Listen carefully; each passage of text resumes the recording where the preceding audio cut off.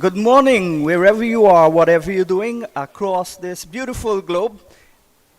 We welcome you to another day, the second day of the fifth round of the West Indies Championship 4 days tournament here in the island of Antigua.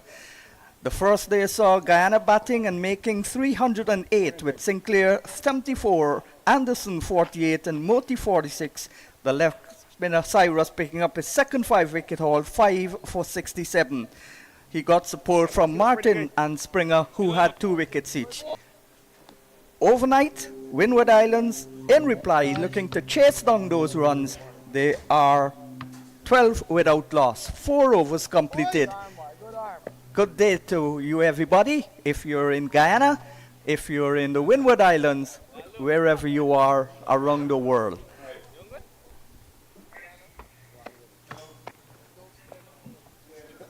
So Kimani Milos from St. Lucia, the 23-year-old, and Jeremy Solozano, the 28-year-old, actually played one test in Sri Lanka, and he is the other not-out batter. So 9 to Milos, 1 to Solozano. We start today with 296 more runs required by the Windwards to overtake Guyana's first innings score. And we see the two-time under-19 World Cup fast bowler, 19-year-old Isaiah Thorne, warming up to bowl from the airport end.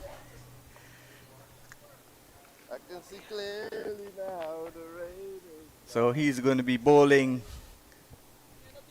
to the right-handed Milos. And of course, leaning on his bat at the non-strikers end, Solozano. They'll want to enforce a lot of runs in their partnership to give the Windwards a solid foundation. And of course, the Guyanese would no doubt want to break this partnership as early as possible.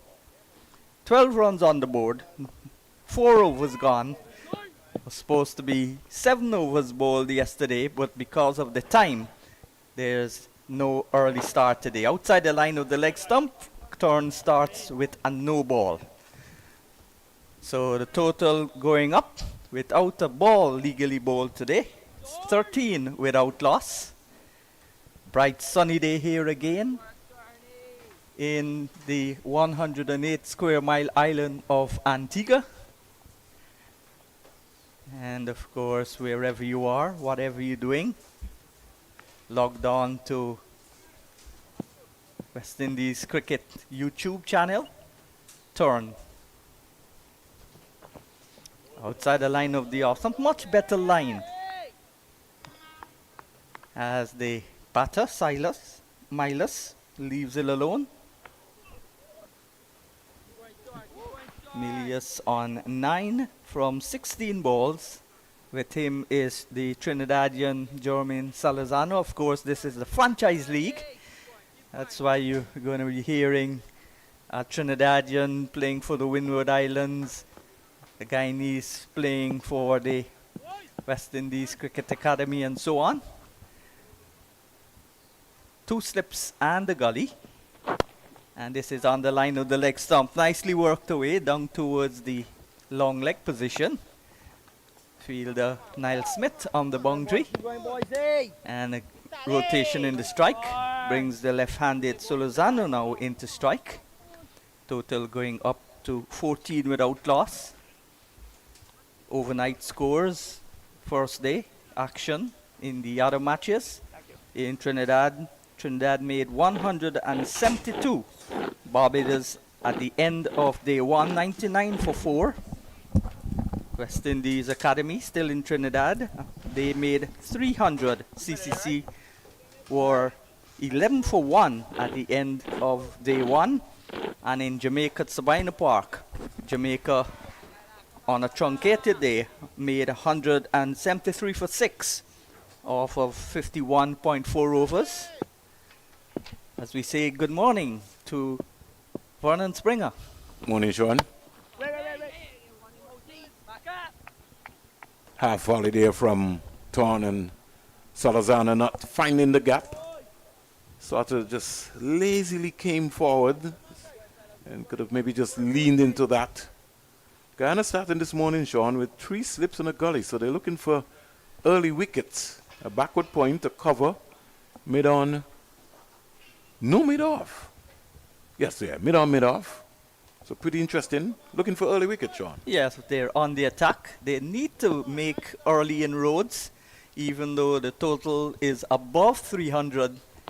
And this is still a good batting pitch. Good stop there by Niall Smith. Niall Smith.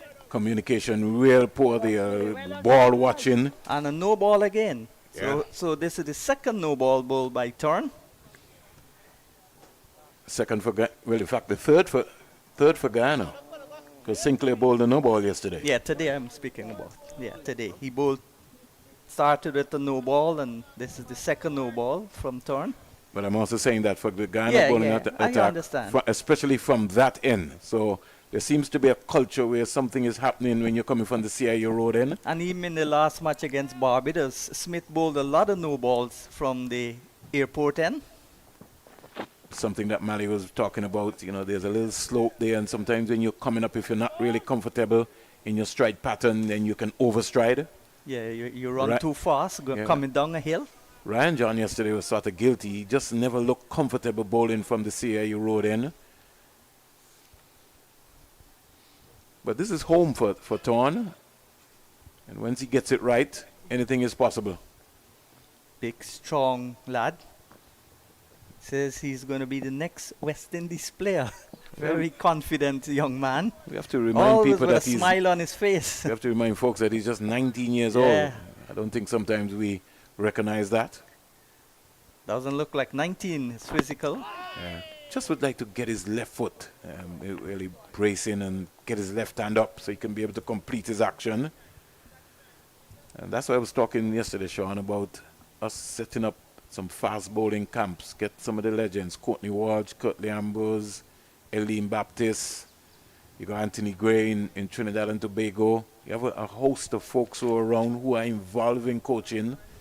We have to conduct some fast bowling camps around to help the young Thorne, Edwards and company. Lots of youngsters being given an opportunity in this year's West Indies Championships. Thorne bowls and he's gone. Oh, he's dropped him. Yes, he dropped him. That's a sitter. Yeah, the St. Lucian would be thanking his gods. That ball was a sitter, as you said, and was in and out. Let's look at it, Sean. That's a comfortable catch. And I don't know, that looks like Imlach. And you did indicate to me that Imlach is suffering a hand injury, Sean? Yes, his right hand. He was maybe trying to overcompensate there, because really you wanted to go into a cup position. Something as comfortable as that, you have to take that.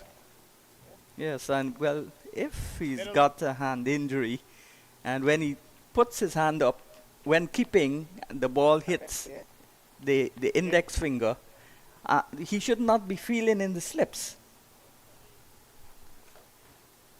So 3 slips. It's a costly miss. And the gully. Smith starts a new over from the commentary box end. Goes in bowls to Solozano. Solozano is driving stylishly out towards mid-off. Needs to stay in the shot, Sean. Another half volley again. He's got to be able to find the gap. There's a gap right there. Moti at mid-off. Have to find the gap. You got to look to lean into it and get it off of you. He's just contented to just be there. Half volley's got to be put away. Talk about injuries. Solozano, now 28, played his 1 test match in Sri Lanka and never played again. Suffered an injury in that match and has 2 first-class hundreds and 12 50s. Highest score 110. Another nice shot, full face of the bat by Solozano. Another Trinidadian playing in the Windward Islands setup. So that's the opportunity and benefits of playing in a franchise. Guyana with all Guyanese players.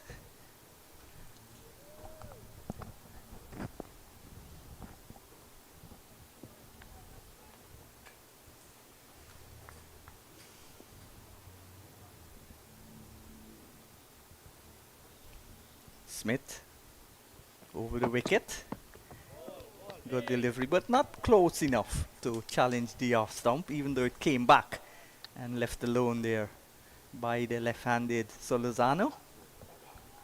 I see Niall Smith going around the wicket, Sean. I'd like to see Niall Smith bowl over the wicket to the left-hander Solozano, so he can be able to get the slips into play, get the ball going across him in that angle, because he has a late delivery, which, especially when he's bowling to the left-hander, which, you know, drawing him in, he bowls a sort of fuller length, which can get Solozano on his blind side. I think if coming around the wicket, Solozano is a little more comfortable.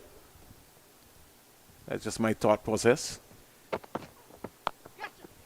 Played off the back foot. I didn't really try to hit it too hard. Just tapped it away and gets a single, gets a double, gets a triple. Good running there from Solozano and Milos as they field on the boundary there. Looks like Ronaldo Ali Muhammad. A little slow to get around the boundary edge.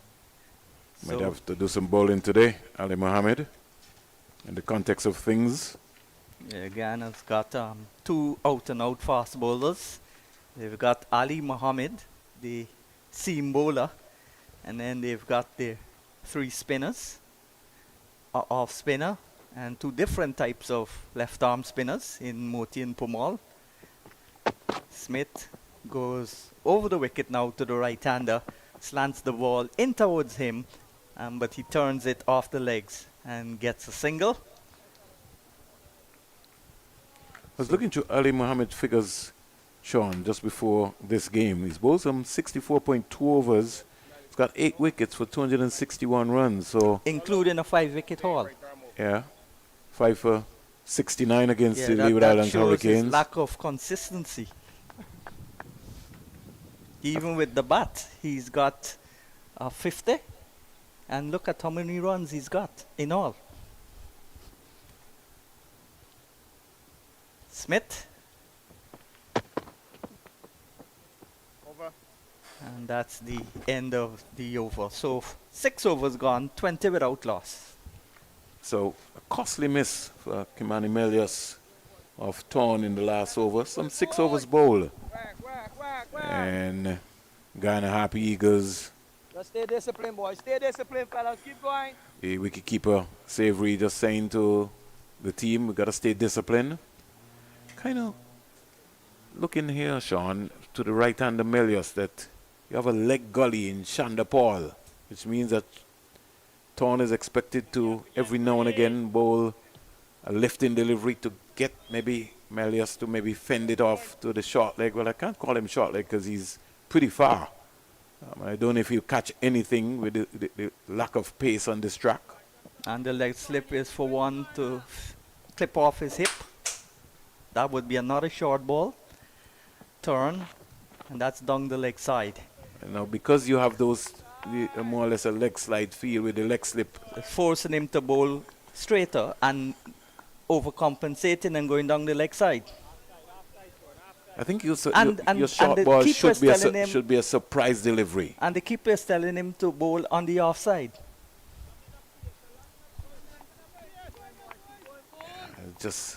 I'll give him some more support, Sean. I would have maybe pulled Chanderpaul out, take him into the slip area. He's already nicked one off down in that area, strengthen that offside. Want to replicate that exact delivery that was dropped, but goes too straight and is tucked away into the onside. You get a single. You know, when we're talking, Sean, captains also have to be patient. You come out with set plans. The set plan would have worked because he would have benefited by nicking off the batsman. It was dropped.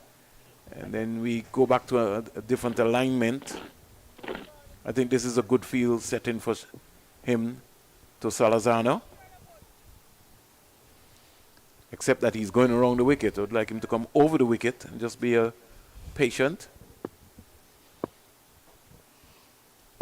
3 slips and a gully. And that's a wide delivery. No movement of the left foot across as he just threw the bat at it and threw the hands at it. And it went bouncing out towards the man at backward point. Solozano, a highly talented young man. Of course, 2 first-class hundreds, 12 50s in his career. Needs to be a bit more consistent though. Outside the line of the off stump. Consistency depends on the opportunities that you receive, and sometimes when you look at the age of some of the players and they maybe just making their first class debuts and how many games they would have played, you get better over time frame and a period that you're playing. Sometimes you play maybe 2-3 games and then you don't play again until another 2 years, so sort of throws you off in a way. And our first class tournament is not many matches. That's a beautiful delivery, bounced out of maybe a crack and flew into the gloves of Savory as Solozano rocking the head back. But Thorne has got pace, so crack or no crack, Thorne will get the ball to bounce. He's a young man, he's 19 years old. Once he completes his action, he's much faster than the Windward Island fast bowlers for sure. So you're going to see a different bounce coming from him as compared to maybe even a Niall Smith. Young man, as you said, 19 years old, still a teenager in his 6th first-class match, so not much first-class experience, but very high in confidence. Passes umpire Basrat and bowls, and that's played away. Lovely shot down towards the sweeper on the boundary. Smith comes across to his left and restricts the score into just 1. So again, the over comes to an end. Yeah, Yes. 7 so overs bowled. 22 without loss. So, quiet period of time. Guyana would have been looking to pick up an early wicket. Had an opportunity to, but they've got to put that behind them.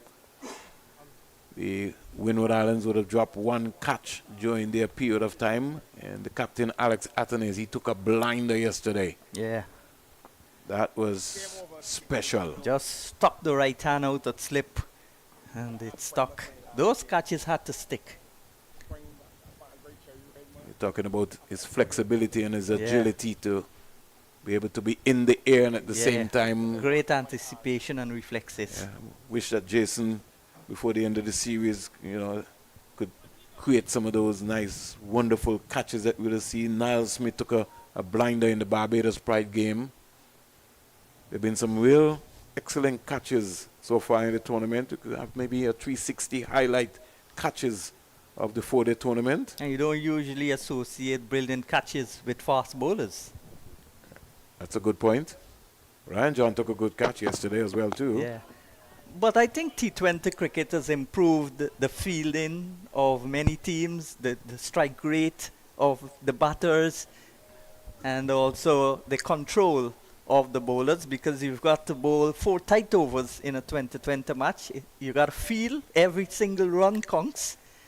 So 2020 has probably benefited some aspects of the 4-day and test cricket. But it's maybe still not gone into the mode of some of the coaches in terms of how they're planning their sessions for their players. And I'll get back to that, Sean. Smith. Short delivery back and across, and there's no run. Now that delivery, Sean, if I can get Jason to just pull up that final delivery, Sean. Look at the way his left foot is on the movement from that. He was just walking across the crease. So you'll see what I'm talking about. No depth of the crease. There we go. It's going to have to be very careful because Niall Smith tends to get the ball to just leave the left-handers. He's settling into a real groove. And now he's gone over the wicket. So he'll slant the ball across Solozano. Took your advice. And they're solid in defense. You got the new ball in your hand. One of the things that you want to work on is to be attacking the stumps, because the surfaces at the Coolidge Cricket Ground has demonstrated to the fast bowlers that you have to use the benefit of picking up early wickets with the new ball and not just wait around. Got to understand the lengths that you're going to bowl. Smith tends to bowl a cross seam and a fuller length, and he bowls a heavy delivery. Since Rohan Kanai won Guyana's first title in 1973, Guyana's won 12 more, 11 more. And that's a back and across again.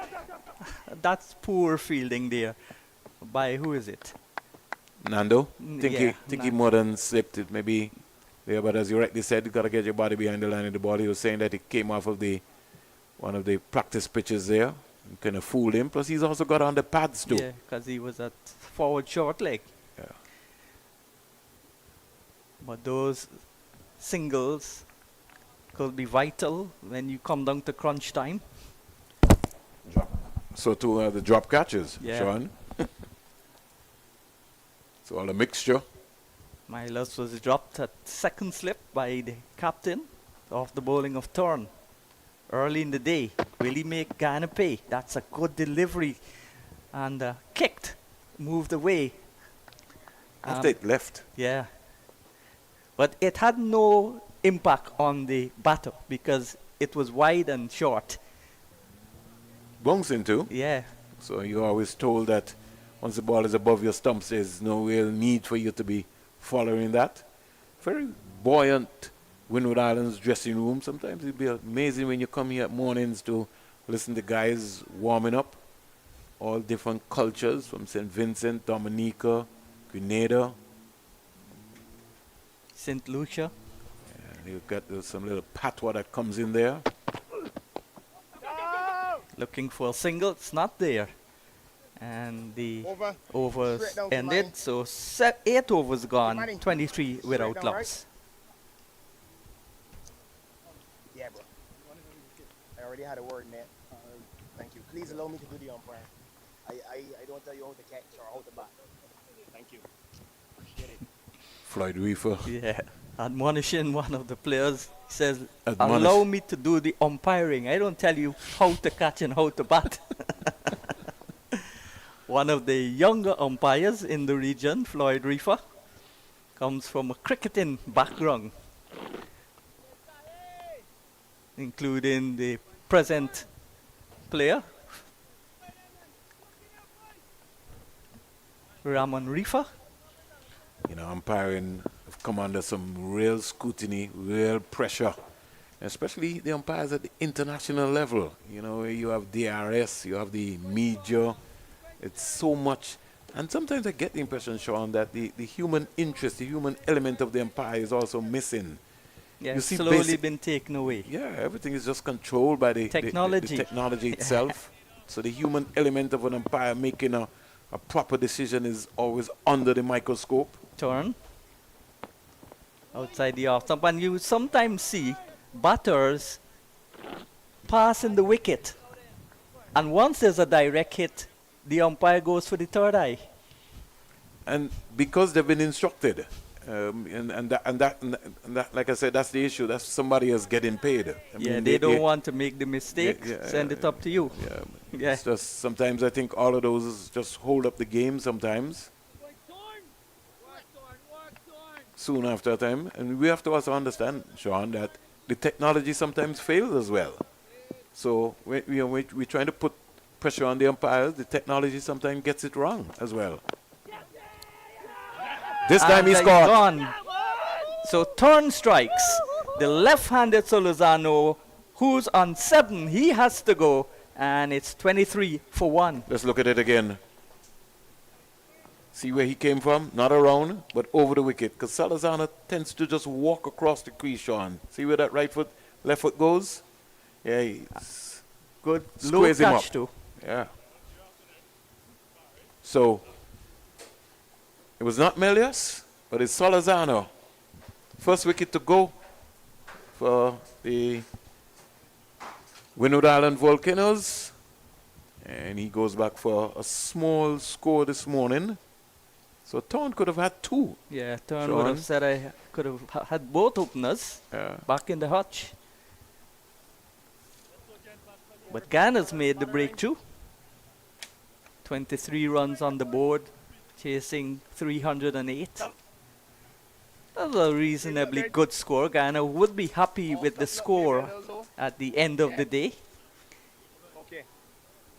Niall Smith and Moti towards the back end. They accelerated and got the score to 300 plus, which is a reasonable score on a first day of a first class game. Out comes Kevin Hodge, who is one of the century makers for the Windward Island Volcanoes this season. 158 not out. Made his test debut for the West Indies. Comes from the island of the Commonwealth of Dominica. Following in the footsteps of some great players, the Shillingfords, Irvin, Grayson. When you're talking about brothers and families, Shillingford's dominated for a period of time. So good morning to Thomas Kentish. Even Shane Shillingford. Yeah, was at one time the leading wicket take in regional cricket. Now look at Sebastian would be glued to his tablet. Trevor Shillingford, good morning to you. Director of Sports in Dominica. Thorne looking for more success. And good running again. Aggressive running by the Windward spare. And the good thing about that is that it was played to the right of Moti at mid-on. And so the call-in was very early. Assertive from Kevin Hodge. Sometimes I think that Melius is not backing up fast enough. So it's something he's going to have to understand that with Hodge. Hodge is always on the go. He's always looking for runs. Good morning to Sibo in Dominica. The older Sebastian. When I was going through my surgery, he was checking up on me constantly. His son is here. Liam Sebastian is the manager of the team. Oh, that's That high. was too high. Yeah. Looking to play around the ball. I think he sort of hustled him to. Yeah. He really was looking to. Before he could get his bat up, he was into his tie pad very quickly. He's got to keep his head still. Just feel that Melius's head is just moving all over. He's got to keep watching the ball. Thorne has got some extra pace. Do you think that this pitch is playing faster than the other one, which had more grass? Well, I think Thorne, out of all of the seamers in this competition, who we have seen bowl here, he's bowled the fastest out of everybody. And he's expected to bowl fast. So you'll see a complete difference in terms of bounce from him. And pace. Good track here though. Excellent pitch. No ball again. So that's the problem with not only Thorne, but most of the bowlers who bowl from that end, maybe. No, it's not a no ball. I think he was just indicating to Leslie Reefer Jr. How many balls are left in the over? Yes. Big final this weekend. Big Yeah. Joe and the PIC Liberta Blackhawks coming up against Empire Nation. Can they dethrone or defend or whatever you want to say? It's all happening at the Piggott Sports Field. It's the final of the Antigua and Barbuda Cricket Association two-day competition. Pitched up. Yorker length delivery. Yeah, good And delivery. dug out nicely though. Got enough bat onto it to get 2. But the important there, Sean, is that he was balanced. He didn't overhit the ball. He stayed with it. And he was tailoring it on his feet. And so he just turned it nicely. End of over number 9, 26 for 1. Good alignment of the head in that shot. Didn't lean over. If it leaned to his right, the whole head would have carried his body to the right and he would have overbalanced. But good technique. Hold his right arm over. So Hodge is on 1, 14 to Milos. He's still there after being dropped at slip by the Guyana captain, Imlach. Dropped on 10. Yeah, off of Thorne, who's been the wicket taker. So removed Solozano. Caught in the slips. This has been a good opening burst from Smith and Thorne. Nice short delivery. Just think that Tevin Imlach is wide there at first slip. I'd like to see him go to the traditional first slip position. There's a big gap. Don't know where he's coming from. But I think, you know, for my days of being around cricket, Sean, you're told that if you're at first slip, you're at first slip. You can't be in between. Well, that's the modern field setting now. I'm not too sure about that, Sean. They make up for two spaces. the game from the time it was invented, right, Sean? There's no modern.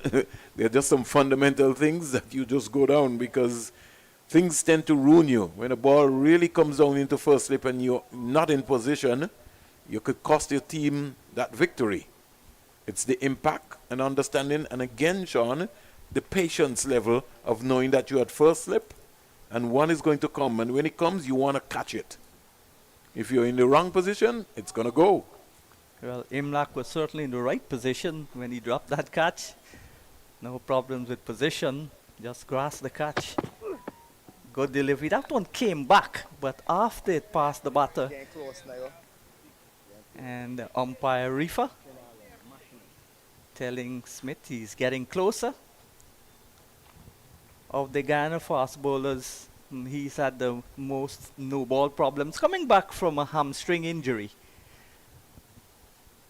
This is his second match back. We also saw in that same Barbados game, Sean, if I could remember, go back through my notes, he got a wicket off of a no ball. Yeah. So it's something that in his mind that he's going to have to be conscious of. We're in a very big number, number 46. Down the leg side. Peel for a catch. Might have just clipped the pad. But how do you rate Savory as a wicketkeeper?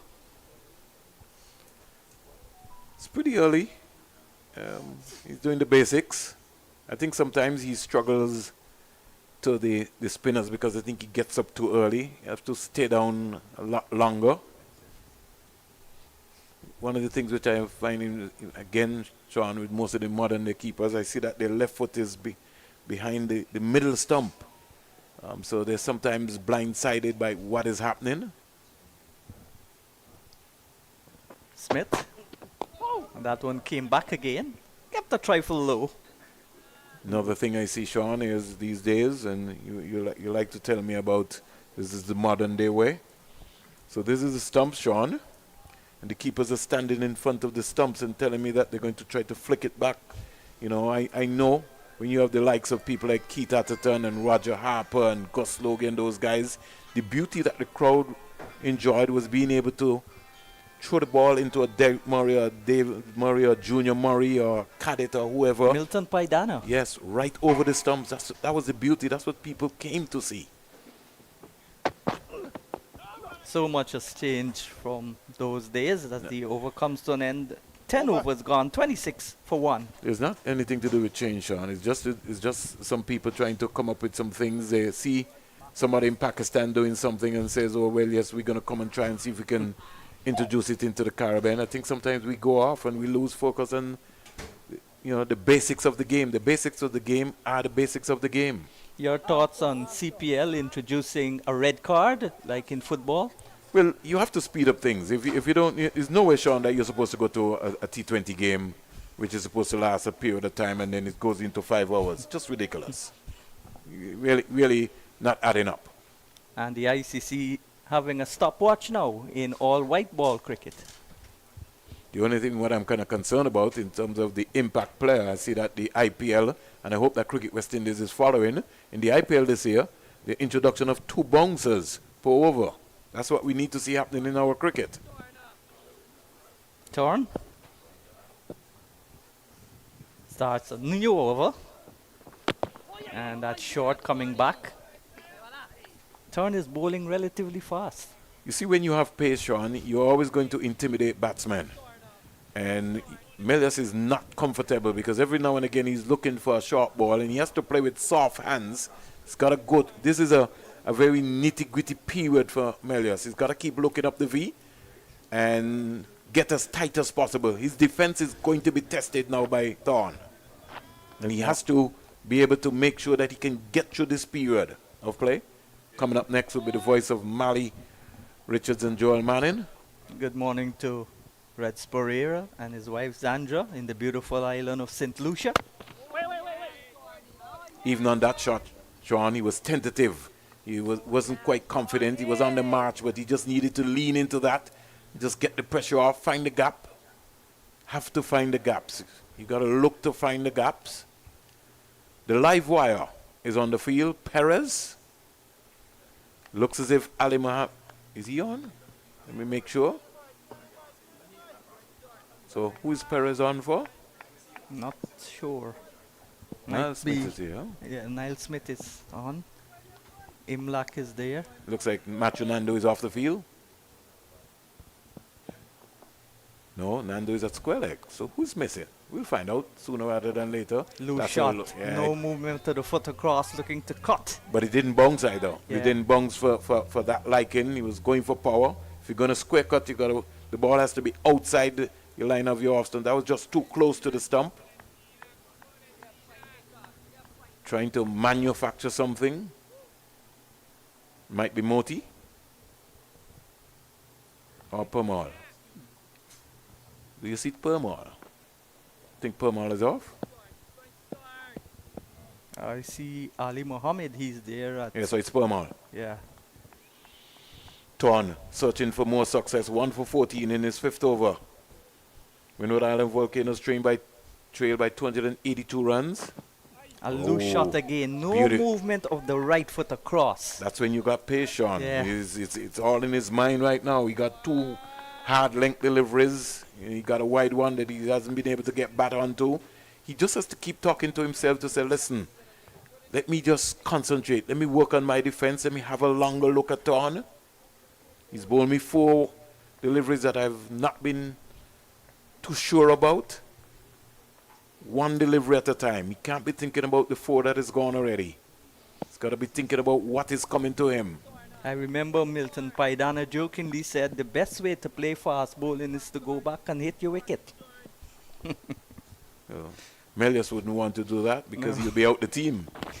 Ooh, Good delivery Beaten again, for coming pace. back. And just high. beaten for pace. He's a tall guy, so that had some.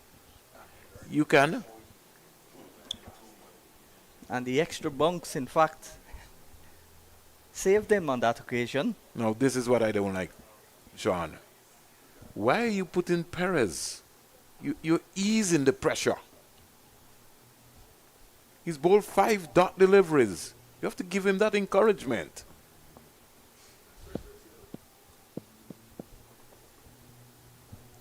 Thorne.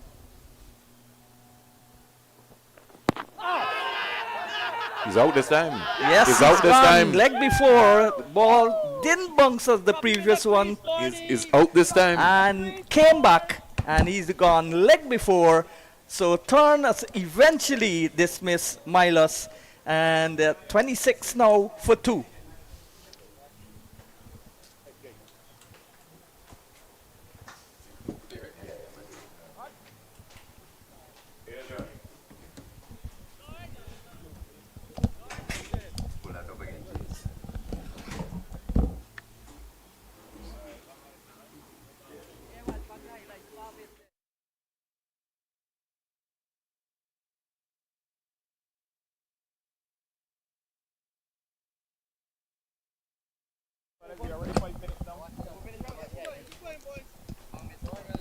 Thorne has started well here. Thorne has started well here for the Guyana Harpy Eagles. That pace factor and also that additional factor, that ball coming back in to Milius. He struggled a bit with that coming ball, but that ball coming back into him. Up on his toes, yes. But adjudged to be going on to crash into leg stump. 26 for 2 after 11 overs. Early trouble here for the table toppers, the Windward Islands Volcanoes. I say good morning to Mali Richards. Good morning, Joel. Good morning to all the viewers. in the region and across the globe. Yeah, Isaiah Thorne really announcing himself in this West Indies 4-day championship. He was a man amongst boys, and he's made that elevation to the first class level. And boy, has he transitioned. Isaiah Thorne, not Isaiah.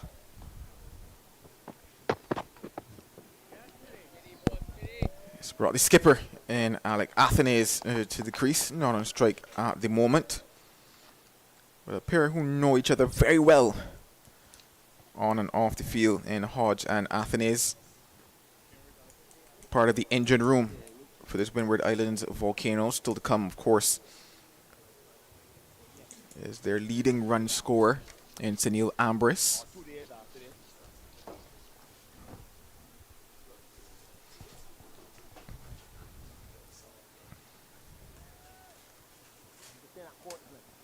To be fair, it was a bit of a torturous innings for Kimani Melius. He was just finding things a bit of a struggle, especially as you said with that ball coming into him.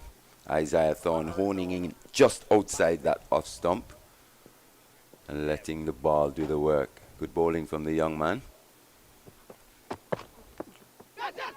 Catches the cry, and he's given.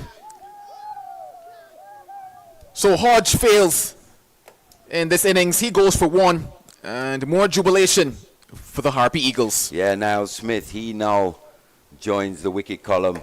Third wicket down for the Windward Islands Hurricanes. Kavim Hanja, as you said, one of the mainstays of this Windward Islands Volcanoes batting lineup. He has to go. Quite unfortunate. Strangled down the leg side. A bit of a glove there from Niall Smith. Through to the wicketkeeper. Good take, actually, by wicketkeeper Savory. And they're 3 down now. So that triple strike has just set the Windward Islands Volcanoes back here in pursuit of 308. I thought, Joe, that honours would have been even after day one, just personally. Guyana obviously would have wanted a bigger score, 350 plus, but 308 in the first innings. Pretty decent score. Sunil Ambris, as you said, the leading run scorer for the Windward Islands this season, as we see that dismissal again. Now Smith would take that. He's bowled better deliveries, that's for sure.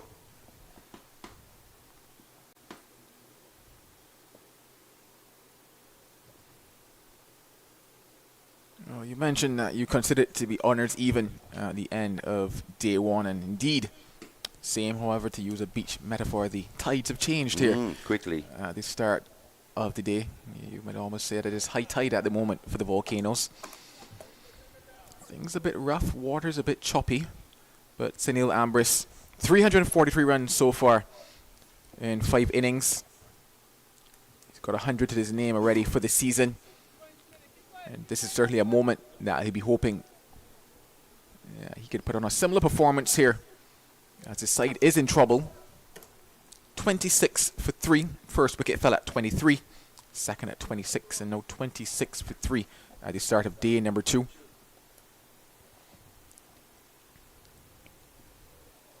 It's a big wicket in the context of things. Kavim Hodge, the returning West Indies player, already scored a massive 100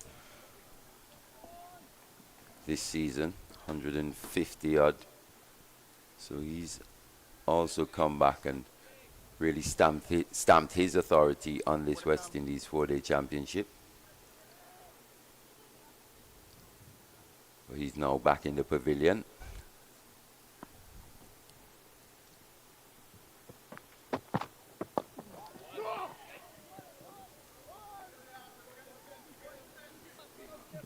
You think about Ambris and how he usually bats.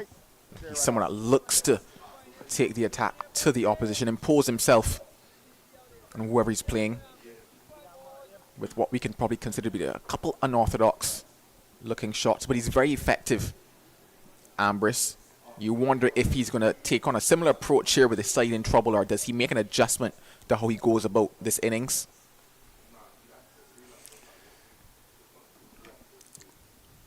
I mean, you can have all the positive intent in the world. One still has to assess the conditions, especially when you first come to the crease. Get acclimatized to the pace, the bounce, the light as well.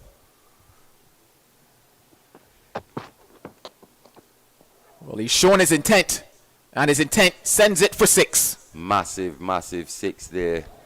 Down over wide. Deep square leg. Just swiveled on that one, did Sonny Lambris. Just used that pace of Niall Smith. Went for the bouncer, didn't quite get up as high. Kept his eye on that one. Good shot. So that positive intent on show. Yeah, I think he's answered the question in terms of how he plans to go about this innings. Will not allow the Harpy Eagles just to bolt him and settle in to a rhythm. To be fair, I think Niall Smith should be very disappointed with that delivery. It's just a rank long hop. You expect that to be put away at this level. Seems like we have a lost ball here, Joe. Actually, no, umpire Auguste. Looked like he was coming out with a replacement, but it seems to have been found.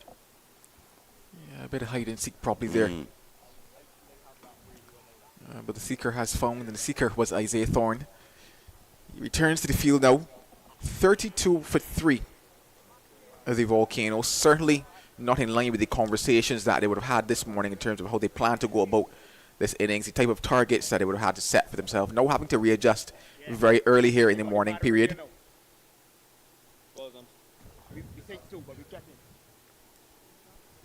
Yes, 2 deliveries, umpire Leslie Reefer, yes.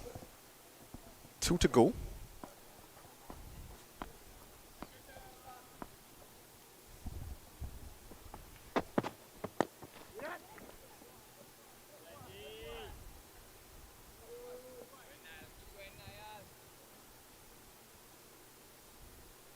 I think that's a better area actually for Niall Smith. Just has to be a bit fuller here to Sonny Lambris.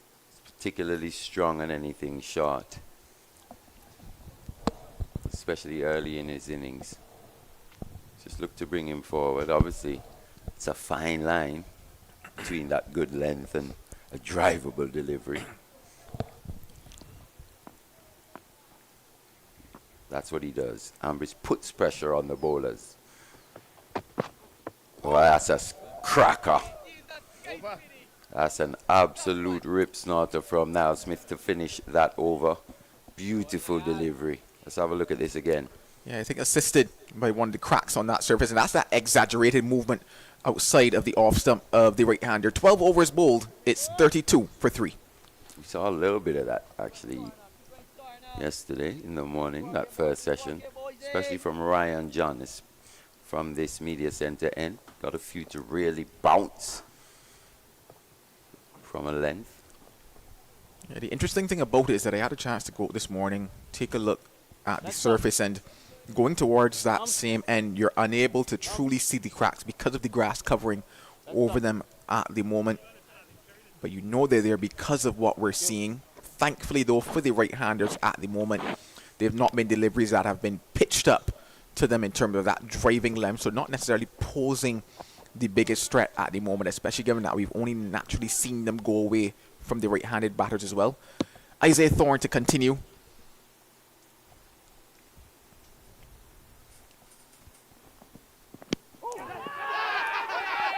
Does he have the big wicket? No, he does not. That would have been the dream for the Harpy Eagles. There were 2 sounds on that one. There were 2 sounds. I think it took the pad at least first. Let's have another look at this one. Full length outside that off stump. Yeah, took that pad, but well outside that off stump. Actually hit him on the back leg. Alec Athanez. Probably just lowered into something there that could have probably just easily left alone. But that's the benefit of bowling from over the wicket. The ball starts within the eye line of the batter, and it's a decision of whether to play or whether to leave.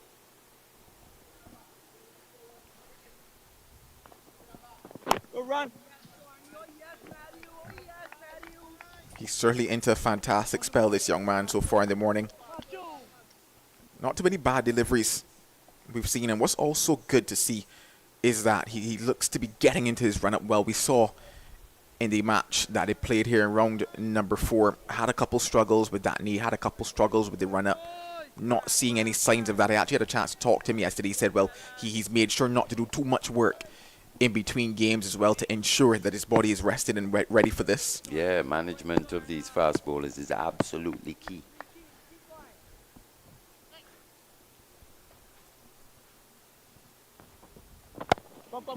Clipped away nicely. That gets Athenaeus off the mark. Could probably come back for 3 here. And do it quite easily. You talked about that management, Mali, and that brings now the question of, yes, he's into what is a fantastic spell at the moment, 2 for 17 from the 5.3, but how long do you keep him going here this morning? Yeah, well, they could take a look at how Alec Athenaeus would have used his fast bowlers even yesterday. Shorter spells, shorter, sharper spells. The way that Imlach tends to use Isaiah Thorne is more in those longer spells of 7, 8, even times 9 overs. Yeah, that's all well and good, but you've just got to keep an eye on that workload, especially as a young man still growing into his body.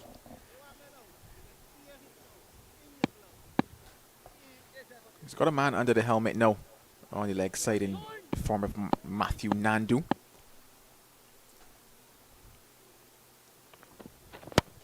Pitches it up. And what a drive that is from Ambrose. Yeah, almost just hanging back slightly there was Ambrose, but he's got fantastic hands. Great hand-eye coordination. Yeah, just on the back foot slightly there, but big gap through extra cover. Timed sweetly. Yet another boundary to Sunil Ambrose. So he's got a 6 and a 4 already in his 10. Just the 5 deliveries. He's launching a counter-attack here. Yeah, almost a double bluff from Isaiah Thorne. Thinking it was going short, and the footwork of Ambrose tells us that he thought it would have been a short delivery as well. Protection on the fine leg boundary and a deep backward square leg as well.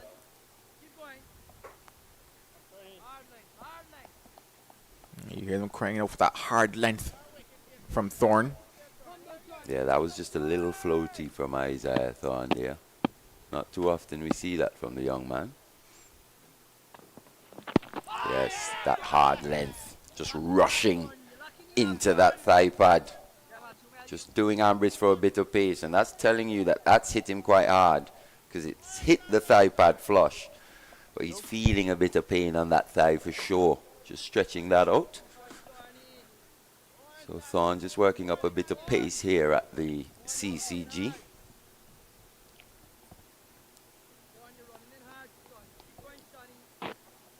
Can he take another though?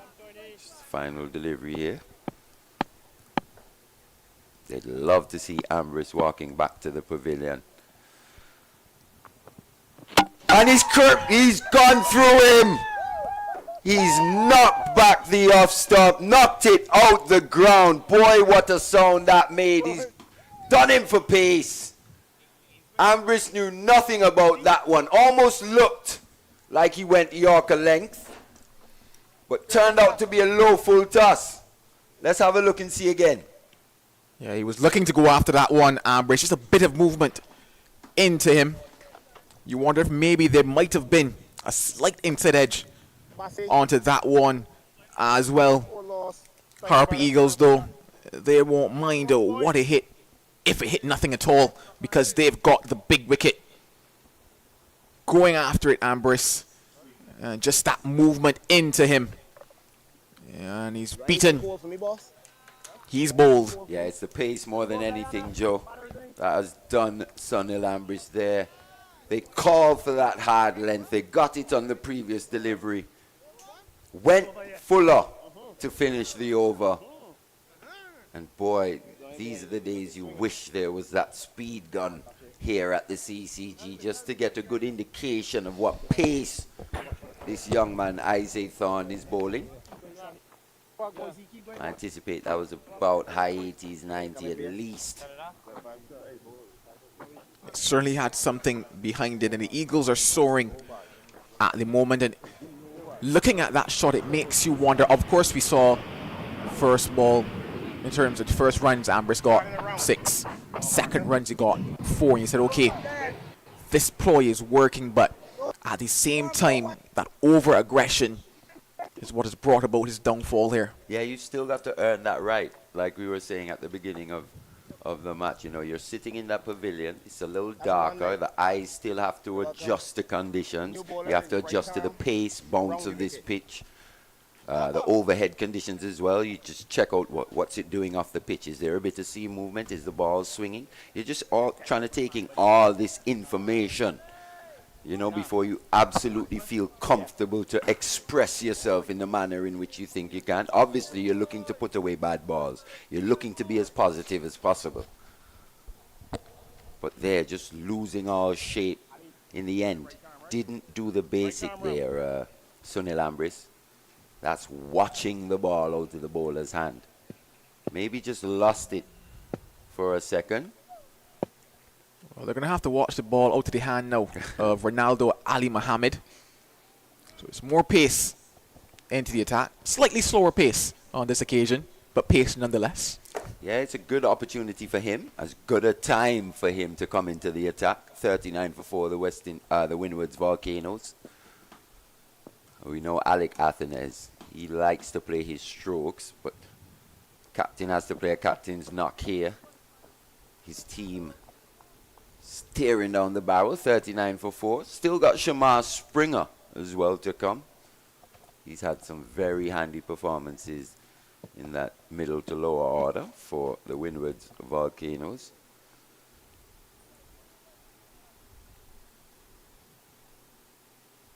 But Ali Muhammad will be hoping for a bit of shape here. Something through the air. Even a little seam off the pitch. As he said, look to exploit those cracks. Well, he starts straight to Athenes and is clipped off the pads. It's not bad delivery, actually. I was just honing in on that middle and leg stump. Athenes is good a player, very good player. Kept his eye on that one, worked it away, but it's just important that Ali Muhammad is disciplined here. I think we have a problem with the ball. It's probably when it was mullered down to backward square by Sunil Ambris a bit earlier.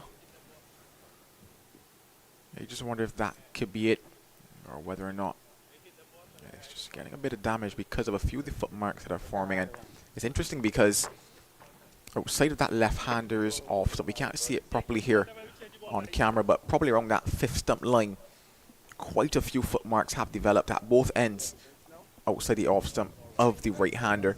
And that's an area that the left-hand spinners might be able to exploit to a few of the left-handed batters here. An area as well that a few of the right-arm fast bowlers bowling around the wicket might be able to exploit as well, in terms of the possibility of maybe getting just a bit more movement because of the ability to land in those footmarks. Maybe one might take off out of the footmark, maybe one might just scuttle through and keep low as well on the angle coming back in. So a lot of, you know, options and probabilities because of how the surface is starting to deteriorate a little quicker than probably expected. Well, actually, we said on day one we expected this pitch to deteriorate a bit quicker than the pitch that the match between the Barbados Pride and the Harpy Eagles played on last week. Because speaking to groundsman Kadeem Phillip, he would have said he would have taken note of conditions in that previous match. Probably thought that the pitch just had slightly, a little bit too much grass on. It was a little too fluffy, and he thought they would cut this one just a little bit lower. So I anticipated that probably this pitch would start deteriorating a little bit sooner, as in late day 2. As you said, the cracks are already starting to widen. It's hot here at the CCG. You anticipate that sun to continue baking out this pitch. And as this match progresses, I really do anticipate the spinners to really come into the match. Well, there's drinks here on day number 2. And the happier of the two parties will certainly be the Harpy Eagles. We're going to take a quick break. When we come back, more action here in round number 5 of the West Indies Championships.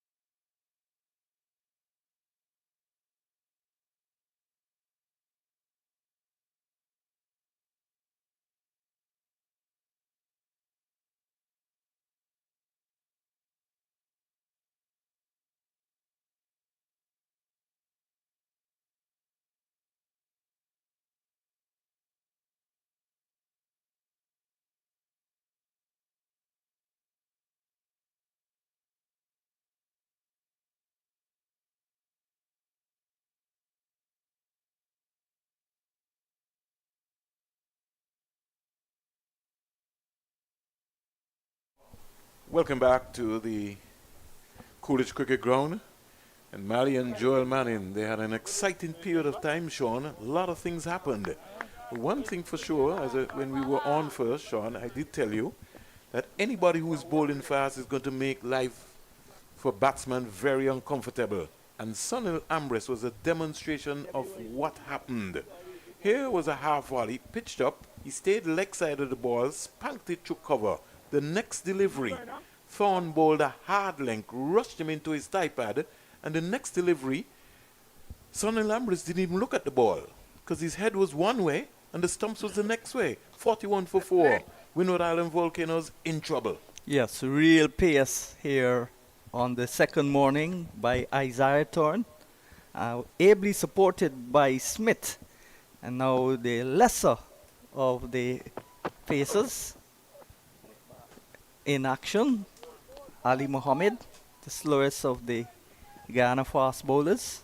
And that one died on its way to Savory, who I think really needs to, based on the pace of Ali Muhammad, he can come up, have to be able to make that assessment early o'clock as a wicketkeeper. It's not Niall Smith bowling or Isaiah Thorne, so you can take a couple of steps up. 41 for 4. It's all happening here. But one man stands in the way, Alec Athenes.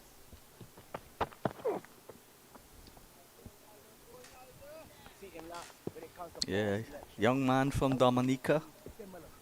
2 half centuries so far for the season, Sean. 56 and a 58 in his last game, not out. 168 runs. Such high expectation for him, Athenes.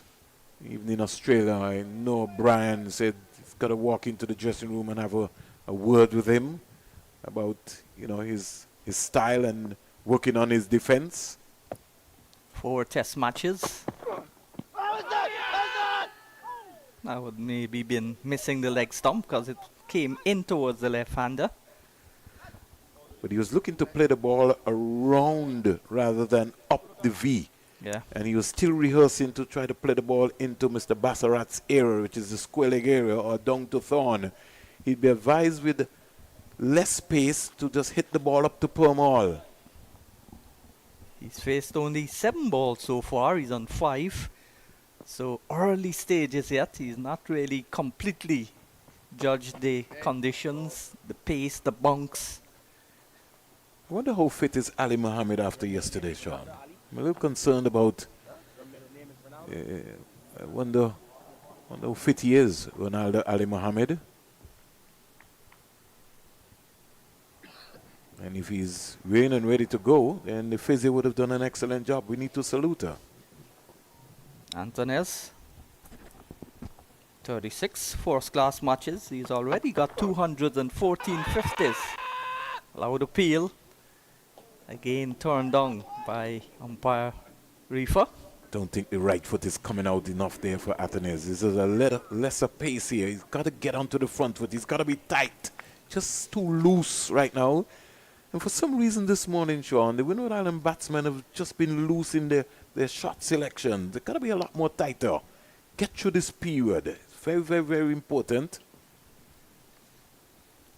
Sunil Ambriz, the leading run scorer for the Windward Islands, hit a 6 and a 4. He's bowling him. That's what he was talking about. He was neither forward nor back. Just too loose. Athens got to come out to that ball. You got to be tight through the gate. And Athens goes. Windward Island Volcanoes 41 for 5. Yeah, Guyana on a roll here. Half of the side in the hut and 41 runs. Guyana making 308. So they must be thinking now of the follow-on target. Well, I'm not even thinking about the follow-on, Sean, because this game is still wide open. You got Ryan, John, and company to come. I'm just looking at the dismissals. I'm looking at the lack of tightness. You got to be tight enough. Ali Muhammad is almost like a gentle medium fast bowler, so you can come onto your front foot. You can step onto him. Athens was just half there, half cock, and not tight enough in defense at all.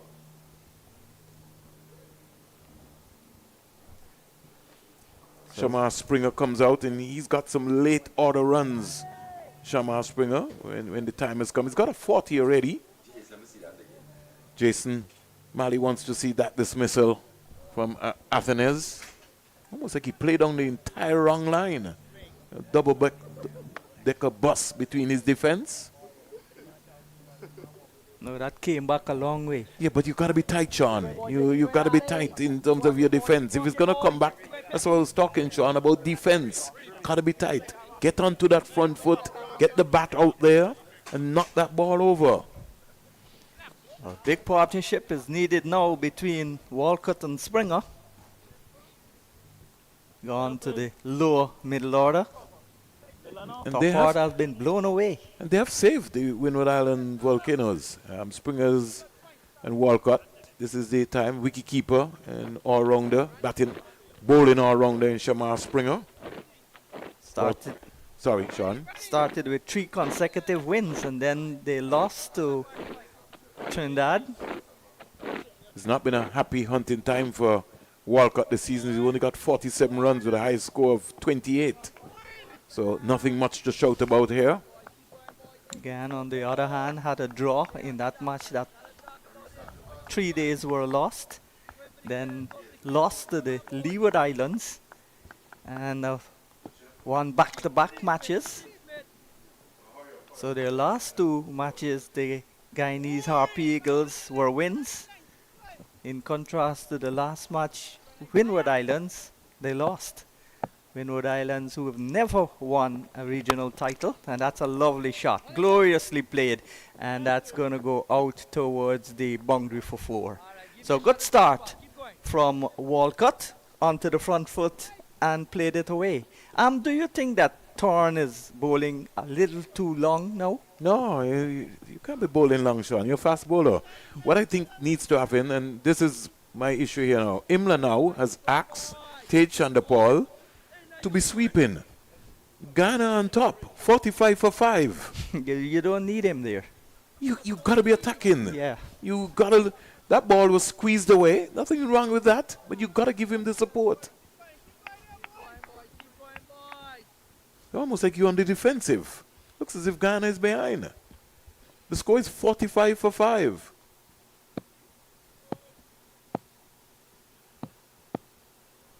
Thorne, the 19-year-old, and that's short. Not Why a do you need a test in sweeper delivery. with that delivery? He's got pace. He's got 3 for 25. He can blow away this attack here. He can get 5. He can get 6.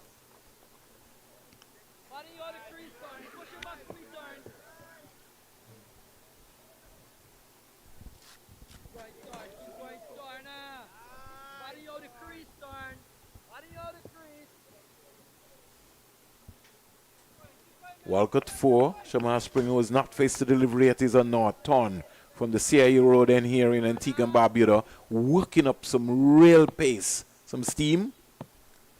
He's got 3 for 25. And with the bunks he's extracting, bring up Chanderpaul to gully. I've seen stranger things that happen, Swan. You have to learn captaincy from the club level. And that's something that Leon Johnson was superb with. From the under-19 level, he was always identified as a leader. Yeah, captain the West Indies in 2014 also. Captain the A team. Captain Guyana. You spot leaders from the under-19 level. In fact, these days you have the under-15, you have the under-17, and you mark them. Pace you're talking about. This guy's bowling quick. You got to give him that support. Get a short leg in there. Get Chanderpaul up into the gully position. Guyana on top, 45 for 5. Undisputedly the best 4-day captain in the Caribbean with 6 titles.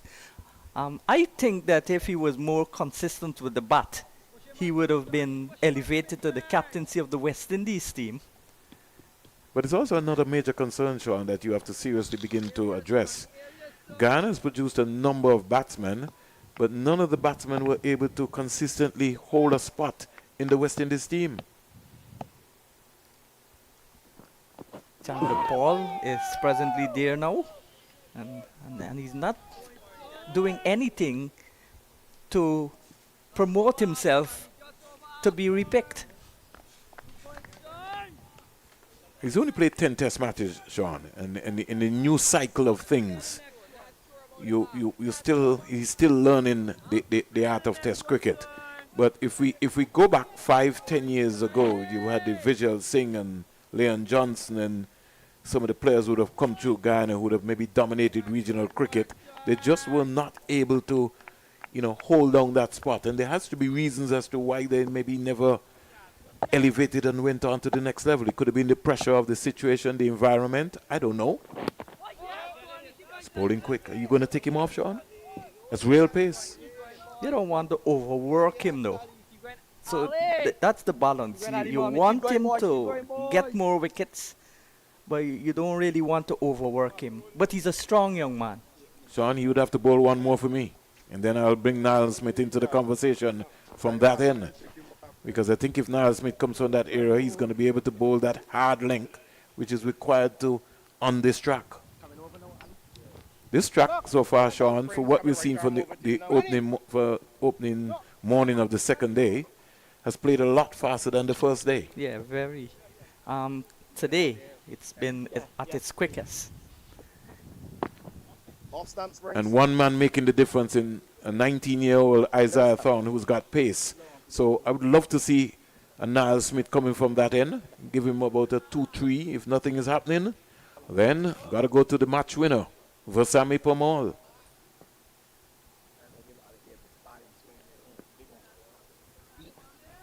Ali Muhammad has delivered. He's got 1 for 2. Yeah.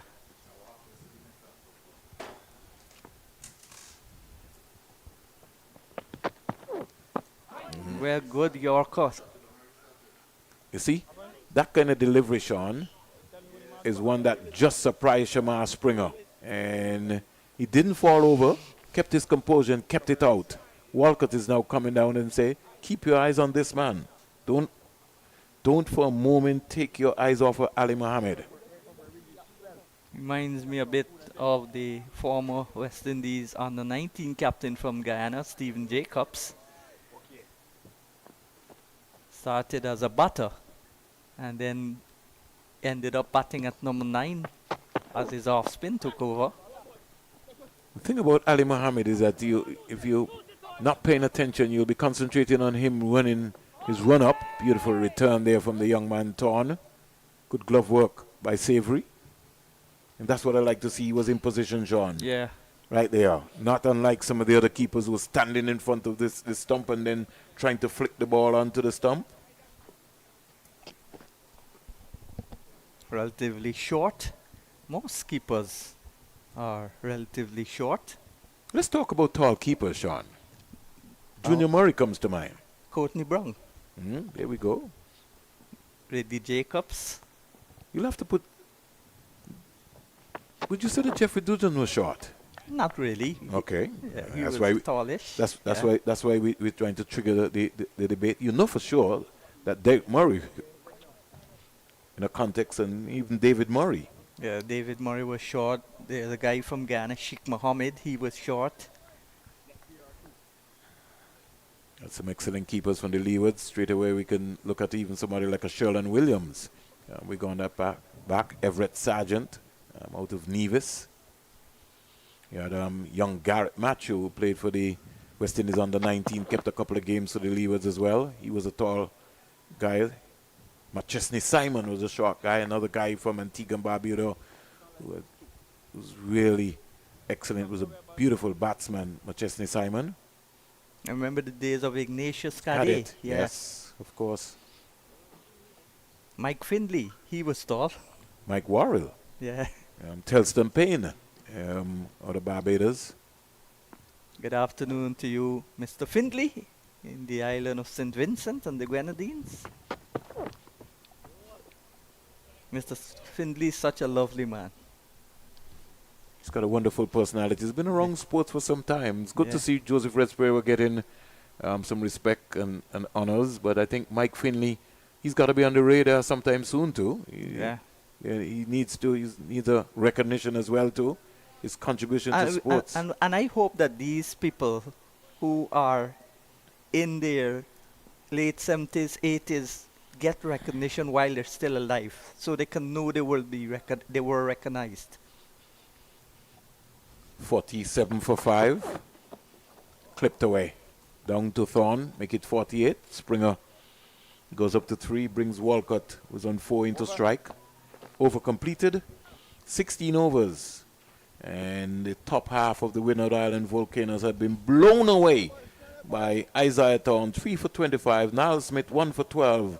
Ronaldo Ali Muhammad, 1 for 5. The big wicket of Captain Alex Athenes. And I think when Sunil Ambrose looks back at the replay version of how he got out, he will be very disappointed in that aspect. Came out in aggressive mood, almost ultra aggressive mood, hooked a 6, and then smashed a 4, and that was it. Talking about legacy, Sean, and folks who would have made a huge contribution to cricket. The list is so long, but mainly Sir Clive. Sir Clive Lloyd. I want to see that stadium in Guyana, the Providence Stadium, be named after Sir Clive for the World Cup. I think it would really send a message and really say thanks to Clive Lloyd. Thorne bowls again, and that's on the front foot. And Springer remains on 3. And I also want Red Sporera's name to be on the media center. I think that's a no-brainer, Sean. Should have been there already. Yeah. In St. Vincent and the Grenadines, the Arnersvale playing field where they're playing some games. I would like that to be named after Winston Davis. Yeah. I think he deserves that more than anybody else. I think he still holds the record for the best bowling figures in a World Cup match. We have to begin to start to recognize our heroes. Good morning to you, Mr. Davis. And he got damaged his spine doing good work for his church fell down from a tree. Servant of the game. I want to say good morning to Franklin Stevenson. You know, when we have this sort of human resources, people around, we have to look to respect our heroes, the people who have made us here today. What about the Courtney Walsh and the Eldine Baptist and company? We have to get them involved in the game some way, some form, some shape. I saw Franklin Stevenson was in Guyana at the Lusignan Golf Course, playing in a tournament last week.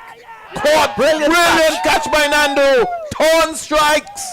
Springer goes back! And Guyana, they're reeling here. Just reeling out wickets. 48 for 6. And the big 19-year-old Thorne sends Springer back to the hut. So Springer just making 3. So the scoreboard doesn't look any good side to write home of, the Windward scoreboard. Milos 14, Solozano 7, Hodge 1, Antones 5, Ambris 10, and now Springer 3. A lot of loose shots this morning. It's almost like they were playing a T20 game. And the Windward Islands, they were just not switched on this morning. And the Guyana Harpy Eagles seizing the opportunity to the point. Because a young man with real pace, Isaiah Thorne, has ruffled the Windward Island Volcanoes. Well, we've seen quality fast bowling from the 19-year-old. In the middle of his 8th over, and he's got 4 wickets for 25 runs. I would love to see him get another 5-wicket haul.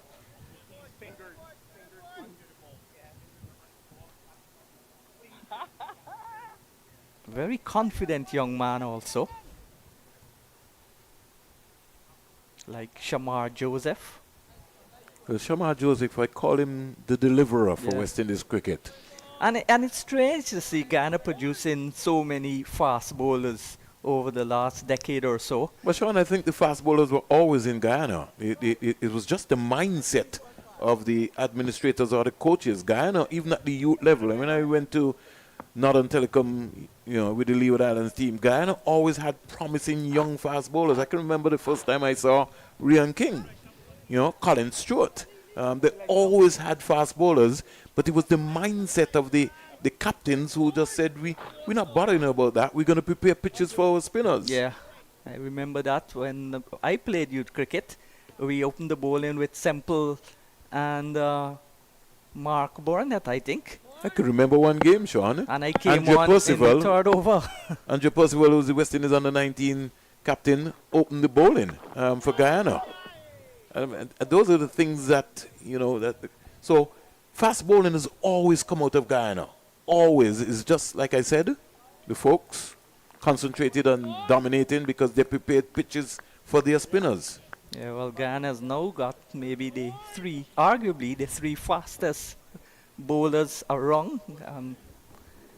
Shamar Joseph, Isaiah Thorne, Niall Smith. And there's also the medium pacer, brisk medium seamer, Romario Shepherd, still to come back. And Rutherford, who bowls a very decent medium pace when he gets going. Yeah.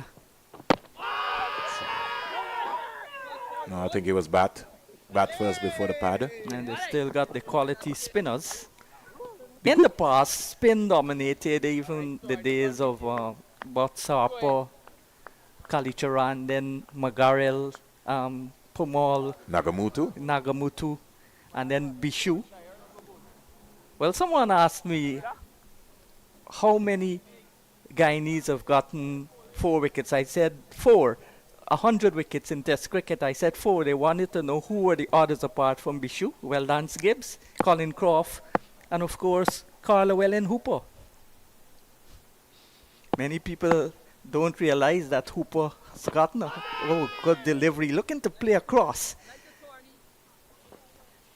Ryan John, he looks like he's not going to hang around here, Sean. He was advancing to Thorne and looking to go down the wicket to dispatch that one. Missed it completely.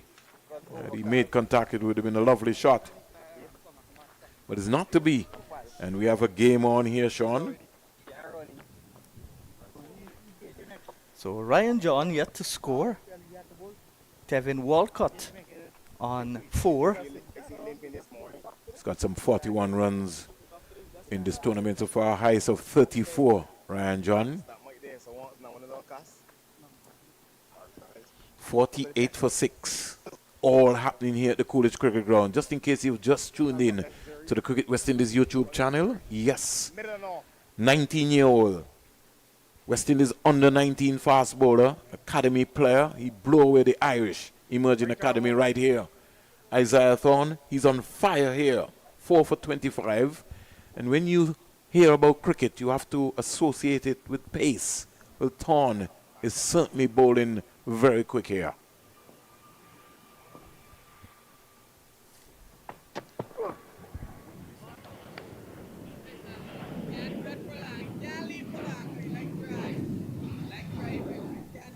I know Mr. Andy Roberts would maybe have his phone on and you'd be looking at Thorne. Yeah, he's a big fan of Isaiah Thorne. In his vehicle. In fact, Sir Andy was telling me that Sir Kirtley, who had a little coaching stint in Guyana, Yeah, at Albion. is who told him about Thorne. So when he went to Guyana, Sir Kirtley had already told him there's a young man in Guyana, a couple more, Shamar Joseph, Isaiah Thorne, need you when you go there to have a look. And interestingly, the fast bowlers that play in the Guyana team now, they're all from Berbice. Well, Is there a secret to Berbice? I wouldn't really call Ali Muhammad a fast bowler because he's Gentle medium. from GCC in Georgetown. But there was Keon Joseph. He's gone off the boil. Isaiah Thorne, Shepherd, Niall Smith, Shamar Joseph, all from Berbice. And I think what has been good for this competition so far this year, Sean, is that Guyana has been able to play away from home. And Yeah. you could see the skills developing from the players. It's a young team, young captain. Yeah, only Pomal at 34, the oldest player. In fact, he's the only player above 34, above 30. But which is good, Sean, Yeah. because it's a rebuilding time for Guyana. So just imagine, Sean, you have a Hetmeyer returning, you have a Rutherford returning, you have a Romaro Shepherd returning, you have a Kimo Paul returning, you have a Shamar Joseph returning. All of a sudden, Ghana is a championship team on paper. Well, they are a championship team. He's dead. He's dead. Yes. He is dead. So Mohammed strikes again. Second wicket for Mohammed. 49 now for 7. He's dead. Once he missed that, that would have plucked the middle and off stump out of the ground. Reefer took a long time, but I call that from about 105 meters. 49 for 7. Windward Island Volcanoes, they're rolling over and could be bowled out before lunch. And that's why I mentioned the follow-on. Would you bat again? Yes, I would bat again. Sean likes to bat. You can imagine I'm talking to somebody who's an off-spinner claim that they love to bowl, but they wanted to go back and bat. I'll be bowling again, Sean. Looking at the workload, well, there'll be a rest, and he's not bowled like 15 overs, and they'll depending on Thorne and Smith in the second innings, and you wouldn't think that the Windward Islands was as bad in the second innings as they are doing here. I'm not too sure about that, Sean. Only 18 overs bowled so far. Pace is pace, and Thorne is bowling quick. That sends a message. If they knock over Windward Islands for 55, that sends a message. It shatters the Windward Island Volcanoes dressing room. Because you get shot out for 55, Thorne gets 6 for Spittle. And they said you got to go back in and bat again. Psychologically. Yeah, I agree with that part. But still, there could be 100 and and 40. You have to be ruthless, Sean. You got to be ruthless. The West Indians have gone conservative. And the field placings by Tevin Imlach, you have to understand you're on top. When you're on top, you continue to prize the pressure. You got to seize it. You don't allow the team to come back in. Do you think that the West Indies captains of recent times are defensive-minded because they're not accustomed to dominating teams and winning? Winning has a lot to do with how you... In fact, you have to prepare to win, Sean. Preparation starts from in practice, and you have to believe. The backroom staff has to believe. And I'll come back to that point in a while for you, just to explain to you, Sean, what I was talking about. 49 for 7. They trail by 259 runs. Muhammad 2 for 6. So him. He's on a hat trick. Loose shot again by Larry Edwards. Head out of line, no defense. And Ronaldo Ali Muhammad has gone through there. What is happening in the Windward Island Volcanoes camp? Could somebody please tell me?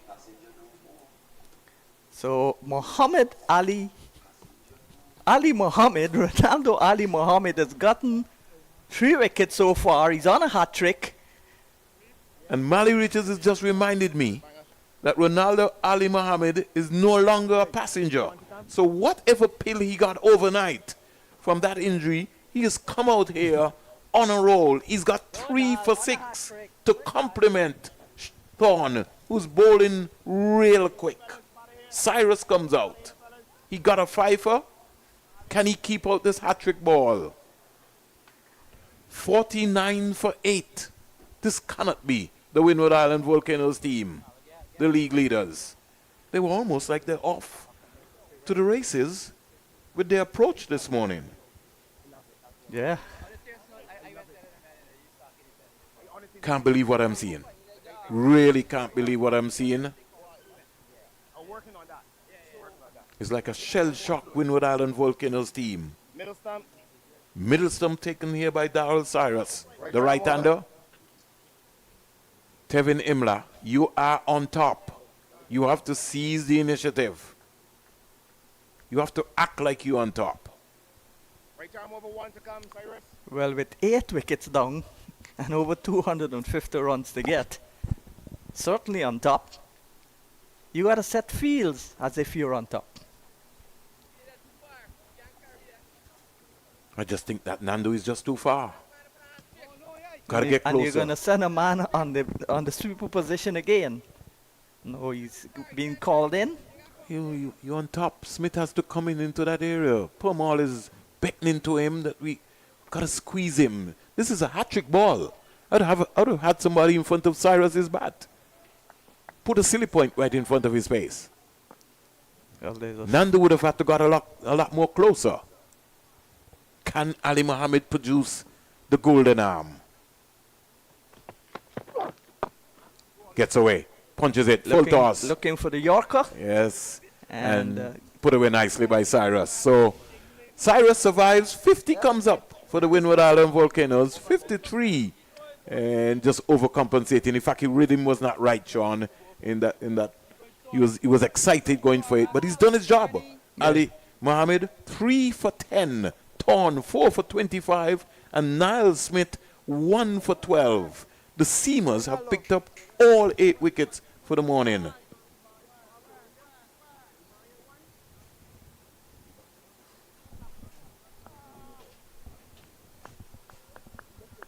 So we're just looking at his 2 wickets, and we'll make way for the guys who might just dismiss the Windward Island Volcanoes, or you never know, we might get a good partnership.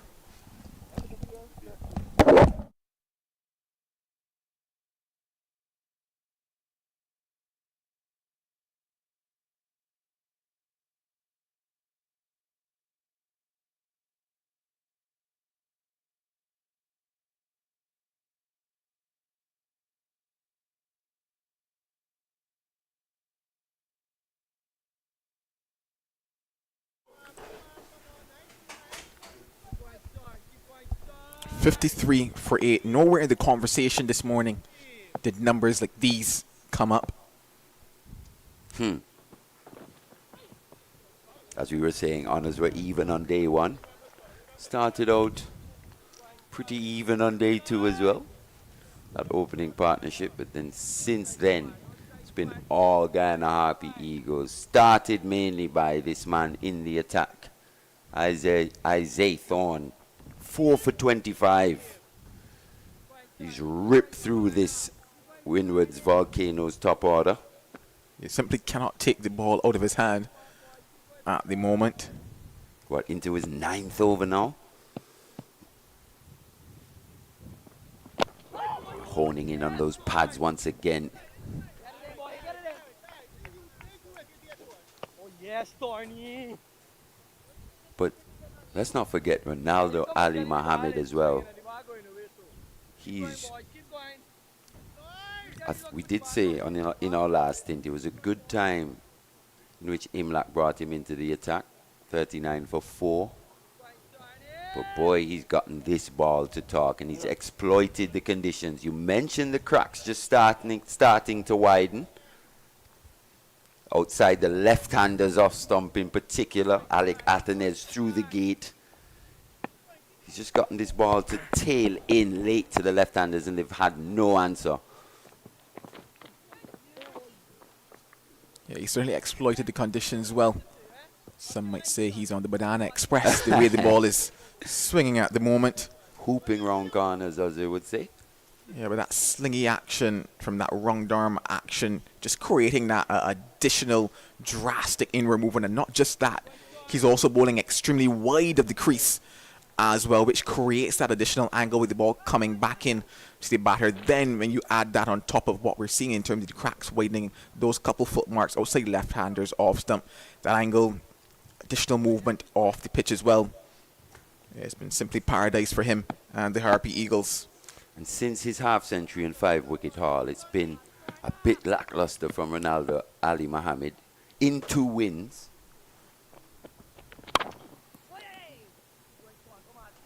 So individually, he would have been really looking to put in a performance to cement his position in this team. End of that Thorne over. No, actually 2 overs, 2 deliveries to go. Just a bit of movement going on between the fielders.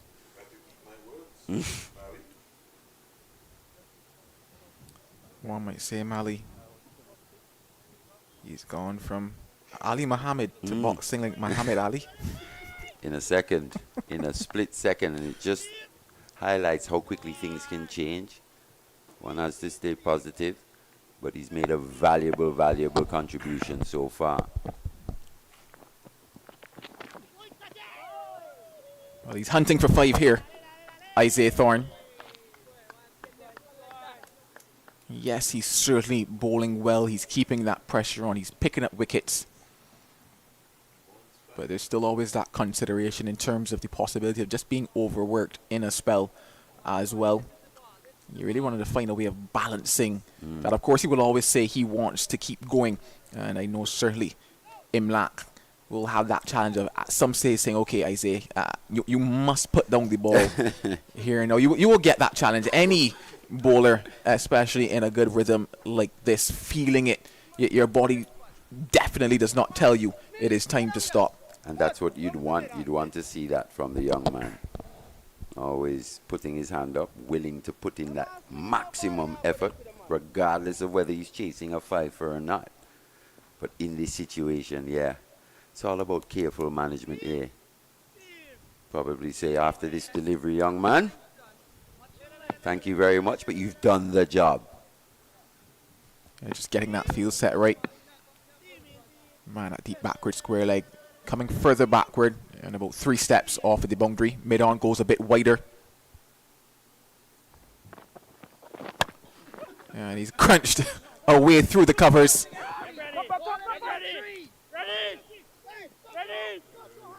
It's going to be 2 to complete the over. 3 runs in it. It's 56 for 8. Yeah, Cyrus there just staying leg side of those deliveries as we see Isaiah Thorne, chief destroyer here on day 2. 4 for 28. Ronaldo Ali Muhammad 3 for 10 from his 3. Just the 1 wicket for Niall Smith. Yeah, also Niall Smith He's only bowled 5 overs so far here. So especially with Thorne, as you said, in an extended spell, 9 overs. You anticipate probably now Smith replacing him from the CIU road end. And the interesting thing about it as well, because we're looking at the possibility of should things continue as they are, and that's not to say that Daryl Cyrus can't hold up a pen. That's not to say that Tevin Walcott cannot do what he's out there to do, which is to stay out there and bat, because he is a batsman, he is a batter. But should things continue as they are, there's also that possibility of the follow-on as well, and there's some hard yards already in the seamers at the moment.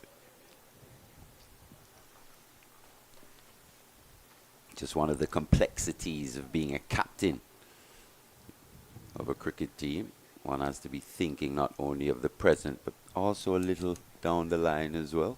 One has to be anticipating. This one's aerial, driven sweetly through the covers. 4 runs. Tevin Walcott. Wide half volley there from Ronaldo Ali Muhammad. Actually seems more comfortable bowling to the left-handers from round the wicket. They're just starting that bit wide. Kept on going. Driven sweetly from the young Barbadian. Yeah, this is what he's here to do in this Windward side. Tevin Walcott capitalize on the bad balls, occupy the crease, score some runs. Of course, wickets are falling before him, after him, and all around him.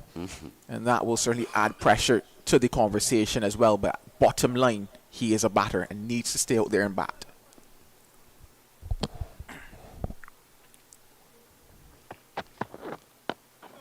Yeah, he's got a first-class average of 25. Tevin Walcott. No hundreds just yet, just the 4 half-centuries in his 23. Well, this will be his 24th first-class match. Well, if there's a day, the Windward Islands would love him to get that first-class 100. It is today. It may not be to know, but it is today. Today, but at least just to get a partnership going here with young Cyrus as well. Probably want to see Cyrus show a bit more courage. Stay in line. This one's worked away. Pushing for 2. The misfield on the boundary by Isaiah Thorne allows them to get back comfortably for it. That's the other part of the equation that has to be considered. Taking the majority of the strike as well. Tevin Walcott. As the most senior batter of the pair. Has to be looking to face the majority of these deliveries. What, 3 deliveries remaining? So maybe got to trust Cyrus with 2 deliveries at the most per over. And he's got to look to take the majority of the strike.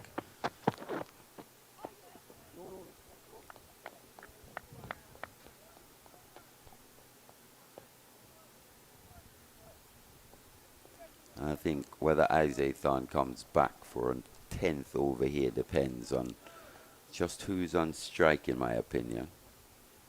I think if Cyrus ends at the non-striker's end after this over, possibly we'll see Thorne coming back for a 10th.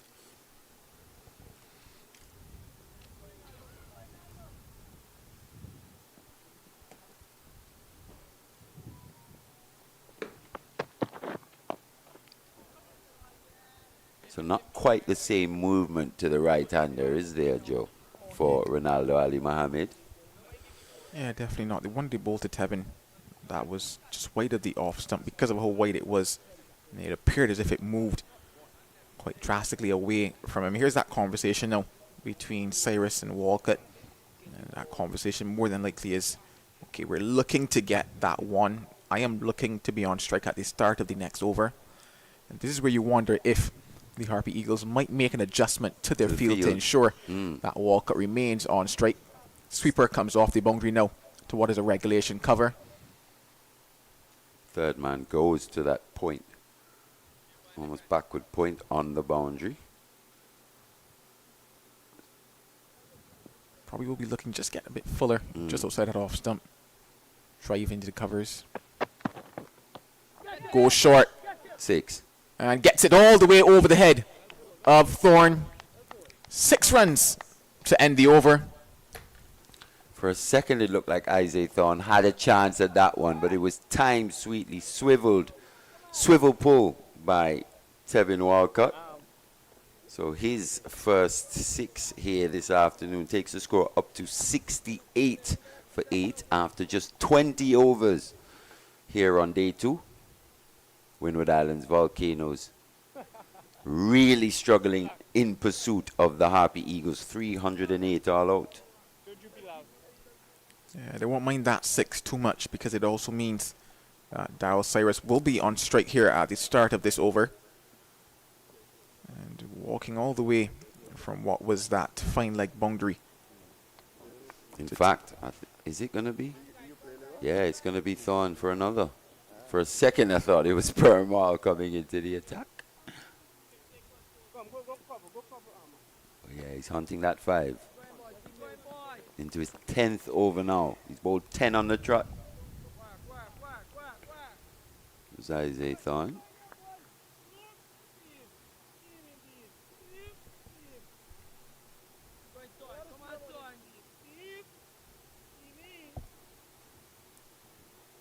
Cyrus on strike. 2 slips in a gully. Waiting behind.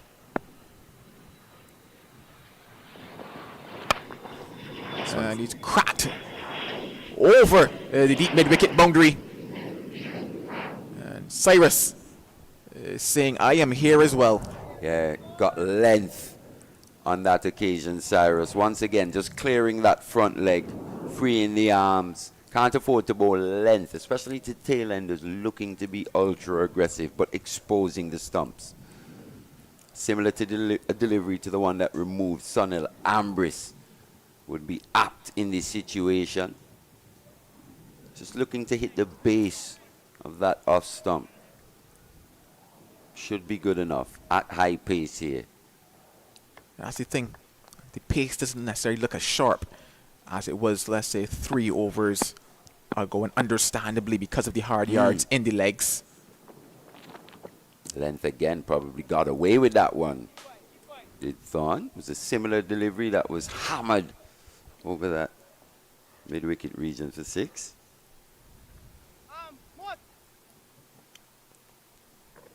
It's going to prompt a change now in the field from Imlach. Looks as if he's moving himself to that mid-wicket position.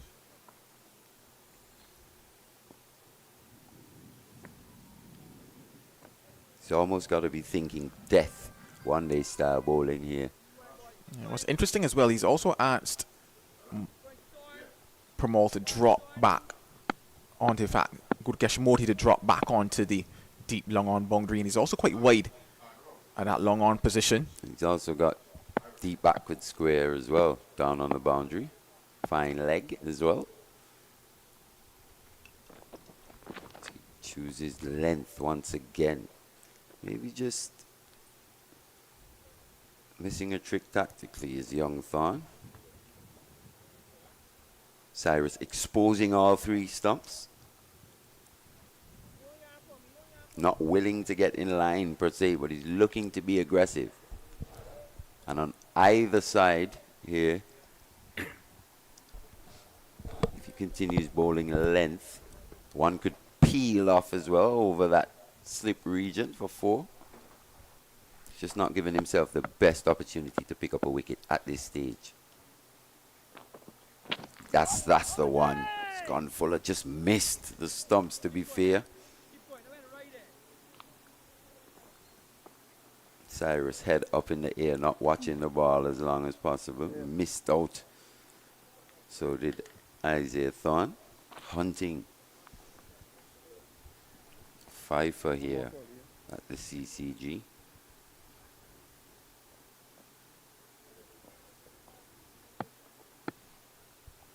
It would be his first 5-wicket haul in first-class cricket. Isaiah Thorne has 3 4-wicket hauls, this now being his 4th. He's going to have to wait a bit longer to get that 5th. Just 1 delivery now left in this Thorne over. That was well played actually by Cyrus. Showed a bit more courage on that occasion. Walcott just having a chat. Saying you've done well, young man. Just one delivery to see off here. Just keep your eyes on the ball.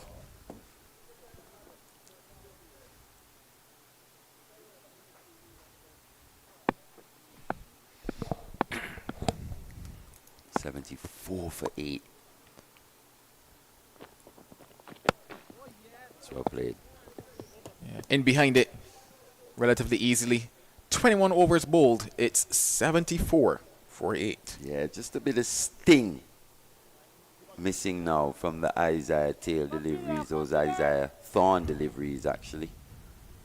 As you said, maybe just starting to flag a bit physically now into his 10th over. I think he's done an absolutely fantastic job for his team. Showed good stamina, fantastic pace, good amount of skill as well. And he's ripped through the Windward Island Volcanoes top order. Some quality players as well. Current West Indies test players, Alec Athanes, Kavem Hodge, Sunil Ambris, former West Indian player. Jeremy Solozano as well, former West Indies player. Unfortunate circumstances in his career. Actually never got a chance to bat in test cricket, Jeremy Solozano. Kimani Melius, former under-19 standout. He's found first-class cricket a bit of a struggle, to be fair. I have to reload that one. One thing I can tell you, Molly, is that the Ghana Harpy Eagles physio, Angelica, will have quite a bit of work to do here. That's for sure. In this lunch break with their seamers.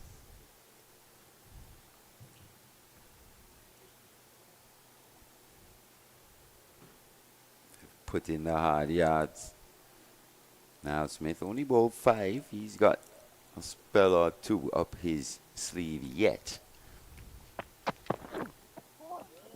Especially with the follow-on. If they can bowl this Windward Islands Volcanoes team out and enforce the follow-on, you'd expect now Smith to still be relatively fresh. We'll be hoping that Ali Muhammad can remove another here though. 3 for 22.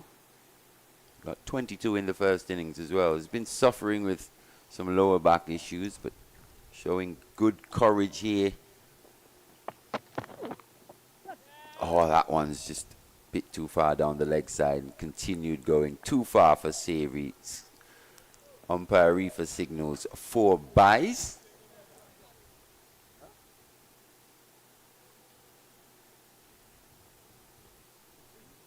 A small partnership here now building for the Volcanoes. Umpire Leslie Reefer confirming that 10 minutes until lunch here on day 2. And what an eventful day it has been thus far. Certainly not what any of the scripts would have written when the sun rose this morning in Antigua and Barbuda. But that's the thing about cricket. A game of glorious uncertainties, they say.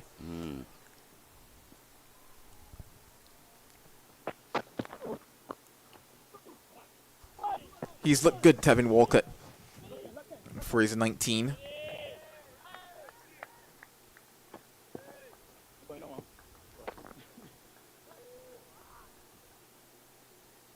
That single now takes the partnership to 30.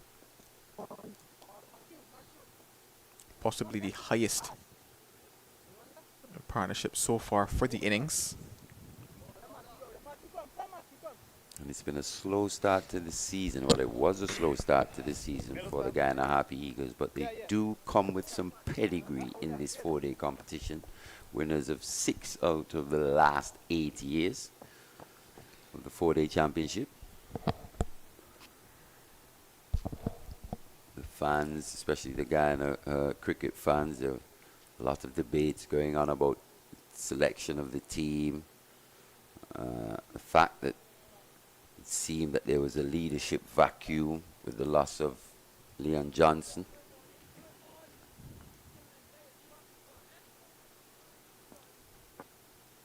They're They've roared back with 2 consecutive wins, and they've almost taken that momentum into this match. It's well played in the end. It's going to go for 4 as well. Well played by Cyrus. Yet another boundary. So the run's just starting to come quickly here for the Windward Islands Volcanoes. Yeah, I think starting to look a little easier for them.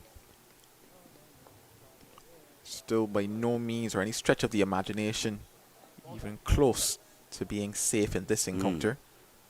Well behind now, those 8 wickets. The loss of those 8 wickets really set them back. Still some 225 runs behind the Harpy Eagles.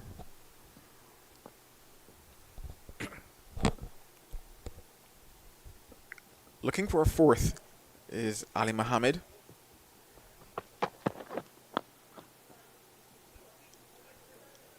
Into his 5th. And he's been that utility bowler in this innings for the Harpy Eagles. Yeah, he's been that utility player all around so far as well. As we said in his previous 2 games, 2 Guyana wins. He's probably just,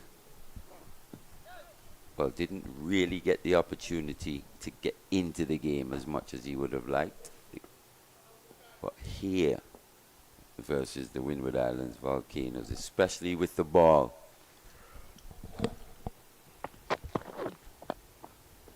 he himself is hunting what would be a 2nd fifer of the season. Well, that's the end of 5 overs from Ali Muhammad. It's 83 for 8. What do you reckon here? Which way are they going to go, Joe? You see Thorne almost looking like he's coming back for an 11th. It's looking that way. I think it's bordering on madness. And I say that with all due respect at the moment. Yes, he's bowled well, but at some stage, you must have that gumption, the fortitude to look at the young man and say, okay, I appreciate what you've done thus far for the morning, but in your best interest, I'm going to have to take this ball out of your hand. I remember at one point, especially in England, there was this stipulation that fast bowlers under the age of 18 could only bowl spells as long as 7 overs. And that was all about protecting these young bowlers in terms of when they're still growing, not overusing them. It's such a fine balance here in the professional game. Into his 11th. That ball just struggling to actually get through now to wicket-keeper Savory a few overs ago. As you mentioned, Joe, just seems to be that lack of sting on those balls now. Yeah, it's at that stage where you might say too many for the young man. And for sure. Yes, you're hunting for wickets. Yes, you're looking to bowl the side out, but you also have other wicket-taking options as well. You understand, yes, partnerships might form here and there, and you want to break them with what is your attacking option in Isaiah Thorne. But at the same time, one must still factor in the rotation of your bowlers because there's still a lot more to come in terms of the match. You've also got 3 spin bowlers at your disposal. Kevin Sinclair and 2 left-arm orthodox spinners in Moti and Vesami Pamal. Sinclair in particular is a bowler that could be used in this situation. Yeah, there certainly are options out there for them. And yes, I understand it has worked in the morning period thus far, but at the same time, not factoring in the long run, and not necessarily his future in terms of beyond this match, but the long run, even in terms of the second innings of this match as well, and how effective he will be in that. At least he's gone fuller here. Not full enough for my liking just yet. Got to be looking for Yorker length.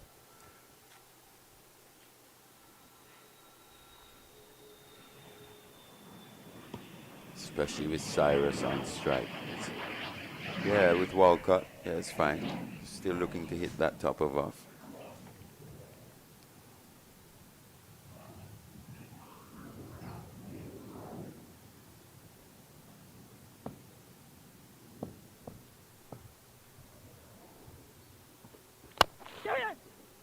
Beautiful. Driven. Pushing for 3, Tevin Walcott. Right there, somebody get Ronald. He gets there in the end, which means 2 deliveries to contend with Good arm, son. for Cyrus.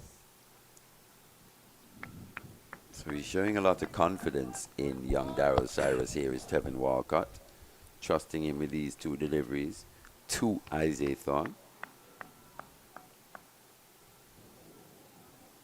The way he handled, especially the back end of that previous over, though, would have given him a lot of confidence. Probably saying to himself, what's the big deal? I don't see any demons in this pitch, nothing in this bowling. Let's see how he handles these 2. Well, he goes for that Yorker length that you've been asking for. Well kept out. Well played from the young man. As we're seeing, just doesn't have that extra pace on those deliveries there. You think back to the one that cleaned up Sunil Ambris.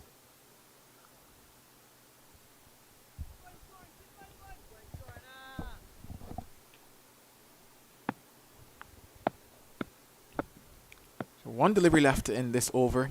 You might probably get 1 more after this, depending.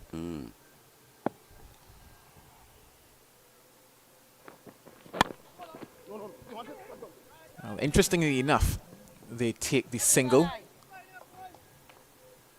Brings us to the end of the over. Tired end, wasn't it? From Thorne. Looks like we just might get 1 more in.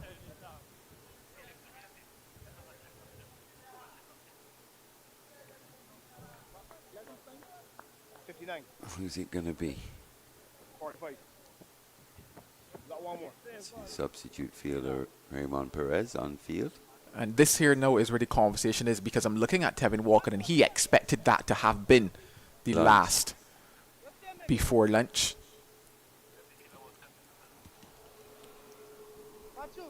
It's 12 p.m. now.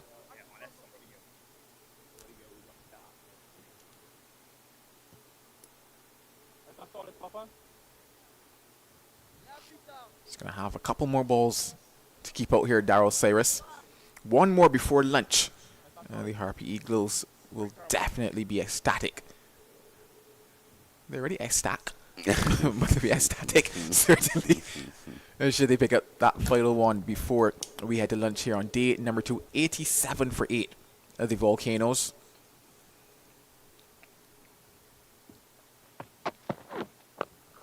Yeah, that scoreboard makes for miserable reading if you're a Windward Islands Volcanoes fan. This is the interesting thing whereby you would have had the overnight conversations, the assessment of day number 1.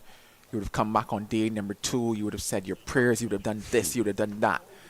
And then you end up here at 87 for 80. You wonder, hey, maybe I could have slept in today. Yeah. Sometimes you just wish you could.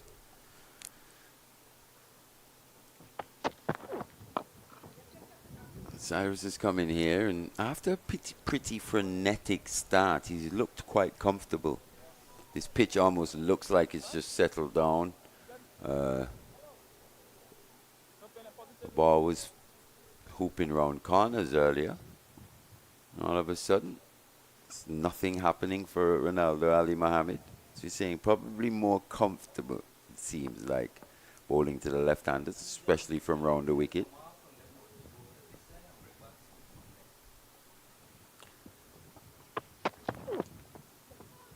You also wonder if it might just be a better period of application at the crease by the batter. Because if you think about maybe a few of the shots that were played, quite a few of them were more on the aggressive side of things, looking to impose himself upon the opposition. Of course, naturally, you expect that, but still, 1 or 2 batters probably did not read the situation relatively well, contributing to the demise. Not to say that the Guyana Harpy Eagles have not bowled well, because they have done that. They've hit good lines, they've hit good areas, they've hit good lengths.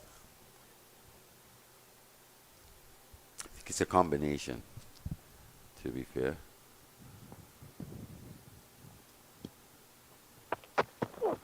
Oh, that's a good delivery. That's what he's been looking for. Something with just a little extra on that one. Just touch down. Maybe just hit one of those cracks once again outside that off stump. Bit of bounce, bit of shape for Ronaldo Ali Muhammad. You hear that further encouragement from Walcott to Cyrus. Let him know, hey, just 2 more balls, buddy. Just 2 more is all I need to you. All I need from you.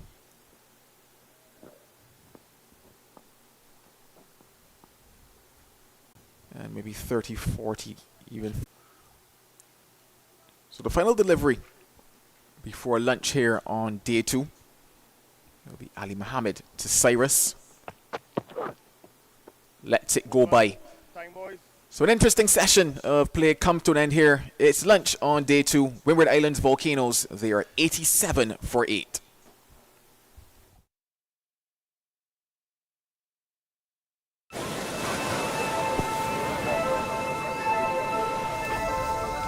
Dad! Dad! Is that real? आप लोगों को नजर आ रहे हैं?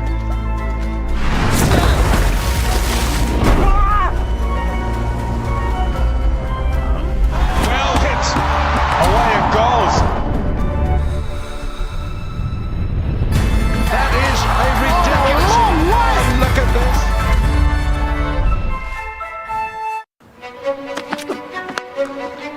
Cut hard. Another boundary. And 50 for Johan Jeremiah.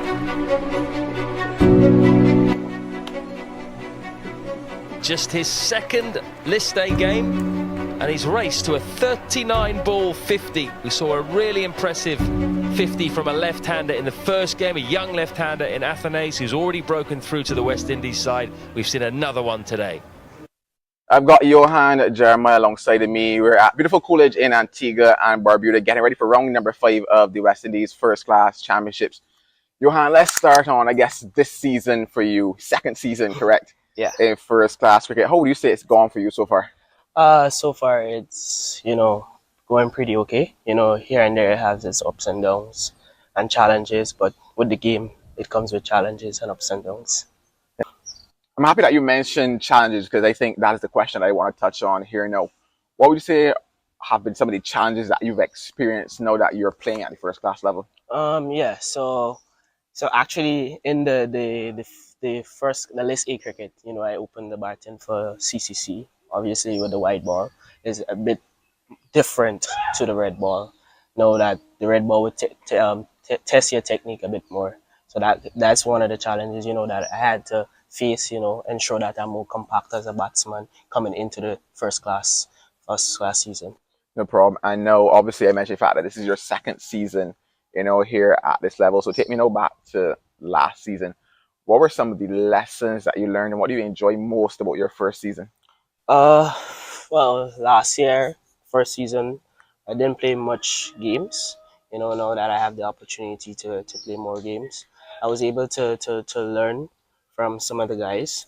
Being in the camp, I was one of the youngest players, so I was able to, look on from the sidelines, make notes and see where I had to go and, work on and to improve as a cricketer to make it, to be successful at this level. No problem. But, all right, so I'm not sure if everybody can hear what's going on in the background, but we can hear a couple of guys singing. Who's the best singer down in that dressing room for you guys? Best singer? Good question. Maybe I'll say Ryan John because he's always singing. Is he always singing or is he always singing good? I wish not to comment. But he's always singing.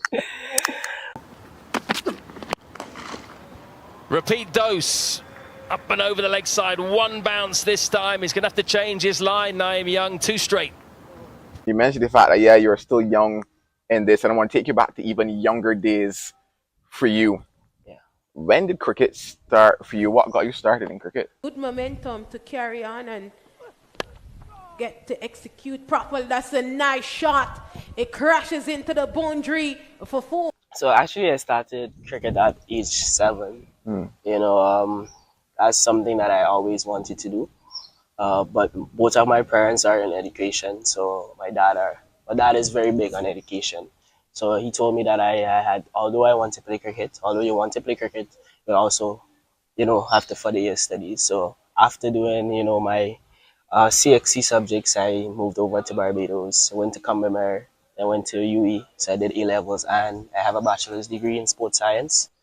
So I always had a passion for cricket. You know, as every, I guess, Caribbean child who wants to play cricket, to play for the West Indies one day, and that's certainly my goal, to represent West Indies.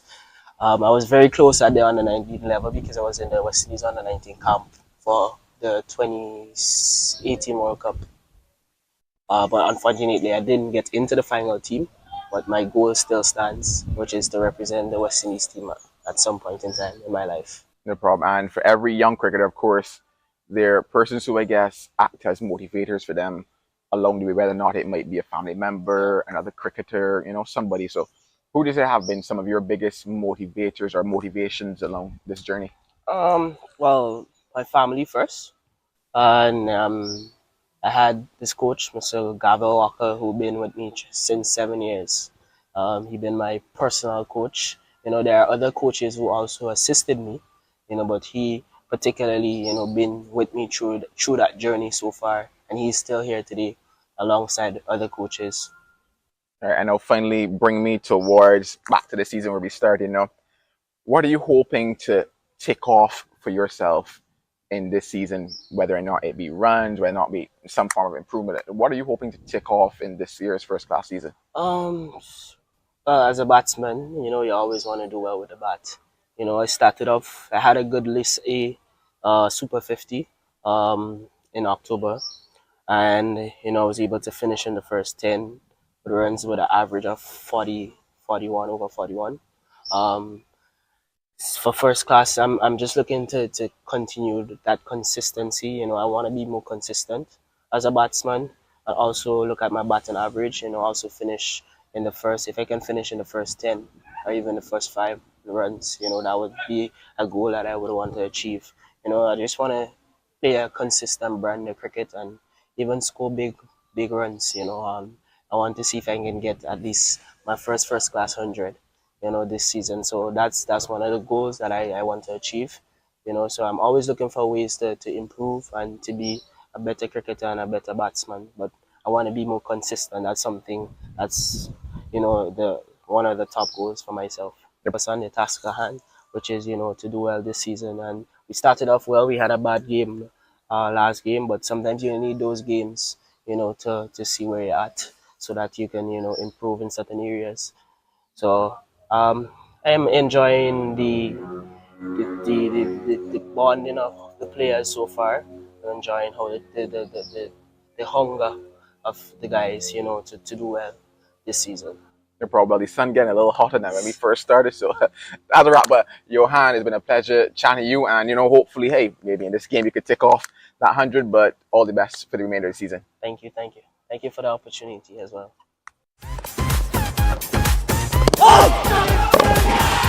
Stomp gone. Straight across it. And wasn't quite sure where the ball was until it was too late. Today I've grabbed Kemal Savory. Kemal, how are you doing today? I'm great, brother. All right, good. So I don't want to start on the cricket, and this is because of your teammates now. So I grabbed Kevlon, and I said, Kevlon, what was the latest song that Kemal has sung out on the field? And he told me there was something to do with cartoons. What cartoon song you were out there singing, Kemal? Basically, I was just listening to Kevlon, but I'm not a cartoon guy, being honest.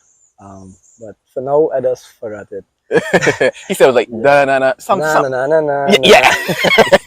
Yeah, basically it was just troubling, like just trying to take away some concentration from Jason, because apparently we thought he was concentrating very well. So just trying to get some jokes in between so you could, like, you know, do some sort of concentration. No problem. So I can want to, I guess, understand, like, what feeling do you get when you get out there? Because obviously, like, your teammates view you as the very fun, like, person that injects all of the energy onto the field. What feeling do you get walking out onto a cricket field?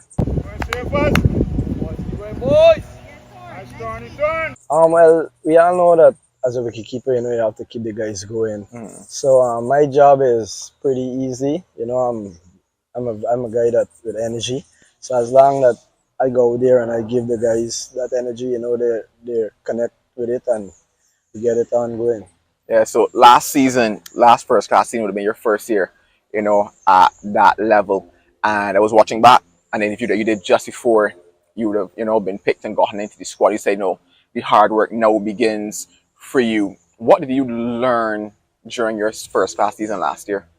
Well, basically, last year was my fourth year, as you said. The cricket is very intense, different from club cricket. You don't really get that much bad balls at this level. So I think the main thing at this level is patience. As long as you could occupy the crease for a longer period, and with picking up your singles and so on, you get much easier. Yeah, you were able to do that last season, well, because you also got was your first class 100 as well. Take me back to that match versus Trinidad, right? Yeah, exactly. What was that? What was that feeling out there like for you? Well, the feeling was great. And it always stay close to my heart because it's my first class century.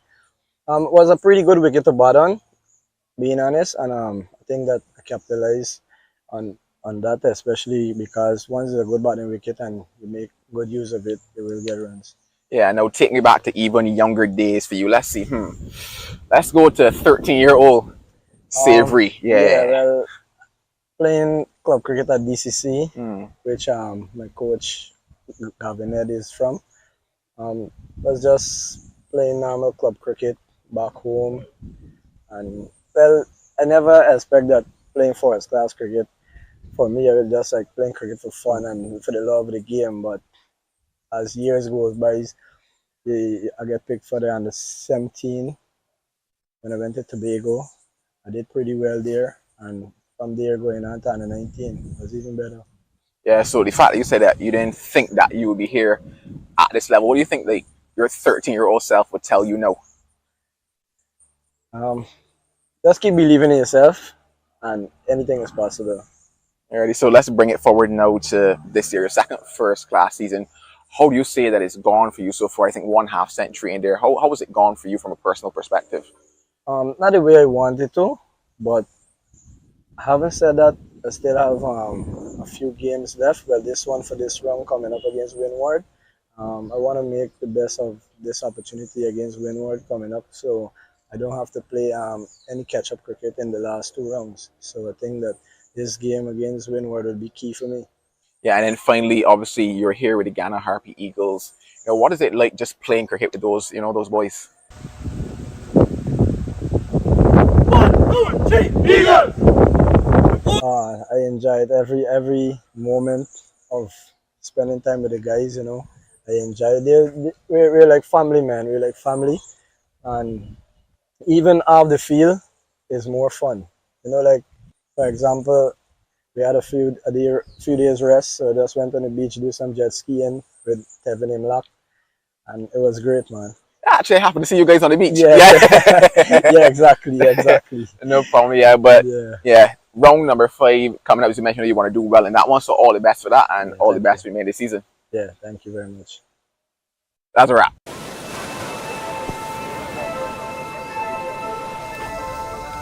Dad! Dad! Is that real? आप लोगों को नजर आ रहे हैं?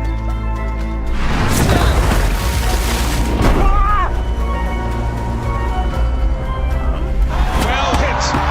Away it goes. That is a ridiculous. Look at this.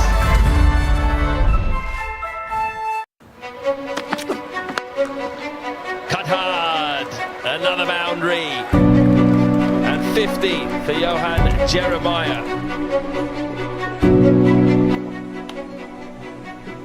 Just his second list A game, and he's raced to a 39-ball 50. We saw a really impressive 50 from a left-hander in the first game, a young left-hander in Athenaeus who's already broken through to the West Indies side. We've seen another one today. I've got Johan Jeremiah alongside of me. We're at beautiful Coolidge in Antigua and Barbuda, getting ready for round number 5 of the West Indies First Class Championships. Johan, let's start on, I guess, this season for you. Second season, correct? Yeah. In first class cricket. How would you say it's gone for you so far? So far it's, going pretty okay. Here and there it has its ups and downs and challenges, but with the game, it comes with challenges and ups and downs. I'm happy that you mentioned challenges because I think that is the question I want to touch on here now.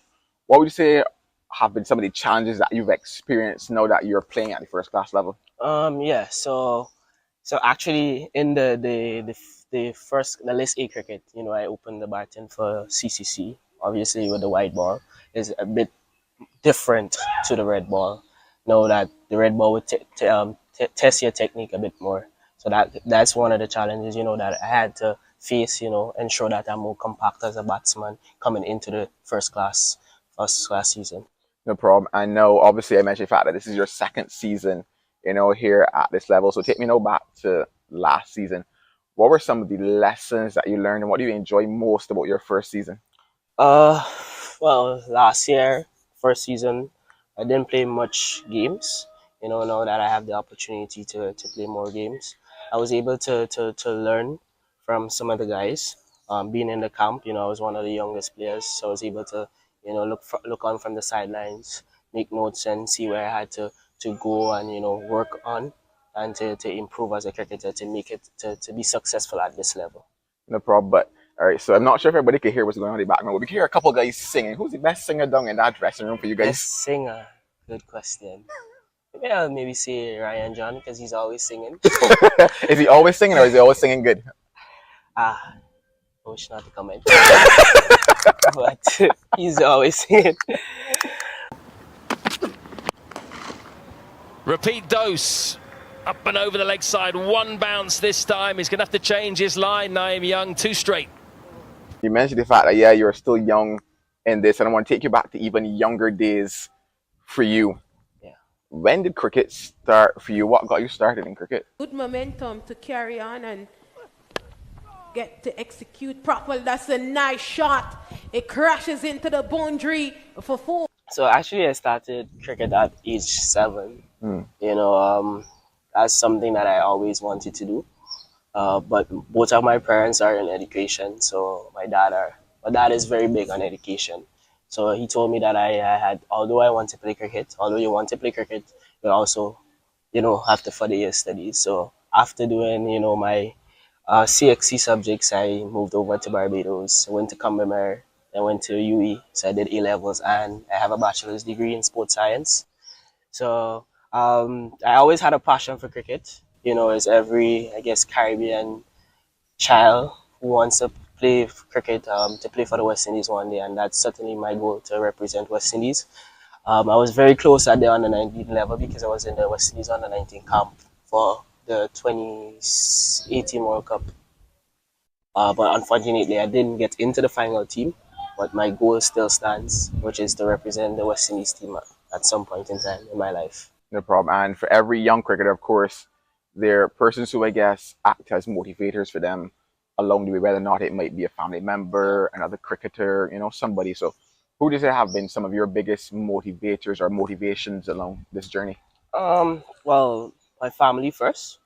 And I had this coach, Mr. Gavel Walker, who been with me since 7 years. He been my personal coach. There are other coaches who also assisted me, but he particularly, been with me through that journey so far, and he's still here today alongside other coaches. All right, and now finally bring me towards back to the season where we started. What are you hoping to tick off for yourself in this season, whether or not it be runs, whether or not it be some form of improvement? What are you hoping to tick off in this year's first class season? Well, as a batsman, you always want to do well with the bat. I started off, I had a good list A Super 50 in October, and I was able to finish in the first 10 runs with an average of 41 over 41. For first class, I'm just looking to continue that consistency. I want to be more consistent as a batsman, and also look at my batting average. Also finish in the first. If I can finish in the first 10 or even the first 5 runs, that would be a goal that I would want to achieve. I just want to play a consistent brand of cricket and even score big runs. I want to see if I can get at least my first class 100. This season. So that's one of the goals that I want to achieve. So I'm always looking for ways to improve and to be a better cricketer and a better batsman. But I want to be more consistent. That's something that's, you know, the one of the top goals for myself. Focus on the task at hand, which is, you know, to do well this season. And we started off well. We had a bad game last game, but sometimes you need those games, you know, to see where you're at so that you can, you know, improve in certain areas. So I am enjoying the bonding of the players so far. I'm enjoying how the hunger of the guys, you know, to do well this season. No problem. The sun getting a little hotter than when we first started. So that's a wrap. But Johan, it's been a pleasure chatting to you. And, you know, hopefully, hey, maybe in this game you could tick off that 100. But all the best for the remainder of the season. Thank you. Thank you. Thank you for the opportunity as well.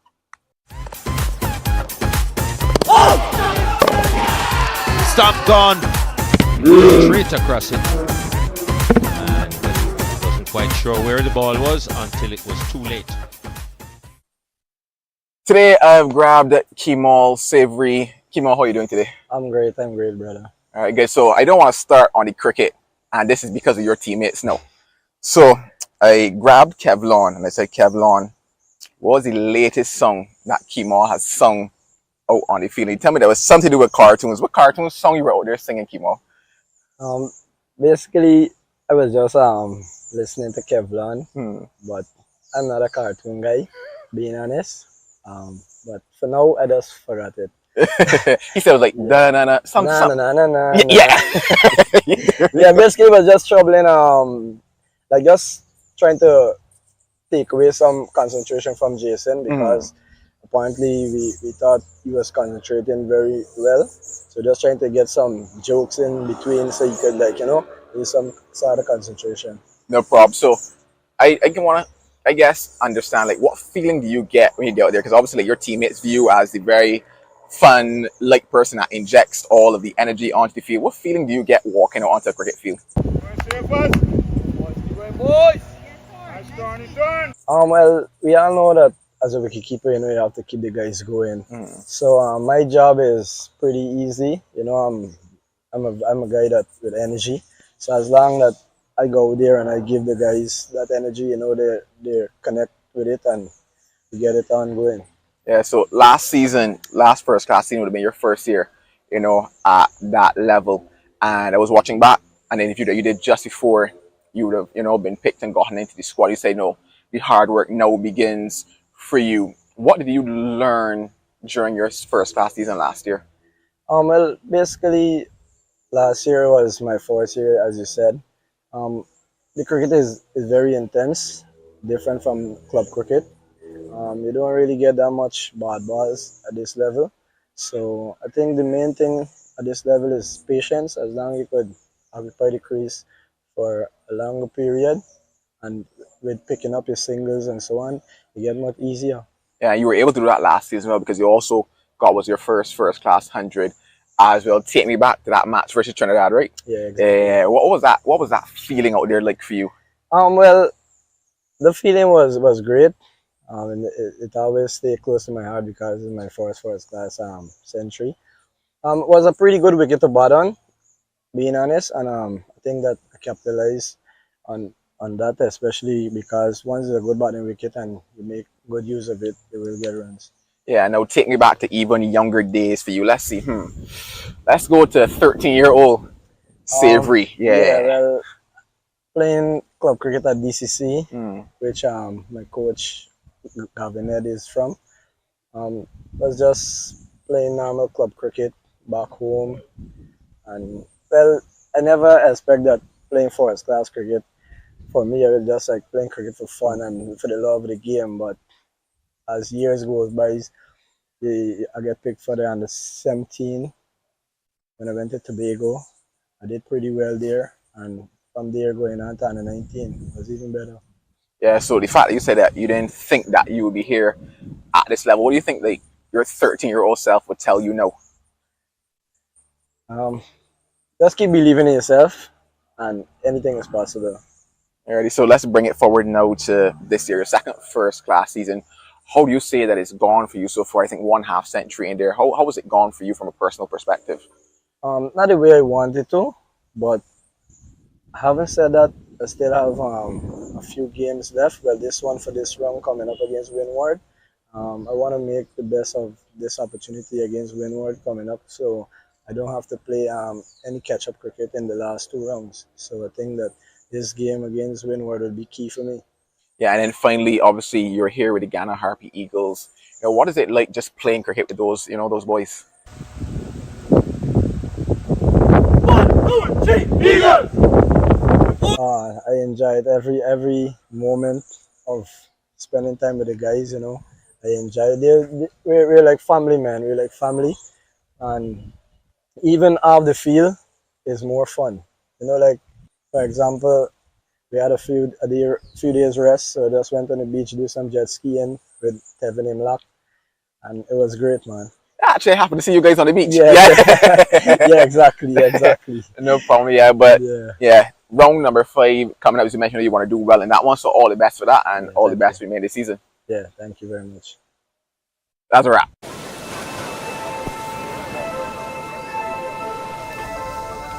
Dad! Dad! Is that real? आप लोगों को नजर आ रहे हैं?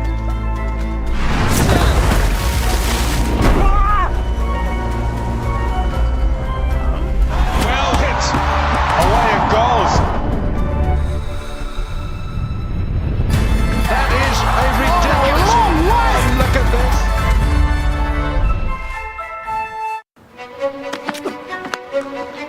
Cut hard. Another boundary. And 50 for Johan Jeremiah.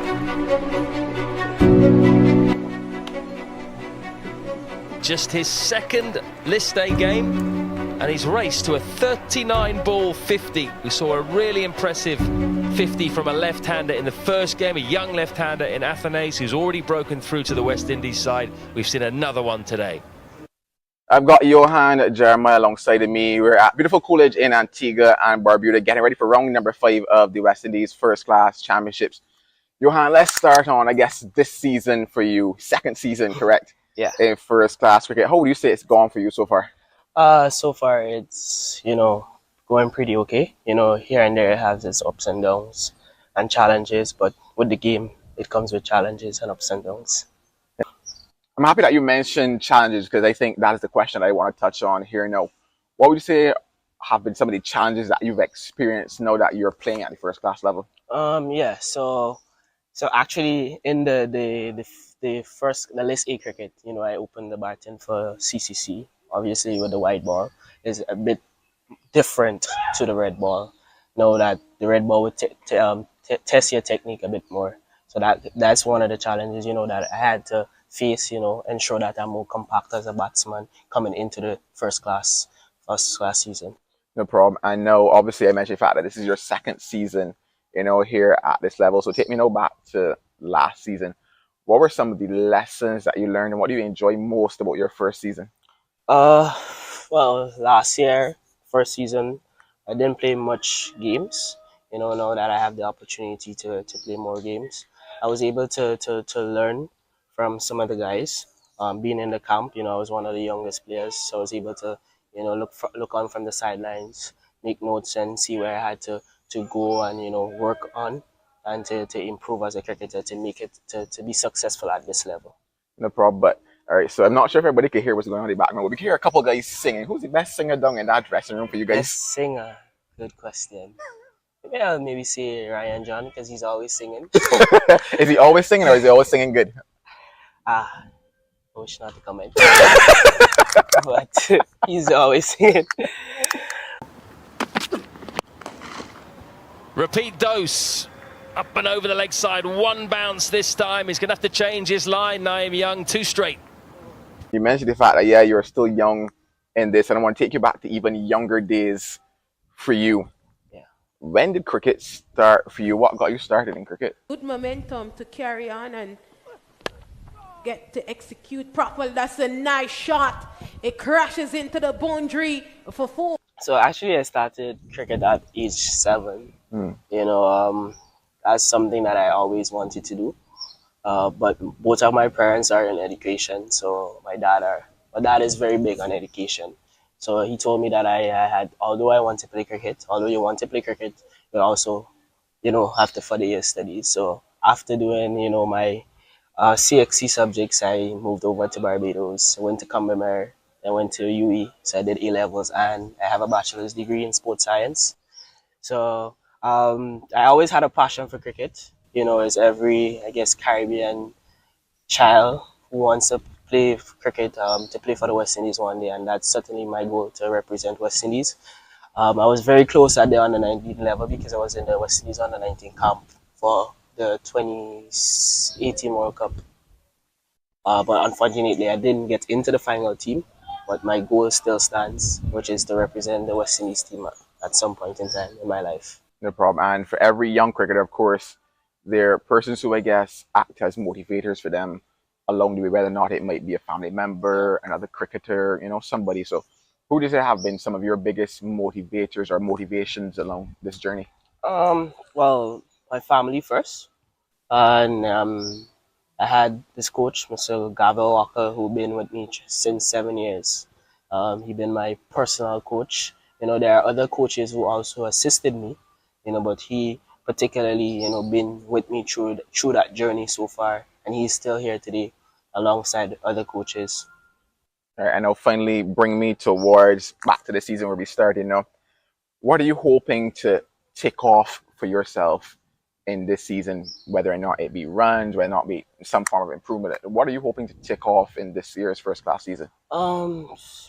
As a batsman, you always want to do well with the bat.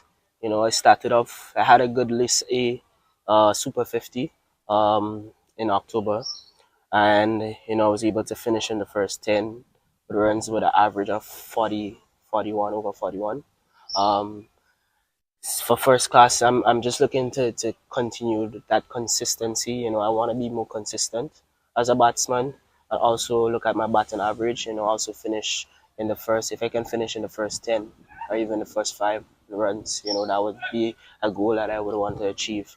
I just want to play a consistent brand of cricket and even score big runs. I want to see if I can get at least my first class 100. This season. So that's one of the goals that I want to achieve.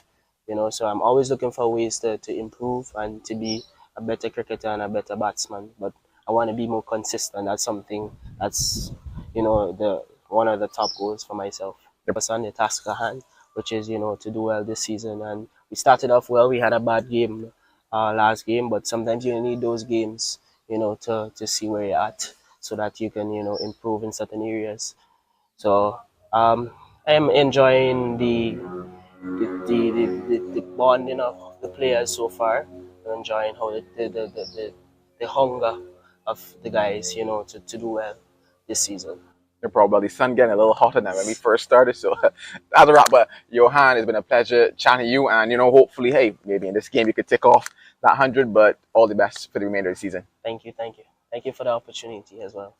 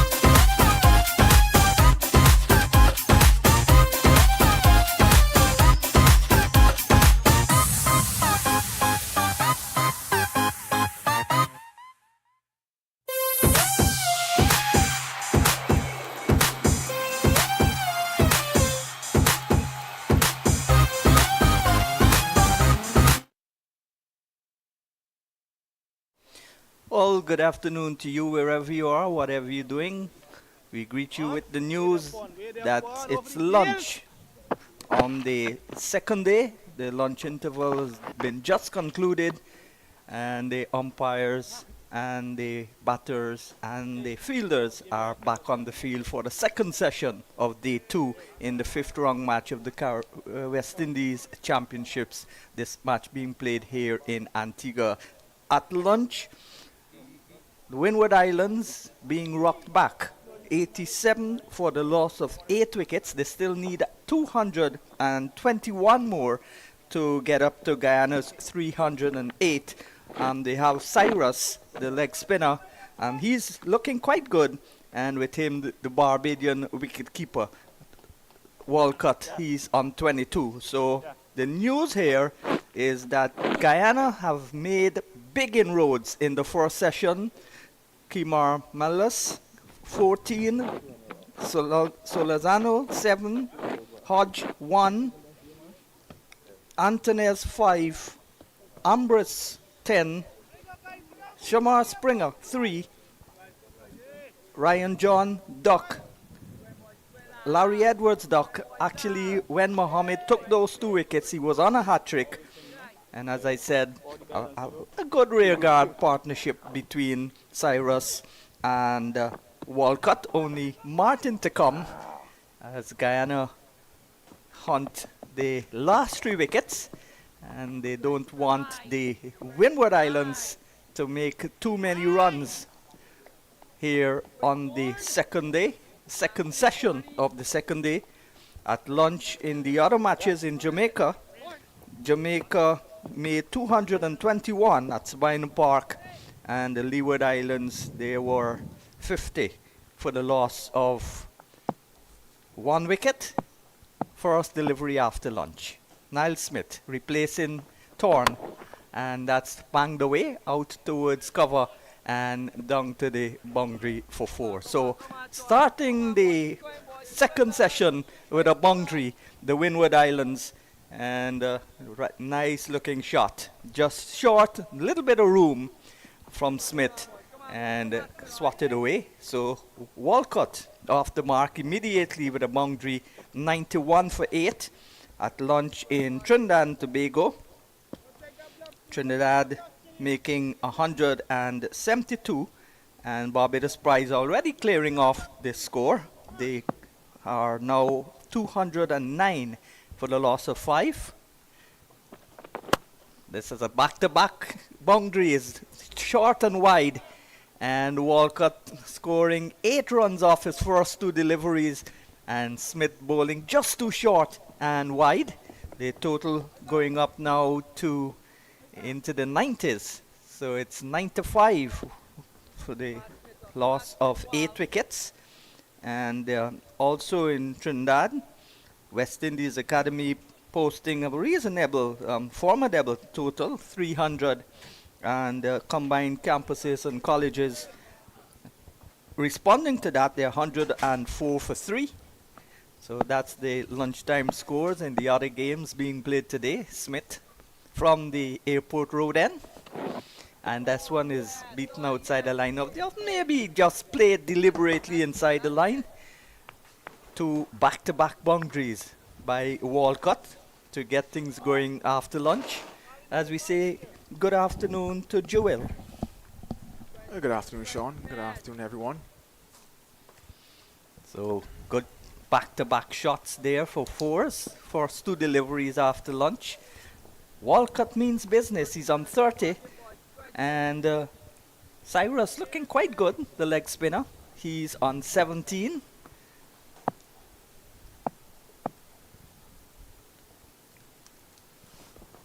Smith in again, and that's on the line of the leg stump. Might have had an inside edge. Let's wait and see. No inside edge. Completely off the pad. And they get a leg by. Total inching up now to 100. 96 for the loss of 8. Guyana was maybe exploring the possibility of enforcing the follow-on if they had bowled the Windwards out well before the lunch. But that wasn't to be. The partnership between Walcott and Cyrus prolonged the backing away is Cyrus, and there is no run. So now with Thorne bowling almost the entire fourth session, and Smith and Muhammad, the only bowlers used, it would be unwise from a Guyana point of view if they don't bowl out the Windwards in maybe half an hour time to enforce that follow-on. It's better for them to bat and make runs to add to what they've got, which is getting lesser and lesser because of this partnership, and bowl out the Windwards on the last day.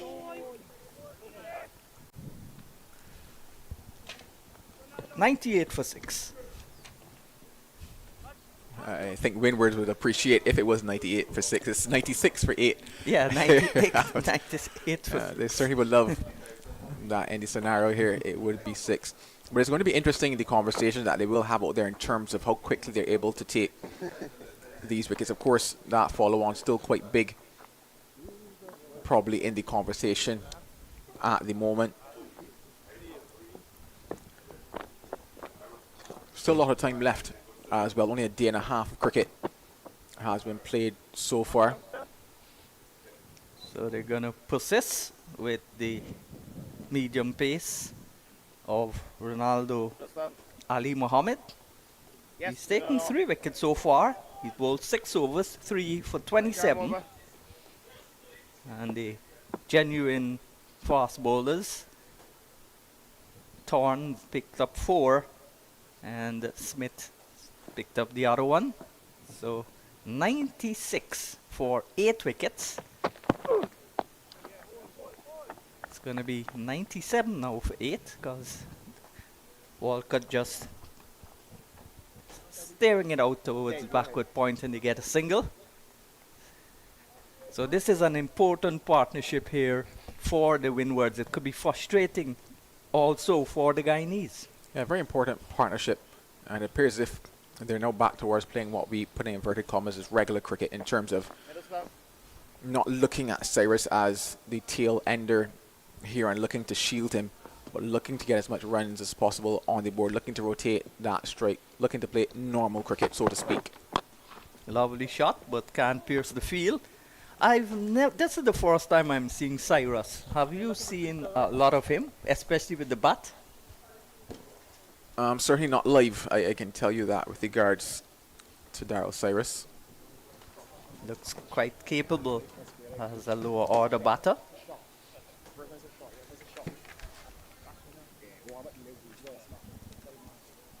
In strike. Short sleeves. Walcott, the Bajan, keeping for the Windward Islands at the non-striker's end. Sleeves buttoned down to the wrist. This is on the line of the leg stump. Might have been just going down the leg side. Appeal, more enthusiasm than anything else. Let's look at it on the replay. Yeah, it was full from Ali Muhammad, but certainly sliding down the leg side. So Muhammad in his 7th over, 3 for 28. Has really done a good job for Guyana to reduce the Windwards to 87 for 8 at lunch. Still needing 121 when they came out. This is a good delivery. Waited on it and just allowed the ball to hit the bat. Good technique there shown though by Cyrus.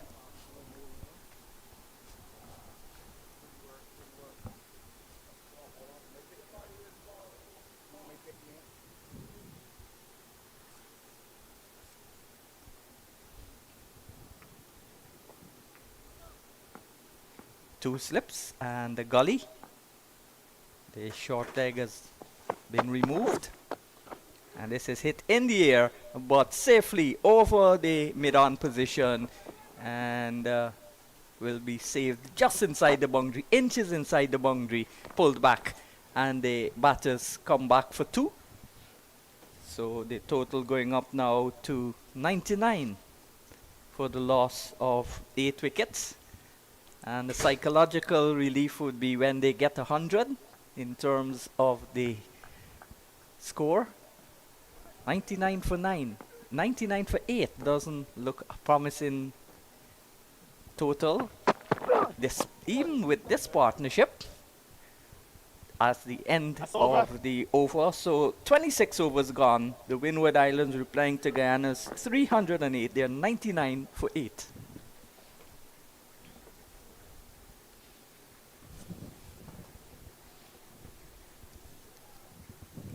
I think what will be interesting from a Guyana Harpy Eagles perspective is how long they keep their seamers in operation here after lunch.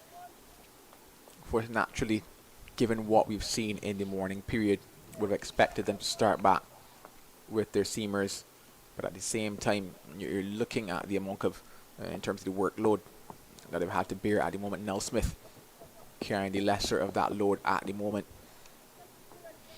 Even though Isaiah Thorne is 19 years old, he's big and strong, you got to balance taking wickets or giving him a rest. And they've done the latter, and they've brought back Smith. First delivery is defensive shot there by Walcott. Walcott, a competent batter also, wicket keeper. But I'm very impressed with the batting ability of the leg spinner, Cyrus. 209 runs still far away. Even the follow-on target is far away if you get a wicket now. Sun coming back, and that's another thing you've got to take into consideration. Thorne bowling almost the entire 4th session in sweltering heat. Solitary slip and third slip. This one is hit down towards the backward point position. So Guyana more defensive now. They've come out. Do you think that's a good idea, the good ploy, to be more defensive or to go on an all-out attack? You've only got 2 wickets to get. I don't think it's necessarily defensive. I think it's a case of they're looking to allow Tevin Walker to get off strike as early as possible, because we're seeing an adjustment in the field now that Daryl Cyrus comes on to strike. It's just a case of working with the tactics and understanding the fact that, you know, there is the better possibility of getting the wicket of Daryl Cyrus. So the more deliveries are asking him to face, the better for you. Smith in bright sunshine here at the CCG. And that's a wild swipe there from Cyrus.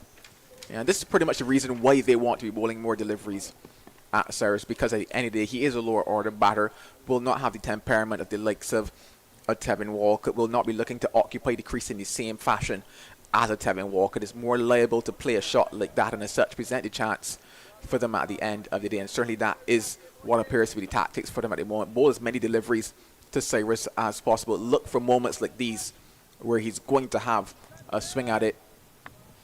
100 for 8, Windward Islands, in the second session of day 2 of round 5 of the West Indies First Class Championships. This is a back of a length delivery. Well played in the end. A little cracking song as the leather kissed willow, meaning that the ball almost hit the splice of the bat. But handled well though, in the end. Yeah, handled easily by Cyrus. Simply because of the conversation that Walker is having with him.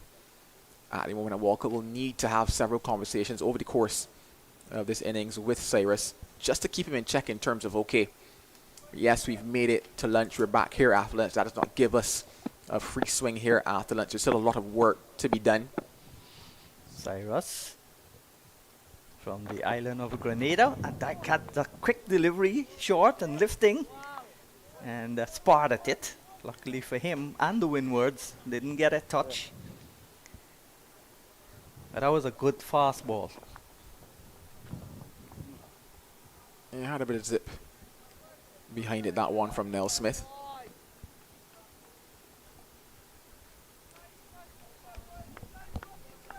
Good afternoon to you wherever you are across Guyana. If you're listening in the Windward Islands, Dominica, Grenada, St. Lucia, St. Vincent and the Grenadines, wherever you're listening to this commentary, that's a good delivery.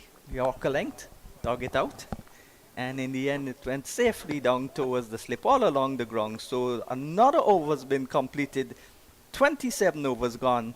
Windward Islands, 100 for the loss of 8 wickets.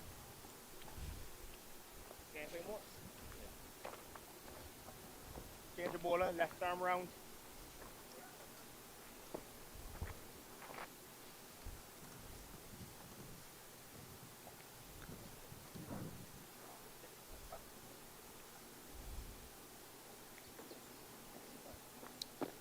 So spin being introduced for the first time today. Yesterday we saw 1 over of spin from both spinners, Moti and Sinclair. Now is Moti coming into the attack from the commentary box end. That's middle. Yeah, that's 2 there, middle leg. Left arm round.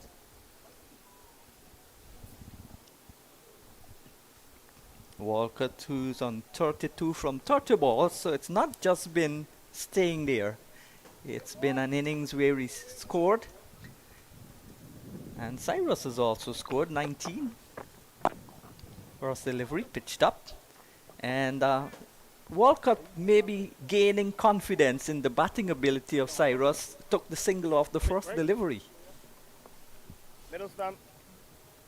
What he's also done now is have that conversation again with Cyrus, and like I mentioned, he will have to do that several times simply because of the fact that he's going to need Daryl Cyrus to spend a lot more time out there to play in innings that he's not been able to play just yet in his first class career. It's been a very short first class career so far for Cyrus, only into his 4th match. Obviously picked to do the job with the ball, and he did just that in his first innings, picking up 5 for his side, but no, he's got to show his worth and show his skills in another fashion now. That's a batsman-like shot down the ground, full face of the bat. And Isaiah Thorne, who's bowled almost the entire first session, comes off the boundary at long on to do the fielding.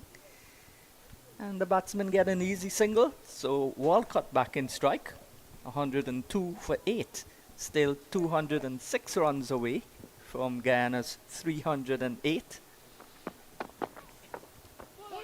Oh my dear, that one was inside edged, dangerously close to the leg stump.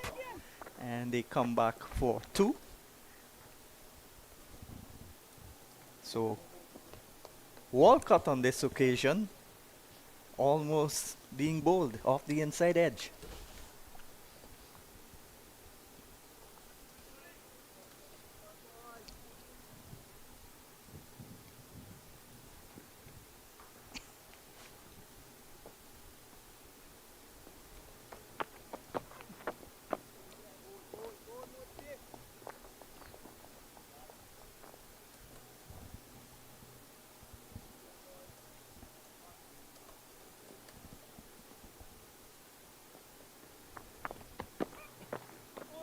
Moti quicker, flatter delivery. Well played in the end by Walcott. He's on 35. Cyrus is on 20. This has been the biggest partnership by far for the Windward Islands.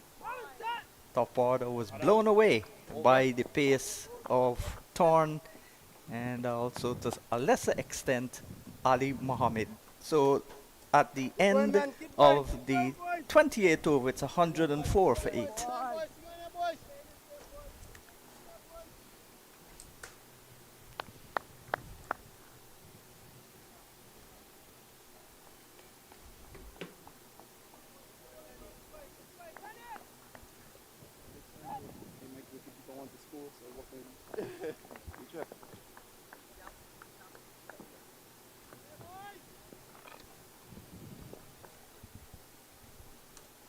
Good afternoon to Pastor Worm, Stevenson Worm, one of the better cricket commentators in the Caribbean.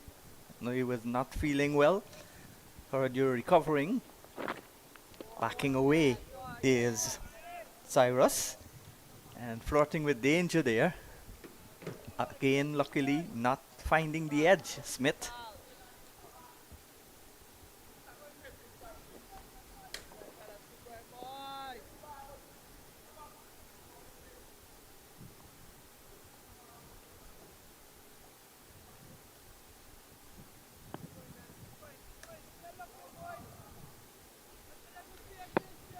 Cyrus picked more for his leg spin bowling. He's taking 2 5-wicket hauls so far this season.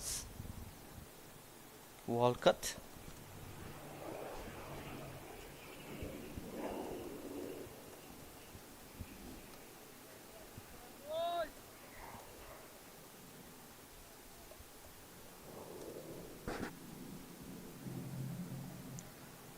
Partnership beginning to become a frustrating partnership in terms of the time, the runs they're scoring for Guyana. That came back and maybe hit too high. Smith we saw getting prodigious inward movement. Certainly a part of the conversation there for Pyre Bassarat. Hitting above the knee roll of Tevin Walcott, and there on the screen you could just see him gesturing in terms of the amount of movement that ball got off the surface. You see once again just that hand movement allowing you to know the surface is doing quite a bit here at Coolidge on day number 2. Yeah, still with a tinge of grass, but less grass than we saw in the game when Barbados played Guyana. Barbados losing that match by 32 runs in a thrilling last day finish. Holder the big wicket to fall. Smith, who is bowling now, dismissed Holder on that occasion. And they come back for the second. The Guyana coming out of the lunch session not with the intensity that you would want to see for a team that's got another team 8 wickets down and not 100 runs on the board. There's just a couple lapses there, rather just that one lapse in intensity in the field by the Harpy Eagles, allowing Tevin Walker to come back for that too. And just these small moments that kind of tick the game along in the favor of the Windward Islands Volcanoes. I mentioned the fact that yes, they are deep in the woods, but not dead just yet. And Tevin Walcott, as an established batter in this side, has a job to do. Only Martin to come. 107 for 8. Go! So another over has been completed. 29 gone. 107 for 8. Windward Islands. Keep going, man. Keep going, man. Keep going. Keep going, boys.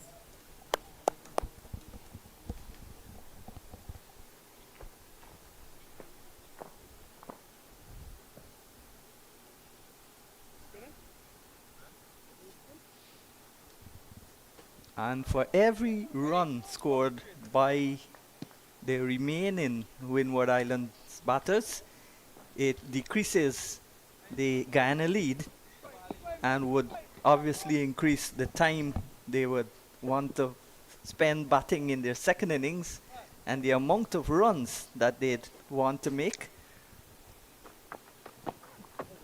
Full toss, loose delivery. And that's hit away, not capitalizing on the loose ball though, and the batters almost tangling up with each other, crashing into each other.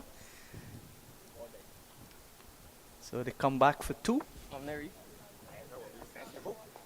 But Cyrus wouldn't play defensively. When the ball is coming to hit, he's going to hit it.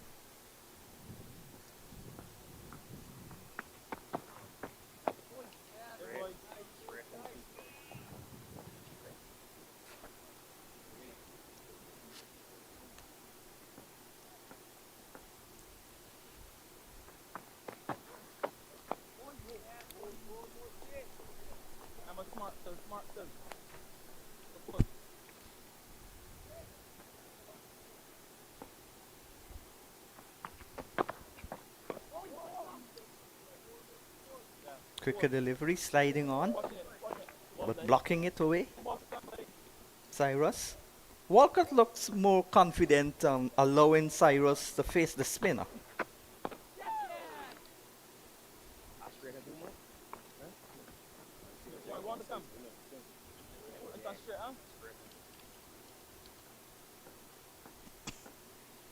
Good cage Moti from the Albion Cricket Club in Berbice. Over. So none for 11 from 3 overs, Moti. And at the end of 30 overs, 109 for 8. Partnership now 60. With almost both batters contributing useful scores.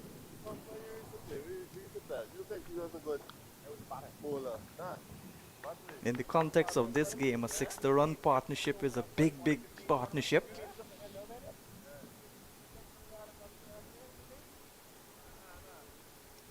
You just wonder if the Guyana Harpy Eagles have come back out with somewhat of a feeling that is a foregone conclusion for them in terms of picking up these last 2 wickets. Because at the moment it's having an appearance of that. Well, during the past few years, Guyana has struggled to dismiss the tail. They've even had a number 10 batsman making 100 and again putting the pressure on the fielder down there at the third man position. That's Thorne, and going back for 2. Thorne not really attacking the ball. He must be a little tired from his spell before lunch. Just another instance of seizing the moment from Tevin Walcott. It's been a fabulous innings from him thus far. Yeah, he's 39. And it's only from 40 balls, so good strike rate also. Taking opportunities when they present themselves to dispatch the bad balls, defend the good ones.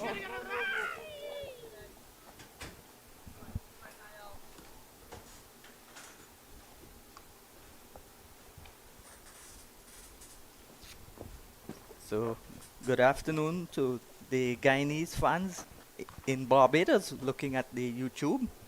The Maltino Sports Club is on their tour there. Yesterday beating Carlton with Shaquille Williams getting a half century, I think 68.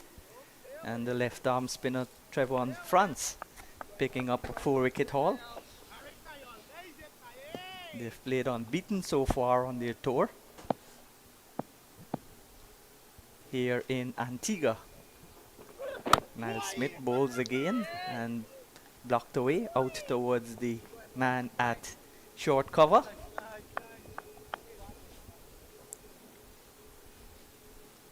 So want to remind listeners in Guyana especially that the former Guyana fast bowler Ray Joseph, who played in that first time Guyana won the double in 1983, won the Shell Shield and the Gettys Grant Harrison line. His father has died and he's back in Guyana. The funeral will be on Saturday at Bellodrum. Ray Joseph, the former Guyana and Berbice fast bowler. Condolence to you and your family. And the longer they bat, it would become more and more frustrating for Guyana because, as you said, they seem to think that when they came out back, they would have picked up those 2 wickets very quickly. But that has not happened. 1-1-1 on the scoreboard. 8 wickets down. Both batters well set.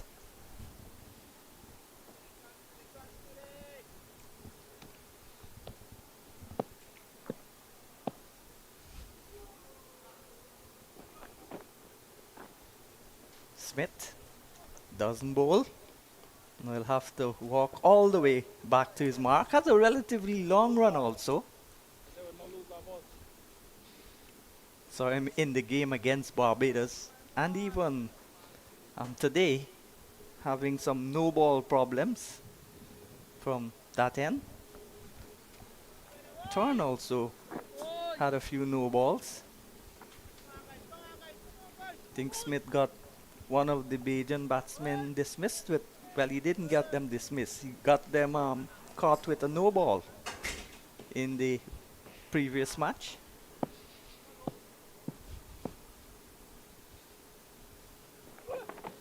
Short lifting delivery and sends Walcott flat on his back, almost like a boxer in the middle of a ring, looking to pull back and evade a straight right. And he's floored, but gets up before the referee counts to 8. But good testing delivery there, Joel. Yeah, keep him honest, keep him thinking.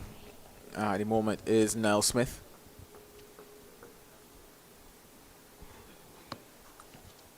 They're going to have to find a moment of inspiration from somewhere, the Guyana Harpy Eagles.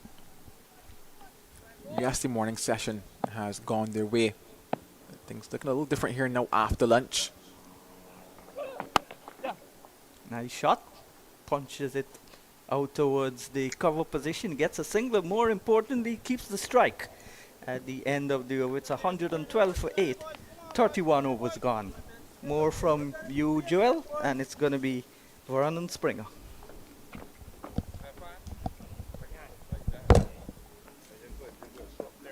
Huh? Like them. This is a big spin. Big spin? Yeah, spin can bowl. I just didn't believe that spin.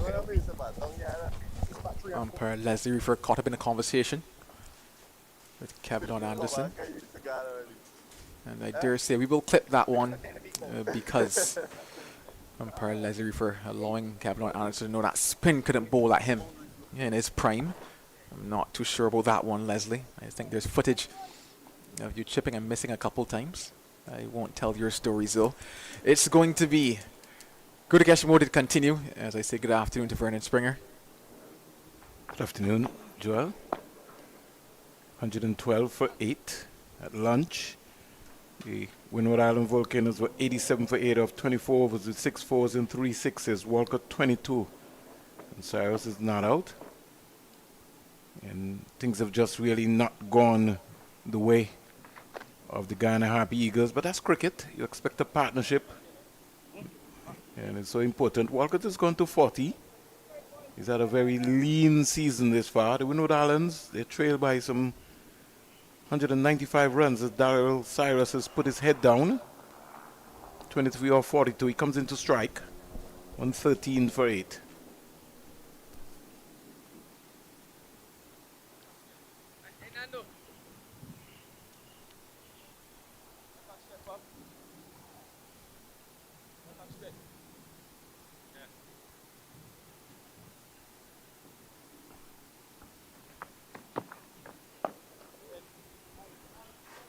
Getting his foot right out there, leading with his head and his shoulders, Daryl Cyrus.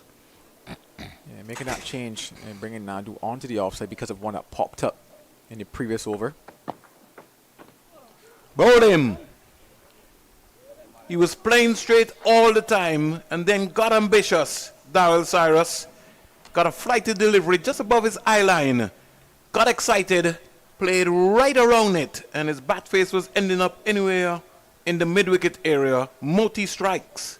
Yeah, this is what you expect at some stage from a tail-ender batting in this situation. Yes, he's done well to keep himself out there to occupy the crease with Tevin Walker, but this is why I go back to saying that Tevin Walker would have to repeatedly go down and have a conversation with Cyrus simply because he's not accustomed to being in these situations, young in terms of experience, and once again batting down the order. Simple lapse in concentration, breakthrough for Moti, breakthrough for the Harpy Eagles. 113 for 9. Moti getting his first wicket of the day. And I'm here with Joel Manning. I wanted to sort of recap, Joel, on how the professional circuit would have gone. And we keep talking about batting and folks scoring hundreds. If you don't score hundreds at this level, it's very highly unlikely that you will be consistently scoring hundreds at the top level, which is the test level or even the county level. 2014-2015, there were 26 centuries scored.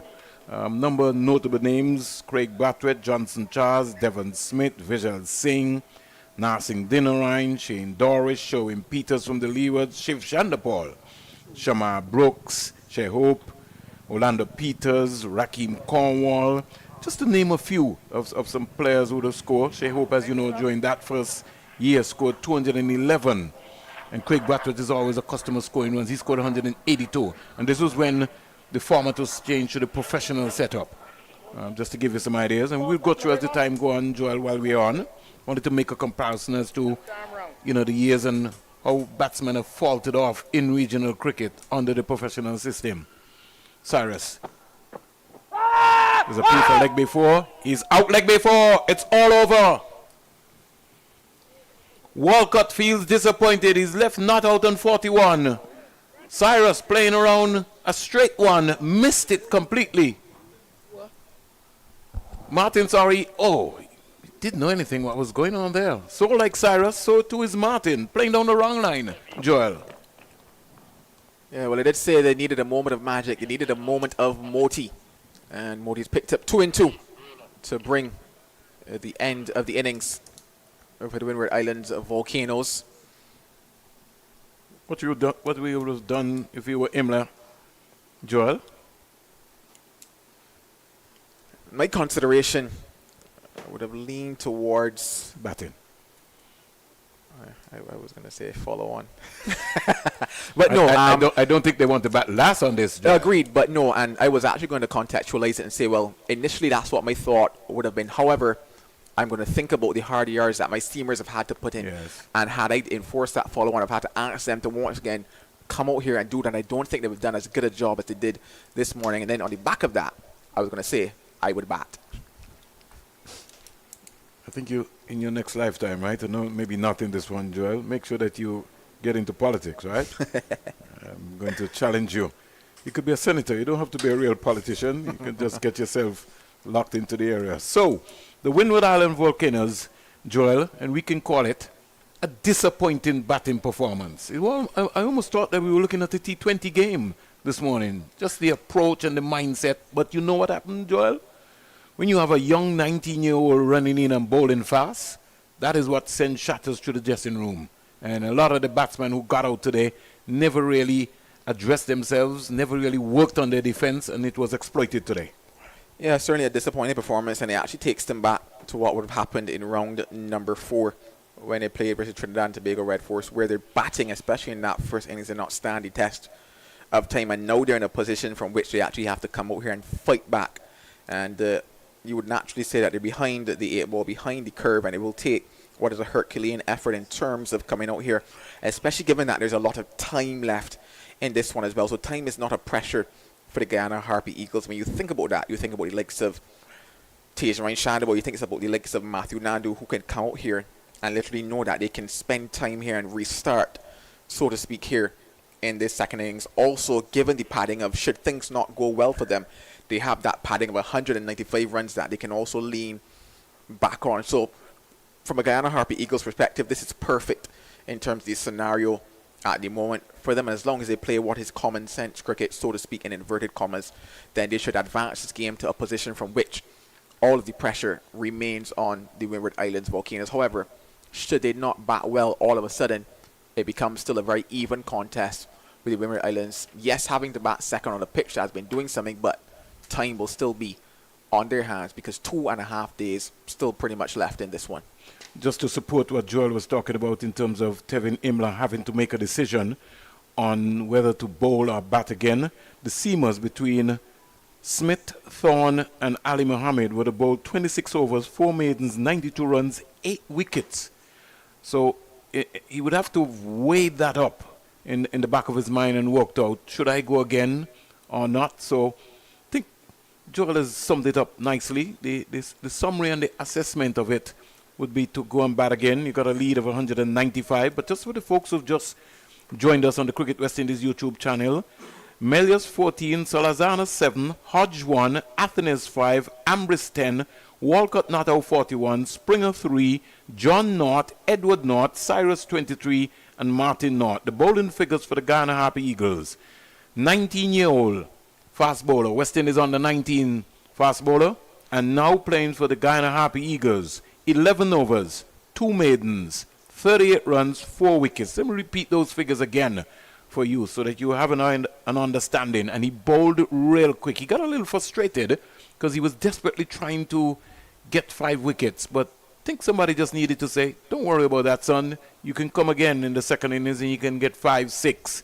But that was the hunger of the man. He bowled with real pace. 11 overs, 2 maidens, 38 runs, 4 wickets. The 19-year-old fast bowler from Guyana, Thorne. Niall Smith, 9 overs, 1 maiden, 27 runs, 1 wicket. Kevin Sinclair, 1 over, no maiden, 1 run, no wicket.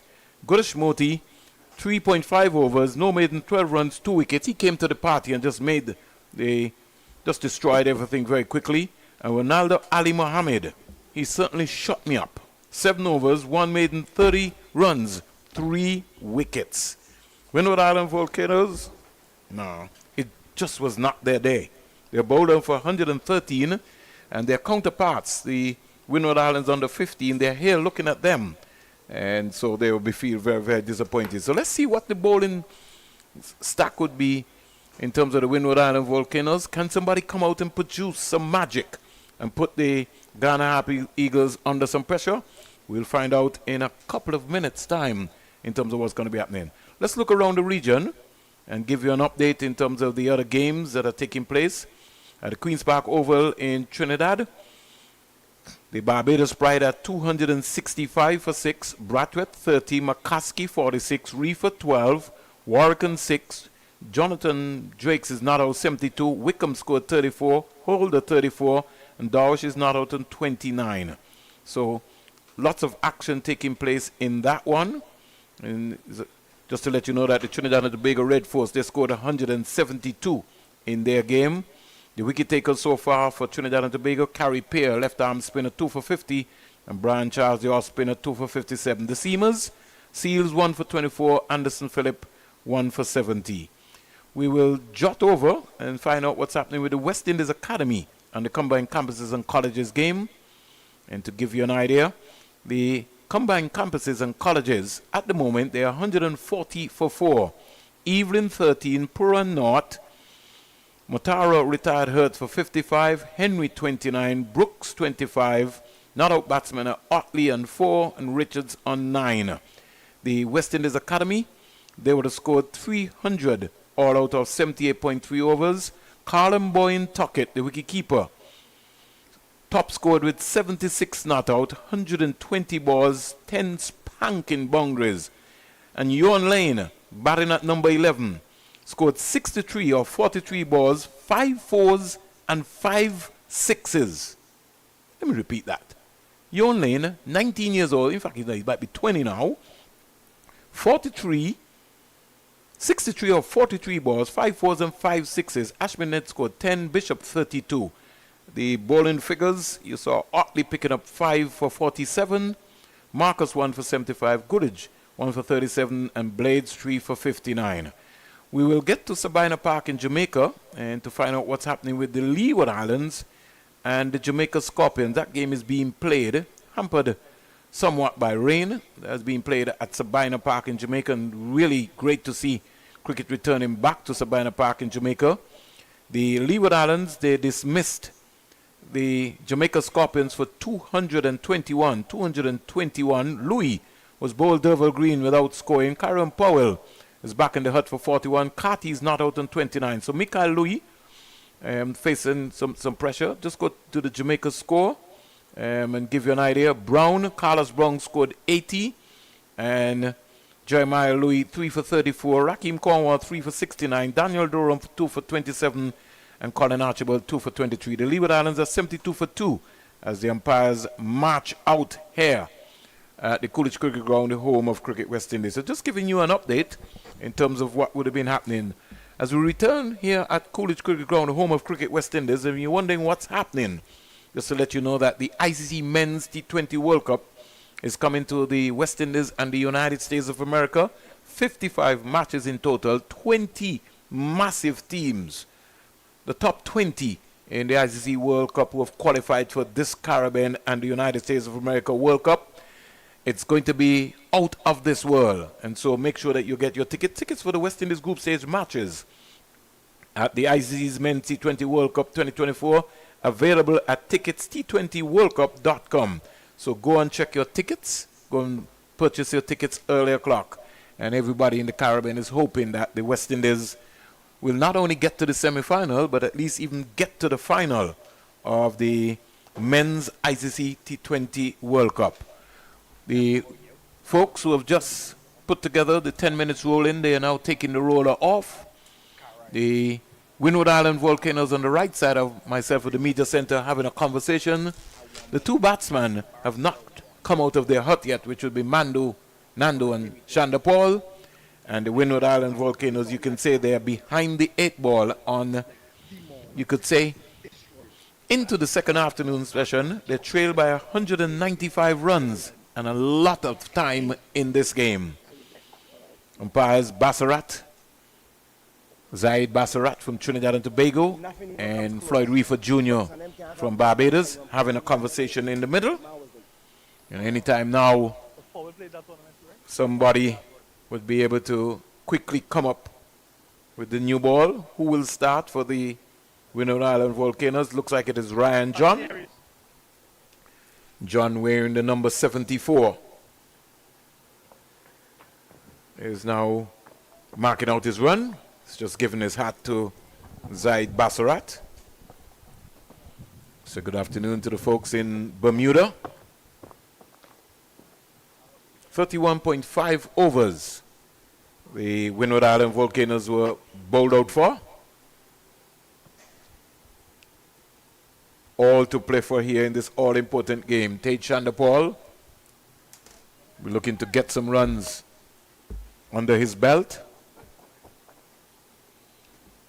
Tour to England coming up shortly. It's coming right arm wrong to you. Cyrus will be coming around the wicket to bow to Tate Chanderpaul as I say good afternoon to all of the folks who are viewing via the West Indies YouTube channel, be it in Canada, United Kingdom, Ukraine, Australia, wherever you are following us. It's 1:31 in Antigua and Barbuda. So good afternoon to Marley Richards. Good afternoon, Vernon. Good afternoon to everyone. It's been a happy Eagles day, hasn't it? Certainly has. 19-year-old fast bowler Isaiah Thorne. Really, when you got pace, you will cause problems. And in this situation, the Windward Islands Volcanoes would almost prefer to be following on. To be back out in the sun here fielding, just after lunch on day 2. Let's see what the approach will be, Mali, by the Guyana Happy Eagles. We saw what happened against the Barbados Pride. They sort of went off the boil, but they were so way ahead of the game. John doesn't start well at all. Well, the only way the Windward Islands Volcanoes can come back into this game would be to maybe have a performance similar to what we saw, a bowling performance that is, from the Guyana Harpy Eagles. They'll have to dismiss these batters for a very cheap score indeed to keep themselves in this match. John, driven sweetly, just needed to stay over that. Mali looked good, came off the bat nice, but just stay in the moment. Chanderpaul, stay, just pose for the camera, get that foot out there and find the gap. That's a good positive start from Chanderpaul, to be fair. Maybe didn't get full value, as you said, but at least the feet were moving. Seemed to have a good sense of where that off stump is. At times, though, especially of late, he's just gotten into trouble. Playing a bit too far away from the body. Ball down the onside. And Chanderpaul being turned right around, more or less. He's got to keep his eyes on the ball. Every now and again, Mali, the left hand comes into play. He's also want to drag that rather than use the right hand, which is the top hand, to be in control. But more than all that, I think he's just got to keep his head still as possible. Keeps falling over. Also bobs up and down at times. Just try and keep that head as still as possible, regardless of what's happening out there in terms of the bounce. with that sort of line, Mali, he will do that all day. You got to threaten the stumps. You got to, John got to be on the money. You got a new ball in your hand. You got to attack the stumps. Especially Chanderpaul's short of form. Make him play. Can't afford to get too greedy too early, though, John. That's the area in which you can contain a Chanderpaul just outside that off stump. He's not going to hurt you in that area, per se. That's it. Make him play. Make him play. It's interesting that he starts around the wicket, though. Yeah, well, John, even in the first innings, Mali, he never went over the wicket. Couldn't understand why. It's just like he just got into a groove. And I always feel, Mali, and it's a discussion that we've been having for a long time, even with Seth Burton, that I think that once you're coming around the wicket to the left-hander, you're playing right into the left-hander's strength. Depends on the skill set of the bowler as well.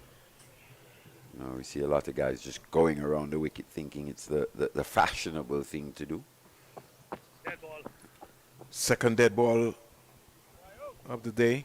But I think the right arm seam bowler is particularly dangerous around the wicket when he's got the ability to angle that ball in but take it away late. And as a left-handed batsman, you're looking out of your weaker eye, which means that you have to make that a slight adjustment in your stance. That's from over the wicket. From over the wicket. That's a good one. But just a little nibble there by Chanderpaul. He sort of stuttered in his follow-through there just a while ago. He's just not getting his rhythm right here, Ryan John. It's almost like an uphill slope, right, when bowling? Yeah, a little bit. Here from the media center end, commentary box.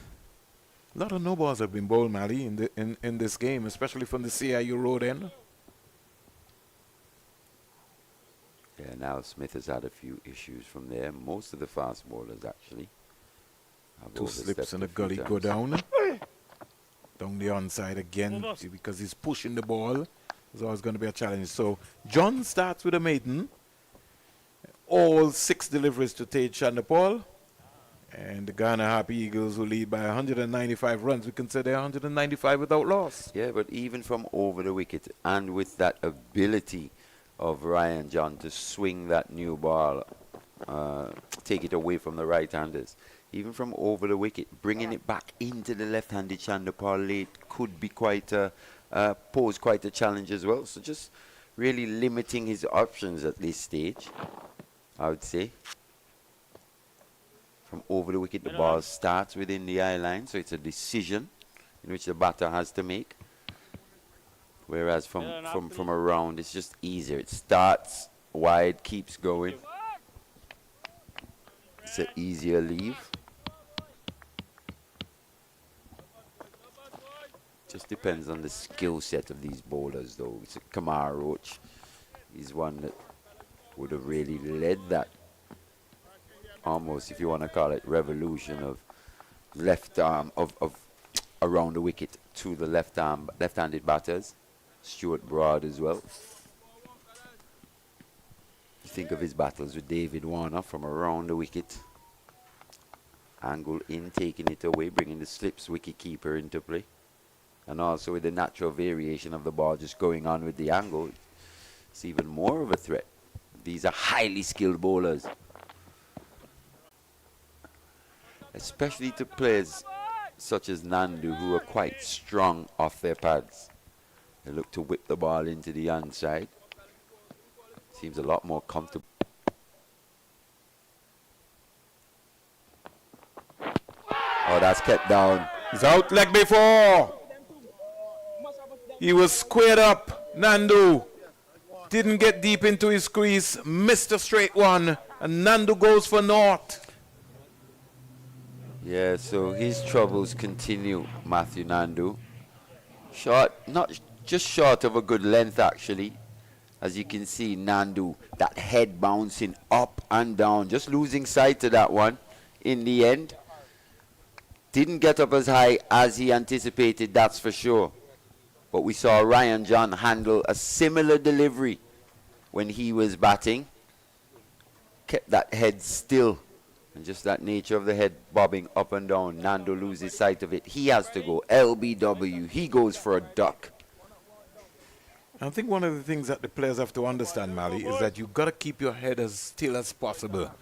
Your head is almost the heaviest part of your body, is about 3.3 pounds, depending on, you know, so that varies. So it has to be close there by that shoulder so you can lead with your head and your shoulders. If you keep moving your head, it means that your alignment is off completely. And that's sometimes we talk about that intensity of a Matthew Nando. You know, he's tapping his bat away very hard. He's tensing those muscles. He just needs to relax a little bit. Just try and stay as calm, as reserved as possible. You see why it is important to bowl the ball on the stump? Martin just starting, and straight away one just kept low. Misjudgment by Nando. He's got his first wicket. The Guyana captain comes out, Tevin Imlach. He likes bat onto the ball. So this is going to be a testing situation for him as well. He has a little tendency to plant that front foot as well, so he's an LBW candidate early in his innings as well. Needs to just let the ball come onto him, really. I was looking at Chanderpaul, Mali, on the non-striker's end. He's working on his top hand, but the right foot doesn't go anywhere. You know, it's just the hands coming. Right foot just there on the crease. Got to get that stride out. He's got to be confident. He's got to be able to know I can come out, I can come forward to Martin or to John, get out onto that front foot and punch the ball. With that head coming forward as well. No! That's what Mali was talking about here, was Imlach just falling over, playing that ball into the square leg area. He wants to look to play the ball up the V, up to Springer. Yeah, Ryan John, I mentioned the delivery that Ryan John actually faced. I can't remember who it was that was actually bowling at the, I think it was Niall Smith from the CIU road end. It was a hard length delivery, honing in, and it actually kept very low. And Ryan John just calmly planted his front foot down the pitch and played it as if nothing happened. The ball, once it comes from up, Mali, has to come down. And so that's why the objective is to get onto your front foot with your bat. Ken Imlach just looking to turn that to mid-wicket. I want to see him looking to hit the ball up the V, especially this early in his innings. Just keep looking up the V, mid-on, mid-off, into those areas for longer period of time. It's not something you'd be conscious about in the moment. You know, you just think you're reacting to what's happening. You know, you see the ball shot, then it keeps a bit low, then you think you're reacting, but that just bob of the head causes the batter to lose sight of the delivery. All happens so quickly, Vern. A split second. Oh! Almost went to hand. And again, Mali, that's what we were talking about, falling over Tevin Imlach in the air. Let's look at it. Let's see if he plants that leg. Yeah, he just plants it slightly, so then he struggles to access the ball. Ends up just clipping aerially through the leg side. Valiant effort from Melius. He's an excellent fielder. He normally comes up with some stunners. So I'm in the CPL. 2 for 1. Imlach is off the mark. Chanderpaul is on not. You say no, the next man is just turning on to you. Yeah, young Melius, he's only had the 150 so far this season. Yeah. Most people feel that, you know, he was supposed to be the next Devon Smith from the youth level coming up. Scored a lot of runs at the youth level. Still only 23 though. Yeah. Young man. Good afternoon, Daniel Currency. Chanderpaul squaring up. When he squares up, he plays the ball as nice as straight as possible, but it turned him right around. I know, Mali, that there are a lot of voices. There are a lot of people who will be talking to Chanderpaul. And sometimes when you continue to get low scores, and it becomes a worrying factor for you. Pick up the newspapers, your family tell you what they've been saying on the radio, in the media. Problems here, Mali, that kept down. Let's have a look at this again.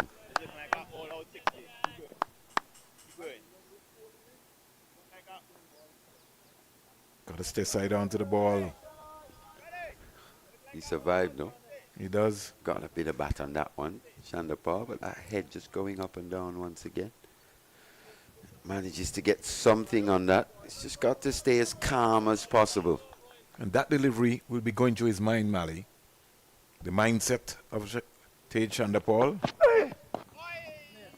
Though the ball has kept low a little bit here, we haven't seen too many actually jump, per se, off a length. The odd delivery has really gone through with good carry and pace, but we haven't seen too many jump or spit out of the cracks.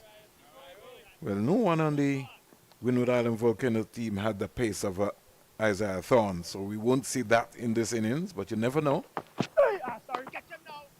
Again, jabbing at the ball, not being relaxed in his stance, and because he's so square on, he turns right around. You got to get deep into your crease. If he gets deep into his crease, Mali, maybe he could have hit that same delivery anyway over mid-on. Wow, that's a hell of a shot.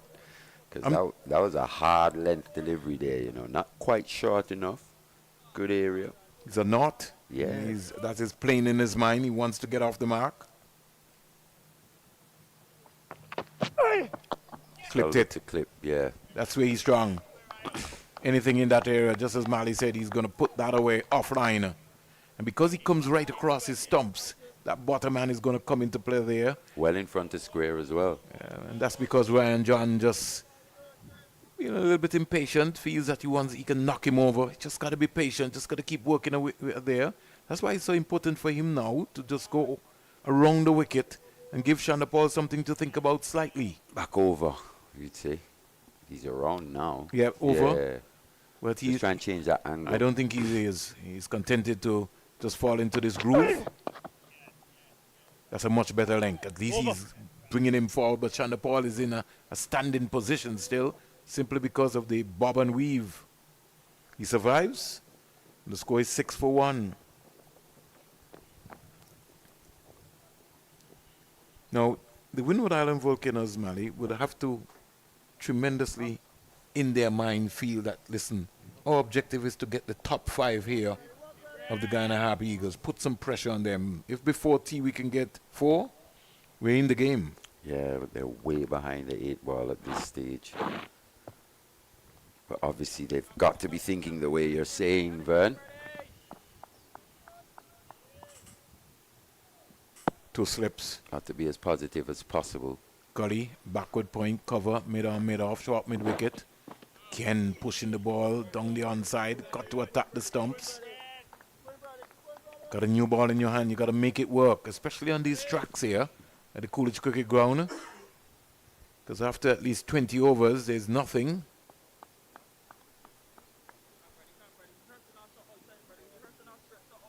Windward Islands started the day on 12 without loss and ended up scoring 113 of 31.5 overs.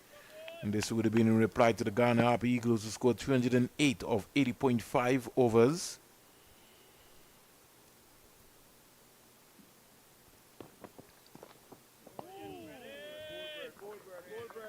Got to attack the stumps, got to attack the stumps. Make him play, make him play. Imlach is somebody who likes bat onto the ball. Make him play.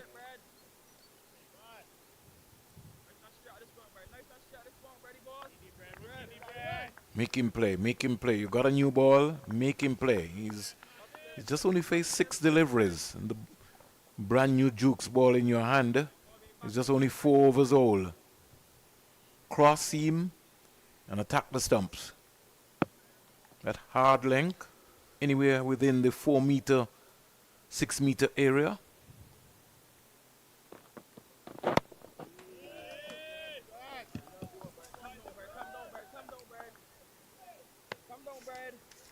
And something which I feel that the Windward Island Volcanoes will have to execute this time around, Mali, is taking away the boundary balls. In the first innings, there were 30 boundaries hit by the Guyana Harpy Eagles and 8 sixes. Yeah, just a few too many at times for the Volcanoes.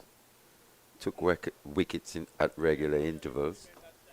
But probably a bit guilty of just bowling a few too many boundary deliveries, a few too many free hit deliveries.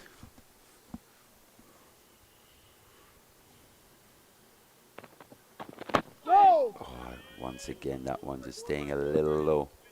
Well played by Imlach. And I mentioned the point that the ball hasn't necessarily been bouncing for the fact that, okay, the batter should now have assessed these conditions. Ball's just slightly keeping down a bit. One's got to be looking to favour that front foot more often than not. Have to get onto your front foot. As opposed to going back. If you go back, and you miss, you're in trouble. You're going to be in trouble on these tracks here. Got to get forward. At least looking. No! Hard length there, forcing him to play down to a backward point area. Still got to look to be looking up in front of him. His head is moving, so he's looking square. Got to keep looking up the V. That wicket. And Martin took his third wicket of the match. So a good performance from the young man, replacing Sherman Lewis. Yeah. He's come in and he's taken some crucial wickets at crucial times. No! Gets away with that one though. Yeah, because the balance was just not there from Imlach. Maiden over again from Darius Martin. And so the score at the end of 4. The Guyana Harper Eagles are 6 for 1. Tage Chanderpaul is 4. Imlach is on 2. With as much time left in the game as there is, I think it's just all about batting normal for the Guyana Harper Eagles here, especially for the rest of the day. Pile on as big a lead as possible. And I like what you said, Manny. It's almost like they should approach it as if it's their first innings that they're batting. Yeah, especially with batting conditions here at the CCG. We saw Barbados Pride almost chased down 330 odd last week. So you anticipate that the Harper Eagles will be hoping for a lead of 400 plus. So good afternoon to the ladies on the portable scoreboard. Thank God the sun is not too hot this afternoon.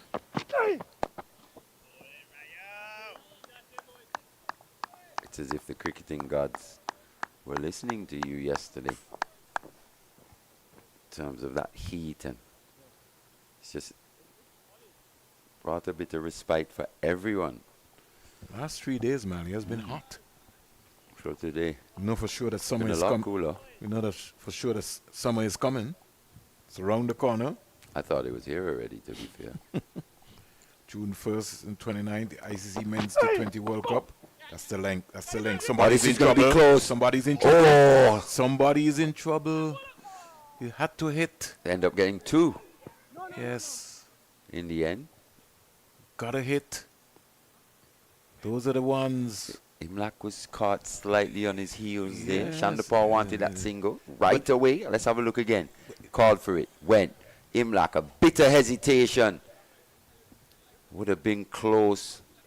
And the thing about Imlach, Mali, is that he had his bat in his right hand, which means that he had no time to really change, so he had to get onto his bike quickly. I think a direct hit. It might have been curtains for Imlach. Looks like it's going to be a bit of a change here. You think so? He just said. Now he's changed. He's gone back around. Gotta be patient. You have to be patient. So he's toying with the idea of changing the angle, then. Just toying with it.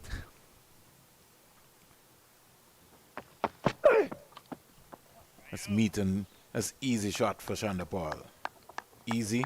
There's no pace. I don't think Ryan John has that kind of pace to really get up to the grill and really bother him. He can just roll his wrist onto that delivery. If you think about it, it was only just yesterday he would have bowled 17 overs himself, right?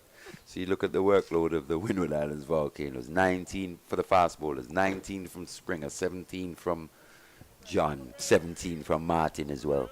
Brings it up to a total of 53. Yeah. 8 maidens, 160 runs, 4 wickets. And then after lunch on day 2, they're back back out again. It's hard work, Van. Absolutely hard work. The batters have really let down their bowlers here. It's a good delivery though. Well, after it passed the batsman. Bit of shape, maybe just started that a bit too wide. So there's still something in it here, especially if you bend your back. But do the Windward's Volcanoes fast bowlers have the energy required? That's the thing. I think Shaman Springer is up for the task. Definitely, they'll be up for it. They'll give it a full effort. But do they have enough to make the inroads here? I thought they bowled really well with the new ball yesterday. Again, you're either going to be forward or back. You can't be forward and thinking about leaving. If you're going to come forward, Mali, you come forward. And that's the indecision by Imlach. Just come quietly forward. You got to lead with the head on your shoulders. Get out to that delivery. Because what I'm saying, based on Ryan John's pace, you can look to come forward. Sometimes when you have a trigger, you plant that front foot, it's very difficult to move again. This one's driven sweetly. That's what he's looking for. Hits the rope now. Lovely shot. Yeah, you had wit. You expect that to be put away. It's a half volley. It's a freebie. It really wide. was. And this time he was into the right position. Just lent on it. Good head position as well. 4 lovely runs to Imlach. His first boundary of the day. Guyana Harpy Eagles lead by 208. Still got 9 wickets in hand. The batsman dismissed. Matthew Nandu going LBW to Darius Martin. So we have some repair work, Mali, and the CI Road End seems to be the challenge. Umpire Leslie Reefer Jr. told Kadim, could you please bring the big hammer? Let's sort out. Probably just trying to fortify that crease area, that landing area for the fast bowlers. At times, you know, bowlers land in different positions. Yeah, so it's clay. Yeah, and and so that's what happens. You'll have a dugout it just, under there. It just causes the area to be uneven, especially for bowlers landing, wanting to land their feet with confidence, slam that front foot down. They want to do that with the confidence of knowing that it's a pretty level area, so you won't have that chance of a turned ankle or. Still is why Skepper Mali says to give you his greetings. Good afternoon, Mr. Skepper. He's in the U.S. And Basil Morgan also sent his greetings to you and Sean as well. Good afternoon to you, Mr. Morgan, down there in Montserrat. Everyone there in Montserrat. Lionel Baker as well. All of the bees, all of the Basils. You know, Mali, I think is it on Friday? I think it's Friday tomorrow. I think will be the funeral for Hero Castle. Late Mighty Arrow's brother. In Montserrat? In Montserrat. Tiny Whiny. Big June. Right now it's come out hot. How you feeling? Very hot. Late Mighty Arrow. 13 for 1. We're back with the cricket action. It's got to be real good. He has to have a skill set, Mali, as you rightly said, to be able to bring that ball back. Or to take it away after angling it into the lefty. But so far, Chanderpaul 7 from 16. Like to see him come over the wicket. Just catch Tate Chanderpaul on the crease. Make him make that slight adjustment in his stance. And because he squares up, I think Martin will give him a torrid time.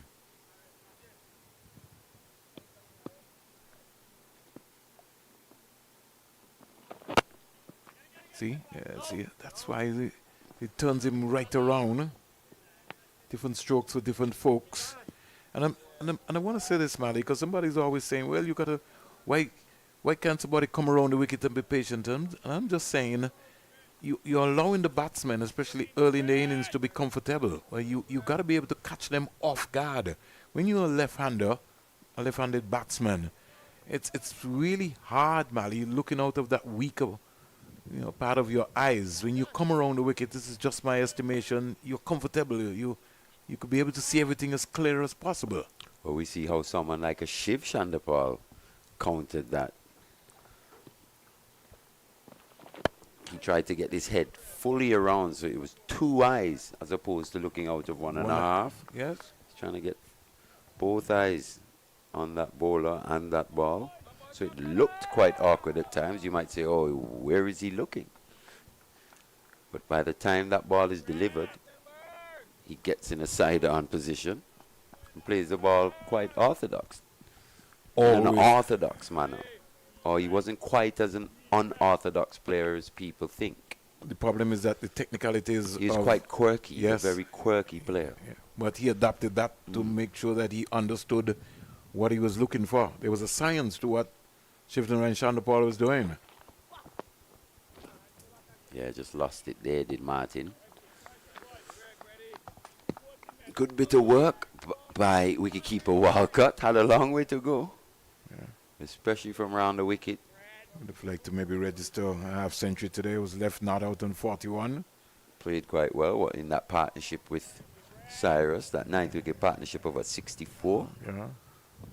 Amir Django yesterday was left not out on 93 for the Trinidad and Tobago Red Force.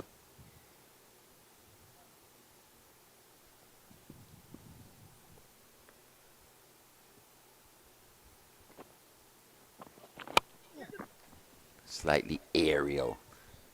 Didn't get it quite out the middle of the bat, but it will be 4 nonetheless. So another boundary to Tej Chanderpaul.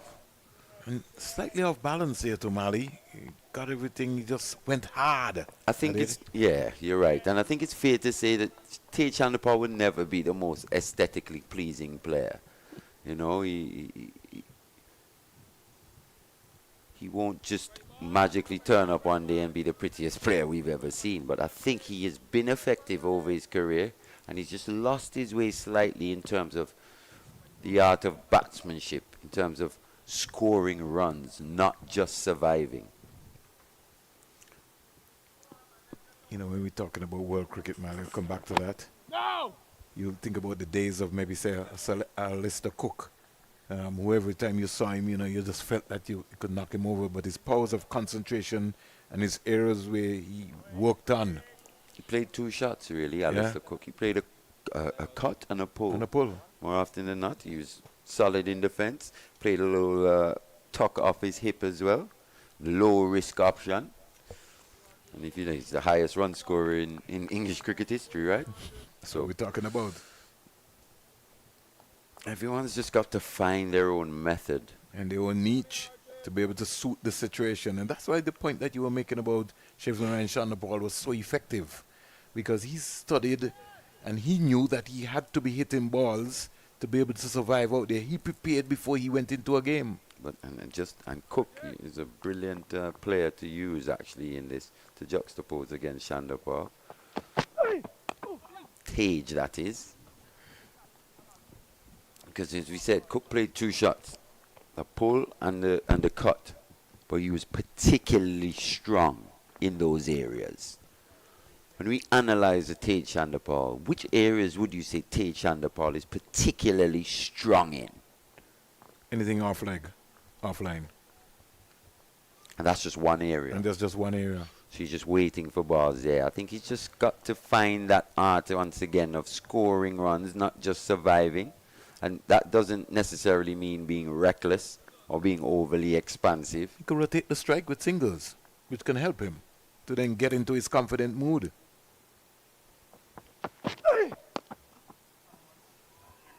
Just like that, slightly unorthodox shot. That not short enough for the post. So Tej Chanderpaul here has come out with a lot of positive intent, and that one's been slammed wide of mid-on for 4. It's almost like a forehand tennis shot cross court. It's like a backhand, yes. Yeah. Well, you just smack that one down. Two-handed backhand almost. And again, Ryan John just not having the energy, Mali, and the pace. I think he just hasn't threatened the outside edge enough for me, especially from around the wicket. He toyed with the idea in the previous over of going over, decided against it, went back around. But so far, he hasn't tried anything different here to Chanderpaul. I think a pace-off delivery also could be something that Ryan John could be thinking about here, Mali. Because on these tracks, sometimes they slow your ball. Chanderpaul has come out with a sort of positive intent that he wants to take the attack. Maybe you can just try and outfox him. And that's something he could use against him, especially from over the wicket. The ball going across. See, he's going to be comfortable in that area. Give him something to think about. We saw what happened against Warrican. He just lost his cool. Warrican just a little slow. He wasn't to the pitch of it, tugged it with his bottom hand. As you can see, they've left the whole offside open because they think that Chanderpaul isn't particularly strong through that offside, right? But all he has to do is just switch over to the offside, to over the wicket, sorry. This one's hammered down the ground again. That bottom hand coming into play. It's gone all the way for 6. Another, well, a maximum, the first maximum for Chanderpaul in this innings. Have a look at that. In his natural swinging arc. Very, very good shot from the young man indeed. He's growing in confidence. He's gone to 21 from 25. The partnership is 28. That's the thing from around the wicket. And the ball pitched outside that off stump. Coming in, it's coming into the natural swing of a left-hander there.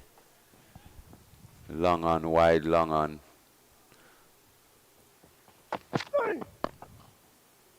See the difference now, Mali? Over. Yeah, but just a little too late from Ryan John. Gotta give him something to think about. Just a little change of pace there. Gonna be able to fox him. I know when the coaches are planning and they're saying, well, we're gonna bowl Tamale Richards around the wicket, XYZ. Yeah, but on the game situation and game day, you have to assess. I mean, just knowing what we know of Tej Chanderpaul, you just want to be threatening the outside edge more often than that. And as a right-handed fast bowler from over the wicket with the natural angle, and he's also got the ability to swing the ball. So that's another string to his bow. That makes him even more dangerous from over the wicket. Just missed a trick there. Probably just suffering from a bit of fatigue, to be honest. Low on morale as well. He's already, he bowled 17 in the first. He's gone 4 already in the second innings. Not for 22, Ryan John. Martin will start his 4th.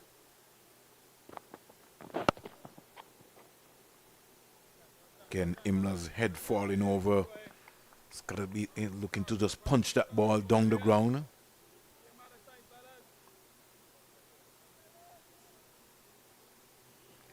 And what is amazing, Mali, and I know most of the teams don't have a video analyst at the franchise level, but there's so much footage available, complements of 360, so you can go back and you can, visualize your innings, get somebody to sit down and, get an assessment, and look at your own performance. Yeah, and it's in the library now, a Windies cricket channel. I'm saying. It's there forever. That's a much better shot. Anyone can go there and look into this footage. I'm sure as we speak, there are international teams with their scouts and their video analysts. Oh, yeah, they're taking everything. Yeah. Combing through hours and hours and hours of film. And that's why it's important, even for the modern day player, Mali, to be able to understand. Even when you're watching cricket, you got to watch and listen and understand what is taking place. You think of a Shamar Joseph. He was heavily not only scouted, but a lot of video analysis would have been done on him by the Australians leading up to that series. Where would they have gotten the footage from? A lot of it would have come out of these matches. Yeah. CPL as well. Yeah. I was talking this morning, Mali. Sean was asking me about the West Indies senior team. I was saying to him that losing sometimes becomes like a culture. It's like a habit. So if you're losing, same as winning. Same as winning. Yeah. So you end up almost like in a rut. When you look at the present day team, you would have had a new energy brought into that West Indies Test team. Sinclair, Athenes, Joseph. There was a different level of energy, and Joseph spoiled the party because Joseph said, I'm going to win this game for the West Indies. Yeah, it was that passion and enthusiasm that was on show. So we're talking about? Also, these are players with a lot to prove, not just to themselves, but also to people back at home. Yeah. And when you look at the fielding, there was a different level of energy, Mali, even in the slip area. The catching by Justin Graves, the energy that Kevin Hodge, most of them brought in the field. They brought a new energy, and just like you rightly said, There was Mali, a camaraderie here as well between the players. That was quite clear. And there was some important partnerships in the second innings. One only has to look at that half century from Kevin Sinclair, how important that half century was to that test match. Greaves as well. Picked up some big wickets shot from Chanderpaul again through the line this time. Is that another six? Yeah, it's I gone think all the it way. is his second six here this afternoon. Slightly advancing to Martin there. No pace on that delivery. Just floated up almost. Not looking to hit that fuller length hard. And Chanderpaul obliges. Interesting. He took just a few steps to get closer to that one, Vern. Advancing to Martin. As you're saying, just growing in confidence. Lead is now 224, so it's a worrying sign for Imlach. Not Imlach, but sorry, Athenes, who has now pulled one of the slips out. He wants Springer to go 3/4 of the way, but I don't support that. I'm saying Martin has to hit the deck. Yeah, let Chanderpaul keep going if he wants. You got to hit the deck. You can't set field for bad bowling. He's got to come and hit the deck. Especially with this new ball. That's beautiful. That's beautiful from Chanderpaul. Probably the best shot he's played in this 4-day championship so far. That's a lovely on drive, Mali. Look at the balance. Look at the head. Still beautiful. On the move slightly, but into the shot. Chanderpaul looking sweet here, Vernon. Yeah, and on the non-strikers end, Leslie Reefer just rehearsing. That's how nice it was, and I heard Joel Manning saying, it was almost like you said, like, yes, this is what you want to see. Yeah, good on drive just illustrates that batter is finely balanced, not falling over to the offside. That head going forward into the ball. Good balance. Didn't seem ungainly on that one, did he? No, he didn't. Mixed emotions here. Worrying signs for Alex Athenes. The lead is 234. So it's a sort of situation that is going through your mind. How do I balance? I want wickets, but at the same time, I still have to try. Yeah, but if you're not getting wickets, you don't want them to score too quickly. And already this run rate is just below 4.88. I think the highest of the game. And they continue. In the first inning, they scored 30 boundaries. Turned him around again. Completely. The thing is, you want to make the Harpy Eagles work as hard as possible for these runs, especially if you're not taking wickets. Once again, they're just falling over slightly was Imlach. Just struggling to access that ball when it's on middle and leg. And when the ball comes there, Mali, because he's not looking up the V and because he wants to turn the ball, he wants to get fancy and turn the ball into the onside, it'll be a lot more easy. In fact, there are a lot of feelers when you try to go into the mid-wicket area. There's only one feeler in front of you, so that's what you want to be looking for. And he's got it in him, because I think it was in the first innings. Either in the first innings or last week, he played a spanking on drive as well, similar to something we saw from Tej Chanderpaul in the previous over. Ryan John comes back and he goes around the wicket again.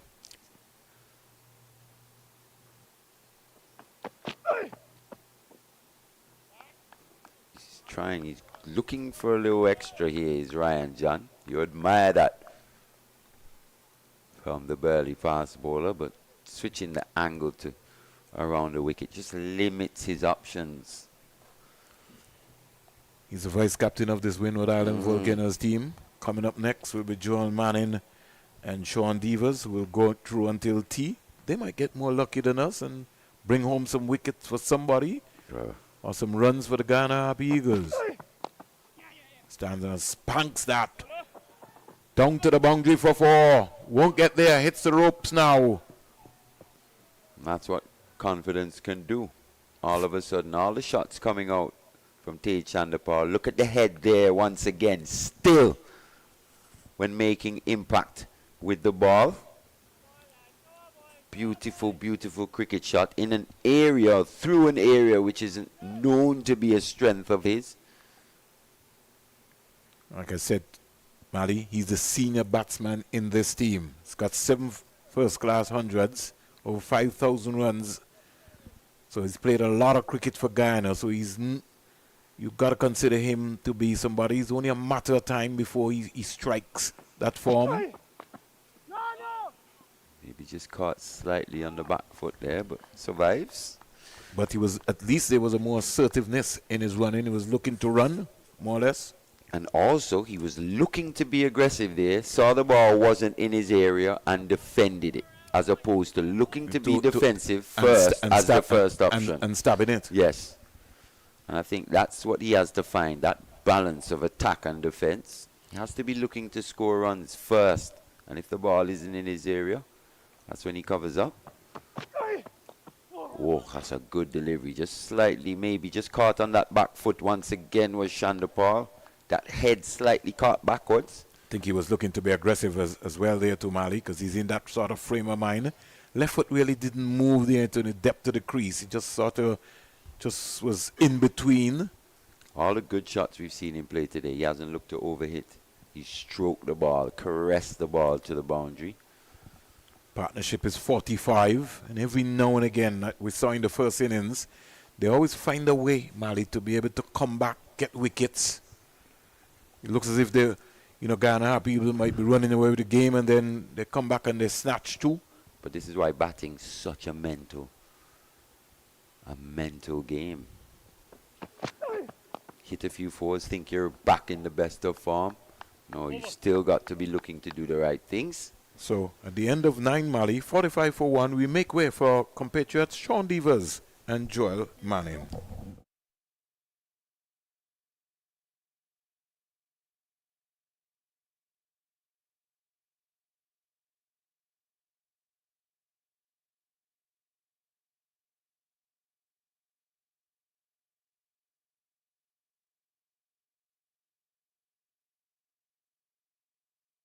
Yeah, well, good afternoon to everyone.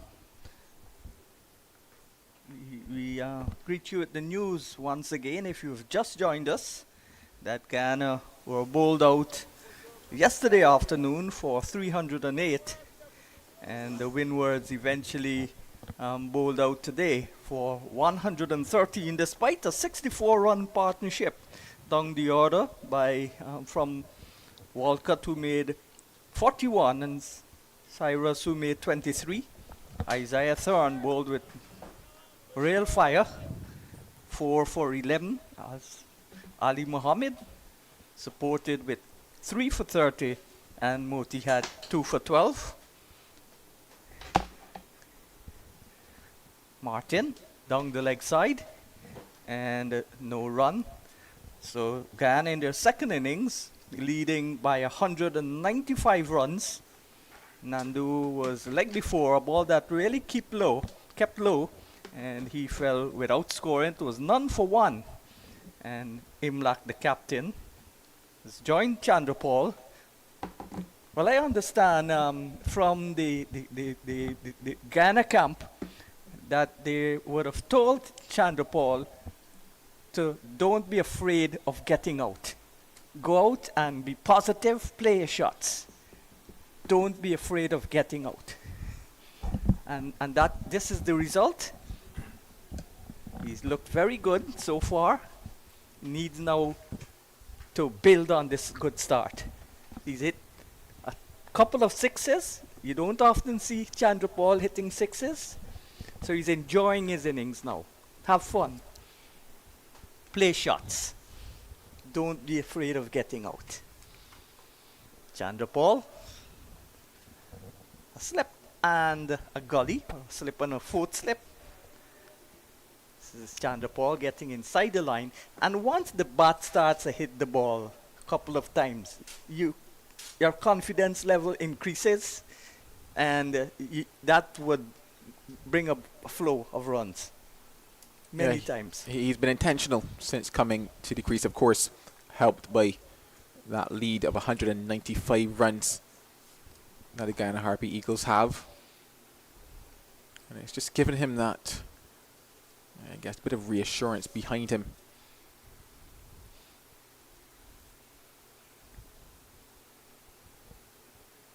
And he certainly looked 10,000 shades different to what we've seen across a few of the innings that he's played thus far in the championship. Yeah, the positivity is oozing now. You can see that he's looking, even if he's not hitting the balls far and wide, the intent is there. He's positive now.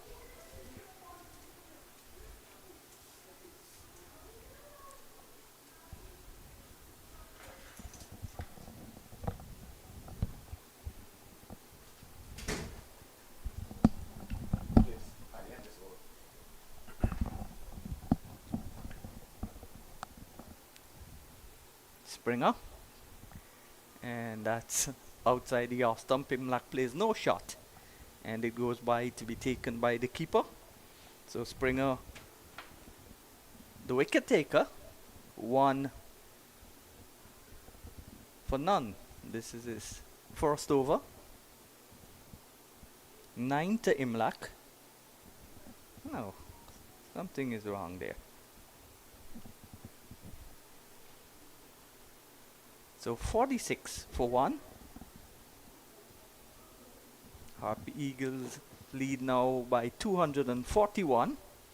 That's a short and cut away. Good stop there at cover, but can't prevent the single. So the over is completed at the end of the over. It's 46 for 1.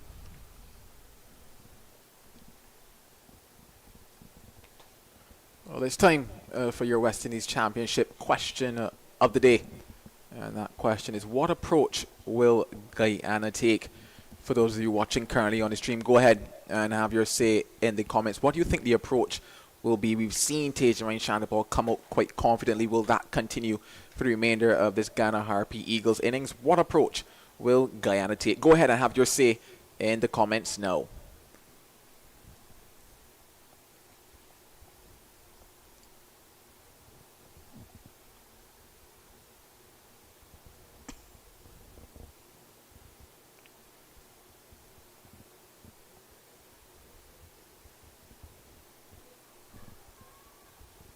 Ryan John bowls a ball that leaves the right-hander just a shade away, but enough to beat the outside edge.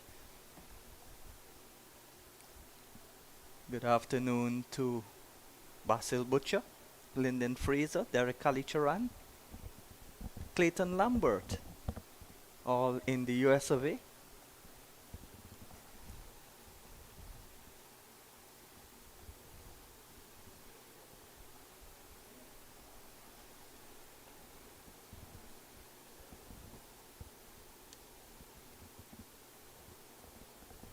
Ryan John, none for 28 so far. And this ball made a bit of height. Played it well in the end. Waited for it, more or less. And just stabbed it away into the offside. He gets a single. So Imlach goes into double figures. He's 10. And total going up now to 48 for 1. Chanderpaul's dad, Shivnarayan Chanderpaul, used to walk around to the off break and hit it through mid-wicket and back away and hit the left arm spinner or the right arm leg spinner backward of point. He had his own style. It was unconventional, but it was very difficult to bowl to Shivnarayan Chanderpaul because he wouldn't hit the ball to the field you set for a normal batsman, batting orthodox. He'd also play the scoop sweep, the paddle sweep. And he had that wide open two-eyed stance.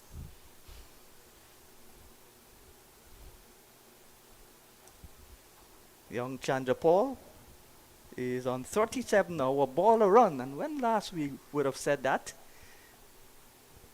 Strike rate of exactly 100. Over the wicket he goes, looking to slant the ball across. Chanderpaul bowls too much on the line of the leg stump. And Chanderpaul rehearsing to play it a lot straighter, but playing it in the end towards the mid-wicket position. We saw instances in the first innings with regards to the Volcanoes where Alec Athenaeus persisted with the seamers for an extended period of time. I wonder if this innings might take a similar approach, especially given that they will need to take wickets here. You got to remember the long spell they bowled in the first innings would have taken some energy out of them. And now they're more tired. They didn't have extended rest because they were bowled out just after lunch. And they started to bat just before the close. So they will have spent a lot of time in the field in the first innings. And they didn't have time to put up their foot and rest, the fast bowlers especially.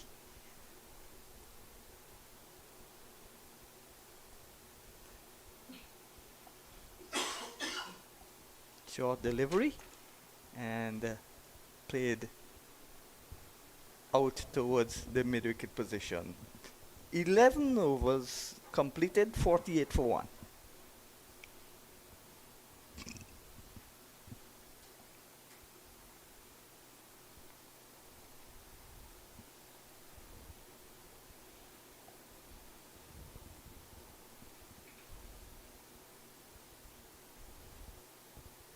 Guyana lead by 243.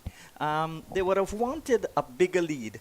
They would have been frustrated by that 6-4 run partnership between Cyrus and Walcott. But despite that, 195 is a big lead. And they're technically now 195 plus 48 for 1 wicket. Maybe looking for 400. Hit hard into the ground, back towards the bowler. Yeah, just to go back to the point I was making in terms of the overs for the seamers in that first innings by the Volcanoes. Ryan John bowled 17, Martin bowled 17, and Springer bowled 19. Looking then at the spinners for them, Larry Edward bowled the 12, and Cyrus, he bowled just 13 overs. I'm just wondering if it might take a similar pattern here, or whether or not we might see the introduction of maybe a Cyrus a little earlier into the second innings, or maybe an introduction of Larry Edward a little earlier into the second innings. Just a 1 wicket for Edward, the 5 wickets for Cyrus. I think there's an opportunity to just rotate the bowlers a little better in this second innings for the Volcanoes, utilising their spinners in partnership with their seam bowlers. I believe that would be the best tactic, because when you look at Ryan John, he came off the field yesterday, and I spoke to Liam Sebastian, and he was saying that he's a strong boy, but he's just a little jaded. But you could see that in this innings, he looked more tired, which would be expected, than in the first innings. And he didn't bowl as fast. He's not an out-and-out fast bowler, but his pace had dropped in the second innings. But still a good one to bat on. And still has a little bit of stuff in it if you bend your back.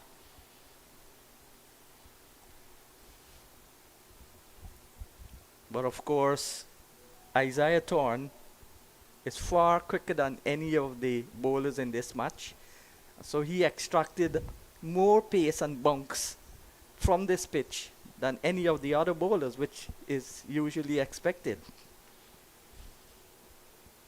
Yeah, he certainly woke things up, Isaiah Thorne, when he was bowling. And he'll be looking for more in this game. Now it's the turn of the Windwards. And in terms of looking for more, they're looking for more wickets. Picked up the one of Nandi with a delivery that kept low. Maybe hoping that maybe one or two more of those favor them with ball in hand and not with bat. And if we're seeing that here in the early stages, or rather heading into the later stages of day number 2, certainly day number 3 poses a massive threat in terms of. And they've got a bat last. Yeah, certainly in terms of how those balls are keeping low. And then of course, if we do get into day 4, what this surface might do. Springer. Let's look at that one on the replay, because that one swung. The keeper went to his right and then had to go back to his left.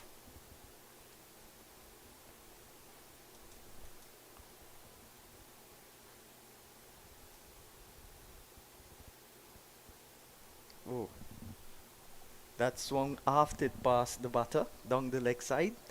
Anyhow, 12 overs have been completed, 49 for 1.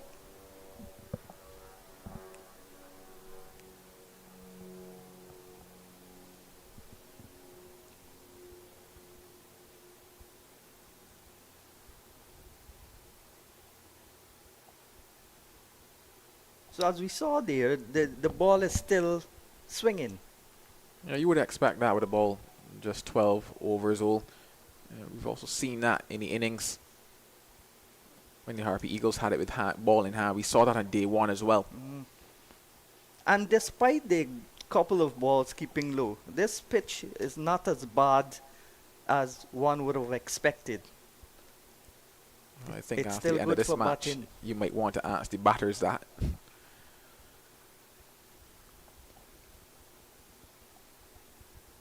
Back goes Imlach. And punches it out for a single, out to point. And with the rotation in the strike, umpire Reefer. That's the go from square leg to square leg.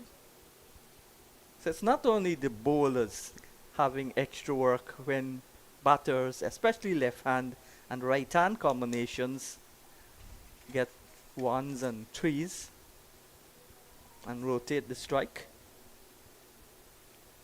Umpires have to work too.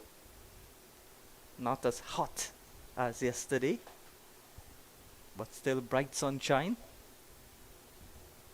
Martin bowls to Chanderpaul. Chanderpaul is up on his toes, punches it out to cover. Doesn't score. 50 for 1. The lead already, 245.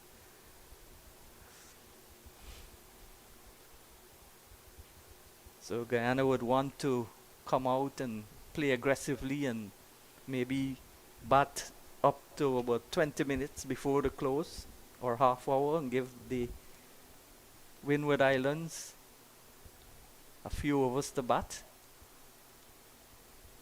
similar to yesterday. Or maybe they can bat out the whole day, get a big score. And first of all, make sure that Windwards cannot win. And then try to bowl them out.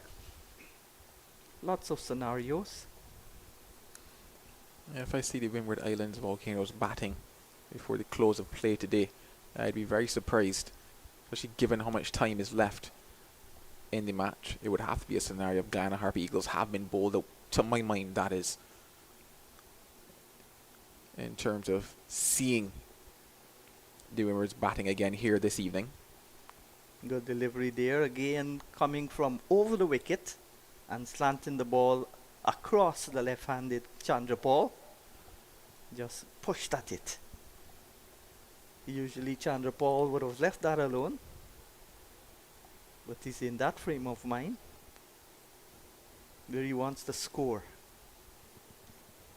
This could be his breakthrough innings, return to form.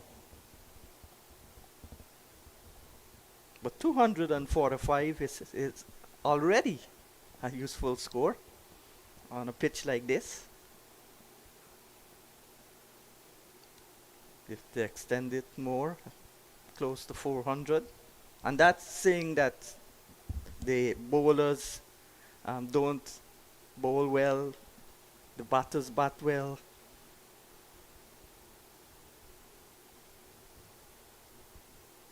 But I don't expect the Windwards to capitulate as they did in the first innings with Ambrose and Anthony's. I expect a bigger fight, more runs from the Windwards, even though the wicket possibly will be more low and unpredictable. The overs completed 50 for 1, 13 overs gone.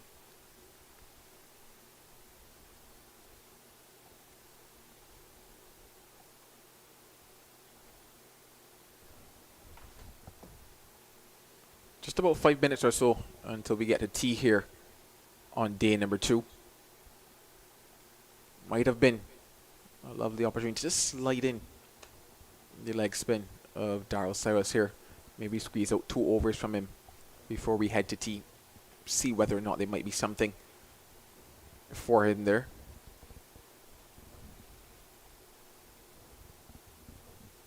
Ball 13 overs old, still relatively new.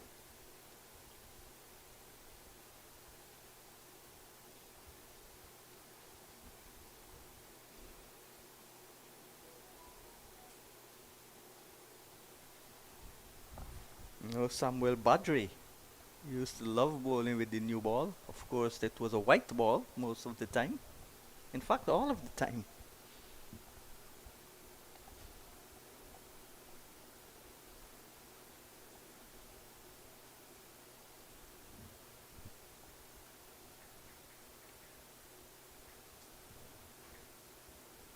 Yeah, I'm looking at it from your perspective, as that one indeed was wide. A lot of work to be done by Tevin Walcott. Just looking at it from the perspective of things have settled into a nice rhythm for this pair of Imlach and Chanderpaul. It's just a case of doing something different. Just changing things up a bit at the moment. Looking relatively flat. Things looking easy for the Harpy Eagles. Heading into what is that break. Naturally, you head into that defensive mode. Maybe 1 or 2 are able to slip past the bat with Cyrus with ball in hand. And if not, you simply come out again after tea, reset, and go back to what the plan was from before and see what can happen from there. But yeah, just looking to just inject something into the game just before the break. Maybe a false shot, but something that just gives you a bit of life to come back out after tea. At the moment, things are just dragging along for the Volcanoes, understandably, given the fact that in the back of their mind, just an hour, 2 hours ago, they have the memory of that batting performance. And usually as a batter, your mindset just becomes a little bit more defensive when the break is approaching in the last over or so. So you wouldn't want to risk playing any big shots unless you get a long hop or a full toss. And then again, some batsmen would just block it and wait for the next session to continue their innings.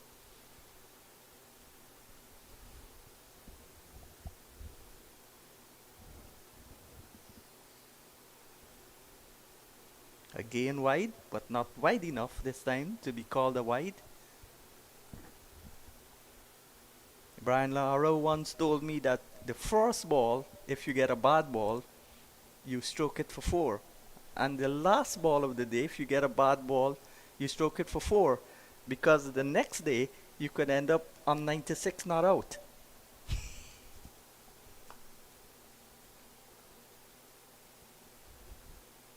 Brian Lara, one of the greatest batsmen I've seen. Edge between the gap, all along the ground though, and down towards the boundary for 4 fortuitous runs, but 4 runs nevertheless. Yeah, certainly not in control of that one was Imlach. Got quite square. And that ball peeling off a thicket outside edge all along the ground and adds 4 more to their lead. That lead now 250 for the Guyana Harpy Eagles. Yeah, coming back to Lara, the most runs by a West Indian, most centuries. And he never missed a bad ball, never missed the opportunity to score off a bad ball, whether late in the afternoon or early in the morning. That was his mindset. Only batted to score 500 runs in a single innings at first class level, and that's played away, stared away more than cut, and down towards the boundary for consecutive 4s, and the batters will walk away because that's tea on the second day of this championships, West Indies Championship 4-day encounter. Guyana 59 for 1, Chanderpaul on 37, Imlach on 21, until we come back to resume the commentary in the final session on the 3rd day. This is Sean Devers on behalf of the entire commentary team saying goodbye for now.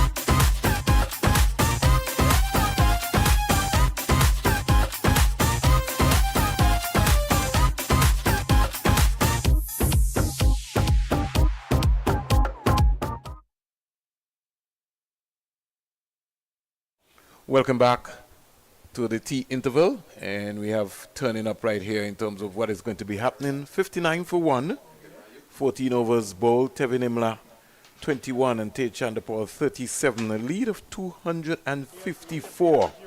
Almost like a massive lead taking place here. The Windward Island Volcanoes, they're walking out, sort of dejected in some way. A lot of activities taking place in the Guyana Harper Eagles hut. Out into the sideline, the physios really putting through some of the players through some paces. But as we speak here, we see the two batsmen walking out. Tevin Imlach, they'll have to restart all over again. Chanderpaul has certainly looked good. And looked good to the point where the Windward Island Volcanoes bowling attack has really not threatened coming in. So we give a recap in terms of what's happening. Windward Island started day 2 on 12 without loss of 4 overs. At lunch, they were 87 for 8 of 24 overs. And in the end, they were bowled out for 113 of 31.5 overs. They trailed by some 195 runs.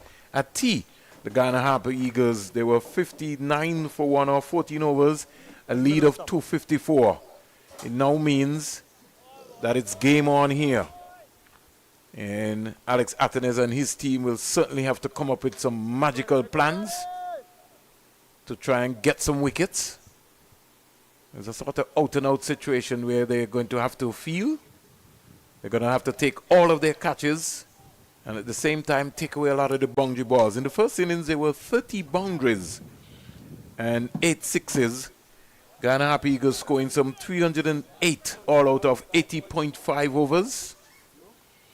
In here feels like in London. I forgot my blazer down in the vehicle, but Mali has reminded me that Springs, what happens is like you're behind the 8 ball. So here we go. Darius Martin, finally, over the wicket. You said finally? Needs to around find the wicket. something, though. Yeah, you think so? Yeah, man. For the Windward's Volcanoes, they need quick wickets to get back into this match. They're a long way behind, some 254 runs behind at this stage. This is day 2 in Mali. Day 2 as well. This game's progressed very quickly, hasn't it? Very. And when you look at the Guyana Harper Eagles scoring 308 off 80 overs, and the Windward Island Volcanoes bowled out in 31.5 overs, you realize with 47 overs to go in the day's play, unless a miracle happens, they're going to be in the field for a very long time. Yeah, they are. They're looking at 400 plus. They can't bowl out the Harpy Eagles. It's got to be something similar, though, Vern, to what we saw in that first innings. My problem is that they don't have Isaiah Thorne in this team. You want somebody with some real pace to back up the Guyana batsmen. And in this, right now, everybody looks like gentle medium. Pace or skill? Or skill. Yeah, and I think Ryan John's highly skilled, but he's probably just been a bit below the mark, especially with the new ball here today. He was fantastic on day 1. 17 overs, 5 maidens, 28 runs, no wickets. Those figures don't reflect how well he would have bowled, but nothing in the wicket column. Darius Martin, he did pick up a couple, 2 for 63, and Chanderpaul just turning it into the square leg area. He's grown in confidence, Mali. Yeah, he has. He's looked to be positive as Chanderpaul. Attack first, defense second. He's not just looking to survive, and that puts him in the best position in which to score runs more often than not. You asked a very critical question, Mali, when we were on first. What is Chanderpaul's strengths? What are his strong areas? Yeah. You know, and I told you I felt that anything offline, you know, he can work that. Tends to stab at the ball, you know, more or less, rather than, you know, normally when you see a left-hander, the Caliturans and company, it's just a beauty to see a left-hander. But as you rightly said, he's not going to be a stylish Brian Lara or Chanderpaul, or if I'm talking about his father in a particular role, he's just going to be Chanderpaul. Yeah, and you mentioned Alistair Cook, and I thought that was a very good comparison in the fact that in the grand scheme of things, Alistair Cook was seen as being quite limited, a player, but played mainly 2 shots, the pull and the cut. But if you think about it, the pull through the onside, the cut through the offside, Could score on both sides of the wicket. Had a solid defence as well. That little clip off the hip. So he had 3 or 4 scoring areas, even though he was considered a limited player. Along with his mindset of concentration, because he concentrated for long periods of time. When he dug in on you, you know that he was not giving his wicket away. That's for sure. More often than not, he was in it for the long haul. But he wasn't just there looking to survive. Faced a lot of balls, that's for sure. He was always looking to score runs, and you've got to be looking to put the bowlers or keep the bowlers under pressure for as long as possible. And I think the Matthew Nando and Tate Chanderpaul opening has sort of stifled Matthew Nando's style. Because Matthew Nando is a busy player. He likes to run, he likes to score. Tate Chanderpaul, that's what he does. You know, he just stays there. He doesn't look to rotate the strike. I think it is something that as he goes on in his test career that he'll have to certainly improve on, rotation of strike. Yeah, that's something Nandu can improve regardless of who he's batting with, to be fair. Maybe just looking for too many boundaries early in his innings. He's not giving himself the best chance. He's not earning the right to score big runs. I think he's also under some pressure himself too, because the expectation of scoring your first class 100 against Barbados, everybody just thinks that, hey, here's the next West Indies opening batsman, and that immense pressure on you, really. It's all part of being a young player, especially a young player having success early. Then comes the pressure of expectation, how you deal with that. We've seen it affect many a player in the Caribbean. You think of Chanderpaul bursting onto the scene as a youngster, having early success. And then that pressure of expectation at times can just force players to, or just cause players to falter. And you have to have the right environment around you. Badly lined delivery there from Kevin Hodge. And Imlach got low, got bat onto it, and sped away down into the boundary for 4. And we were talking again, Mali. Boundary balls again. Yeah, he's under pressure again here, Kevin Hodge. Just bowled the 1 over in the first innings. For 10 runs. Yeah, conceded 10. And here he is, his first delivery. Actually, no, it's Larry Edward, it's not Kevin Hodge. My bad, yes. Appeal for a leg before. Almost look similar in style with the shades. Sorry, Kevin. Take that one back. Sort of round arm action, Mali. You know, the traditional Rowington Phillips style, you know, just big loop there. He's not coming from between the umpire and the stump, so he sort of change. That would be comfortable for Imlach. You want to give the ball enough time, just slow it down, let it, give it enough, put some revs on it. He's not the biggest turner of the ball, is Larry Edward. Tends to just bowl in between wicket and wicket, quite flat, Almost just like that. Almost like a Warwican pace. We've seen him do have some quite handy performances in the CPL. Get to your work, Lord. Get to your work, Lord. Larry Edward. Restrictive type bowler. That Kepler. Especially on a pitch with a bit of inconsistent bounce. He could come into play here. Needs to take wickets. And if he isn't taking wickets, he has to be economical. Barbados Pride bowler for 279, 87.3 overs. Trinidad and Tobago at 21 for 1. Just to give you an idea in terms of what's happening, our boy Kevin Wickham came back and scored a little brisk 34 in the end for Barbados. I think he would have had Drake scoring 72, so he's continued his good form. Dorish run out for 40 in the end. Carrie Pear 3 for 54, Brian Charles 2 for 57, Anderson Phillip 2 for 71, and Jaden Sears 2 for 33. Barbados 279 all out of 87.3 overs. In the second innings, Trinidad and Tobago, they are 21 for 1. They've lost the wicket of Mohan for 4. Otley is 14, and Django scored 93 in the first innings, not out. He's on 1 not out. And that's why sometimes you have to watch the games, Vern. He said Shane Dorrich run out for 40. He look at his last few scores or so. 40, 20 odd, another 40 here. And you think, he's not really scoring the runs that the talent suggests. But if you watch the game And you see the way he goes about it. To be honest, and we were speaking about this, I was speaking to a few fans watching the game here yesterday, and they thought of all the batters that they had seen here at the CCG, Shane Dowridge actually looked the best of the lot. In terms of his authoritative approach, he's just hitting the ball nicely. Clean, he's always a as gifted clean player, as Mali. anything, yep. Yeah, it's just the mindset. It's how do you get into his mind? Sometimes the players, Mali, you got to be able to switch off and switch on. And it's game day. You come and you work on the cricket off the field, and you go and you work on something else. I find too many times the players are worrying about the administration of the game and what Mali says and what this person did, and rather than on the context of the sport that they're playing. But here now, Darius Martin, he's over the wicket to take Chanderpaul, right? You've been calling for that for quite a long time. Combined campuses and colleges, 194 for 5 in reply to the West Indies Academy. 300 all out. Callum Boyne took it, getting 76. That tucked him up. That hard length there. Bit of bounce, actually. Yeah. Bounced disconcertingly. Well played in the end. But you know why, right? Because Tejan Chanderpaul squares himself up. Yeah, he makes himself a big target, doesn't he? But that's his method. Yeah. It's worked for him so far.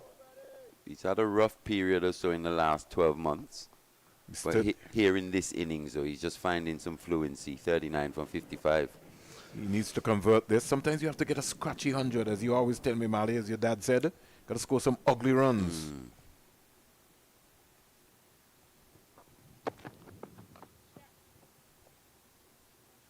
But today he's playing quite well, Chanderpaul. He's been allowed to play well, simply because the bowlers have not been patient enough. And they've, just bowled some freebies, and so he's just decided to just cash in. Yeah, but to be honest, considering the fact that he's not in the best of form, he could have easily come out here in this second innings and just looked to scratch around. Leeward Islands in a bit of trouble, Mali, against Jamaica Scorpions. 177 for 5. Jamaica Scorpions 221. In fact, they're now 182 for 5. Louis has come to the crease. Justin Graves is on 38 not out. Casey Carty scored 43. Kyron Powell 41. Joel Andrew 32. Hamilton 12. So again, Cornwall, Durham, Archibald will have to pull the Leeward Islands low order out of this one. I saw Mikhail Louis' dismissal. Did you see that? No, I didn't see that one. Absolute peach of a delivery. Oh, Second ball of the innings. I think he made a duck. Yes, he did. You got to show me that, man. Oh, I would love to see it's that. all over Twitter. Mm. Derval Green over the wicket, angled in, swung away late. Hit the top of off stump. Not the off stump, out the ground. That's what you want. That's as a bowler, Mali. When you create that, you know that you've worked hard. Especially a batter in the form that Louis is. Louis in. Take a delivery such as that. What a piece that was. Wide delivery, pushing the ball. So 2 runs coming out of the over, 17 overs bowled. And right now, Mali, I think there's a situation where Alex Athanaze is going to have to slow the game down. Slow it right down. Make Guyana wait. There's so much time left in this game, Brad. The problem is being bowled out for 113 in reply to 308. Yeah. That's really set them behind. And it's just cruise control now for the Harpy Eagles, to be fair. As you were saying, 44 overs remaining in the day. 9 boundaries, Mali, and 2 maximums in the inning so far. Yeah, that in scoring a score of rate 69 as well. for 1. Scoring at above 4. So adding insult to injury. Good single. Yeah. That's the difference. That's what Imlach is going to. He's going to force Chanderpaul to run. And that's what you want. You want to be able to have rotation at the strike. I'd have maybe gone for a Cyrus, Mali. I don't know how you feel. Especially coming off a fifer in that first innings. What the ball, still 17 overs old though. That's when you want him, Mali, based on what's happening with this track here. One can just skid on. Skid on, yep. Not sure how he handles that new ball, to be fair though. Haven't seen too much of Daryl Cyrus. Yeah. Captain Athens should know his players. Actually, he will know his players better than anyone. So he's bowling to a sort of 5-4 feel. in a Deep way. square back on the boundary. Yeah. Two fielders on the boundary actually, long on and deep square. So it's more or less an out-and-out defensive field. He himself has gone at slip. He took a screamer yesterday. I think he just needs to give himself enough time, Larry Edwards, especially to Chanderpaul. Give him something to think about just above his eye line. We saw Jamel Warrican outsmart him. Yeah, right there. That's too easy. Yeah. You got to stop that. But it's a crucial spell this for Larry Edward. He's got to be able to bowl a long spell here, buy his fast bowlers a bit of time, a bit of rest. As we said, bowl some 50 odd overs between them on day one. We're back out in the field just after lunch on day two. The first innings he bowled 12 overs, 2 maidens, 46 runs, 1 wicket. Flatter fast. Enough time there, too much width. Fielder coming around, sweeper, and they get 2 runs easy. And Mali, you're so right. Edwards is going to have to be a holding area. He's got to be a holding bowler to be able to build that pressure. If he continues to just bowl those wide deliveries, already you have 4 runs out of the over. Especially in these hot conditions, Vern. Hot, dry conditions at the CCG.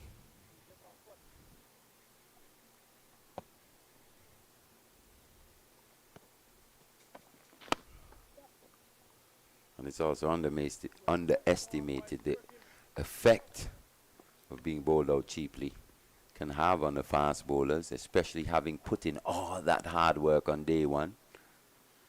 Now, I'm just looking at Kimani Melius's field placing. If that fielder is in extra cover, Mali is there, he's got to be able to stop that ball. There's no way that ball is supposed to be going out of that area. Again, pace on.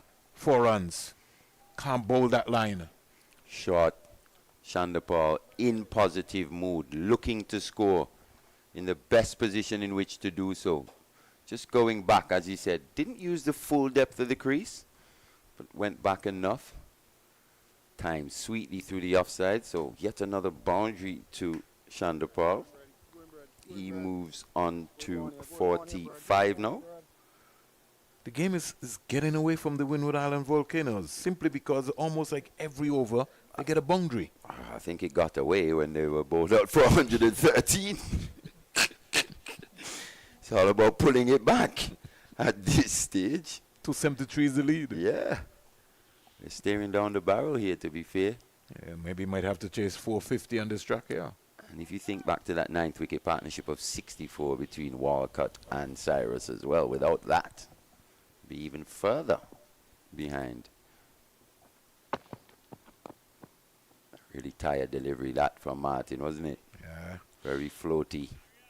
Seemed to be flagging even yesterday. He bowled, his 17 overs in 4 spells? 4 spells. 17 north, 63 2. He's already gone 7 here. And ideally, I like the way Athens used his fast bowlers yesterday. And we have to remind folks that the Guyana Harp Eagles, they won the toss. So pressure is always on you. And you don't want to bat last on this track here. His cracks just starting to widen a little bit.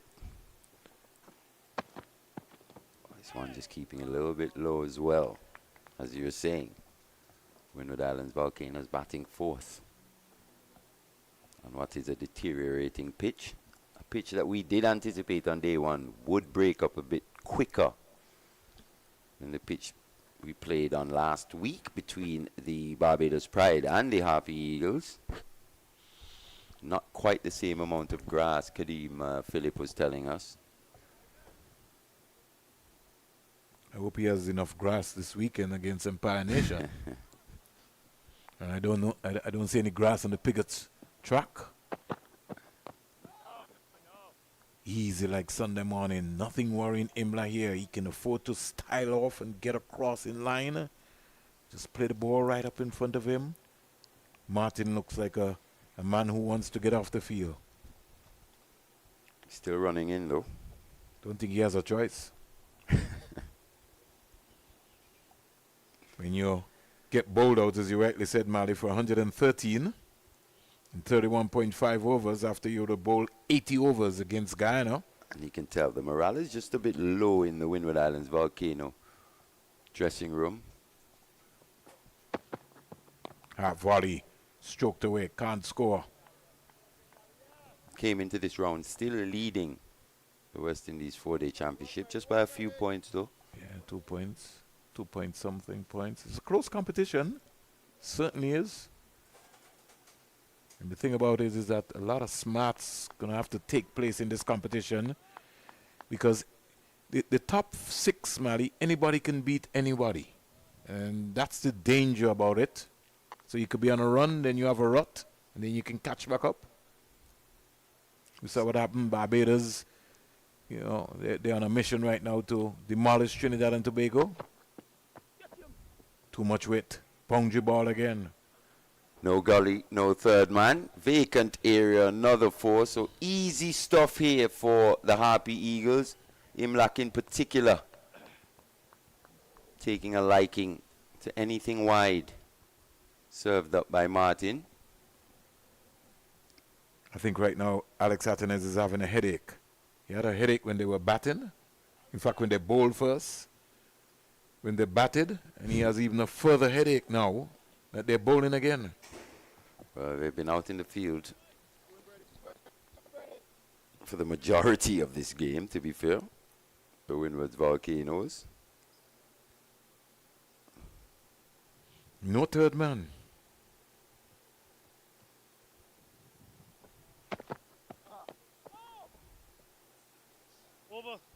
Just a little cry of anguish there from Martin. His 8 has cost 28 with the lone wicket. So he's not happy with something. Yeah, well, I think he bowled a nothing delivery. And like I said, all the Guyana Harpy Eagles batsmen can do is just sit back, because they know that they're going to get a boundary ball almost every over. They don't have to do anything. There's no pressure. There's nobody stringing some maidens, some dot balls. Looks like we're going to go all spin. The lead is 277, and the current run rate is 4.32. Looks like Alec Athenes has just signaled to Kavem Hodge down there on the point boundary, the cover boundary. Just get himself warm. Yeah, about 277 Mali, you'd remember. Brian Charles Lara scoring 277 in Sydney. And that is where he was able to name his daughter.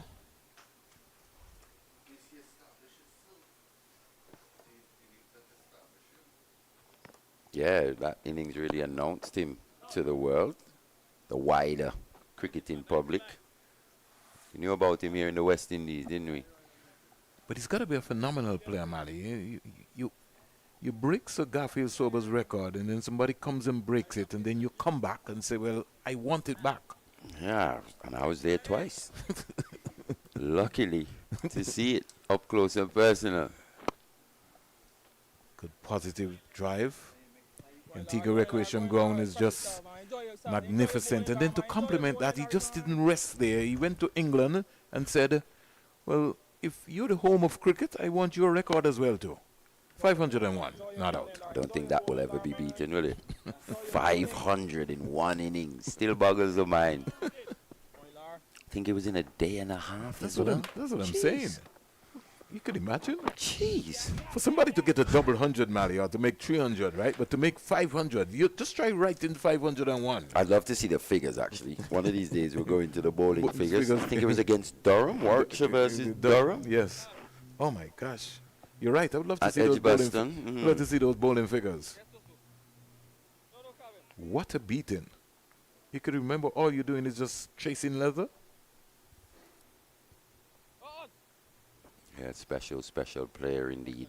One of the greatest of all time. The thing about Brian, right, is that he was just so good at finding the gaps. And so sweet to watch. He was such a... Always looking to use his feet, fast hands. Student of the game, for sure. I could tell you that. Not a badly line delivery coming around. Will he get there? He does. Looks like Kevin Hodge. He was coming around there, around the bend, as you would say. Partnership is 83 off 111. Balls, Mali. Just to touch back quickly on Brian and his play against spin. What really made him stand out was his ability to hit against the spin, against the best spinners as well. Think Juan, think Thorne.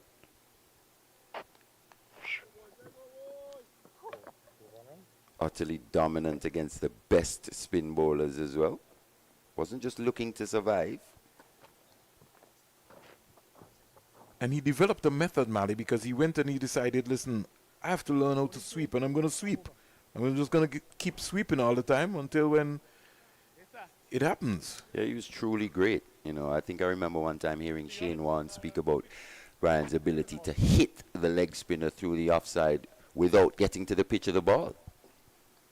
Sometimes he used to just hold his head. What do I bowl next?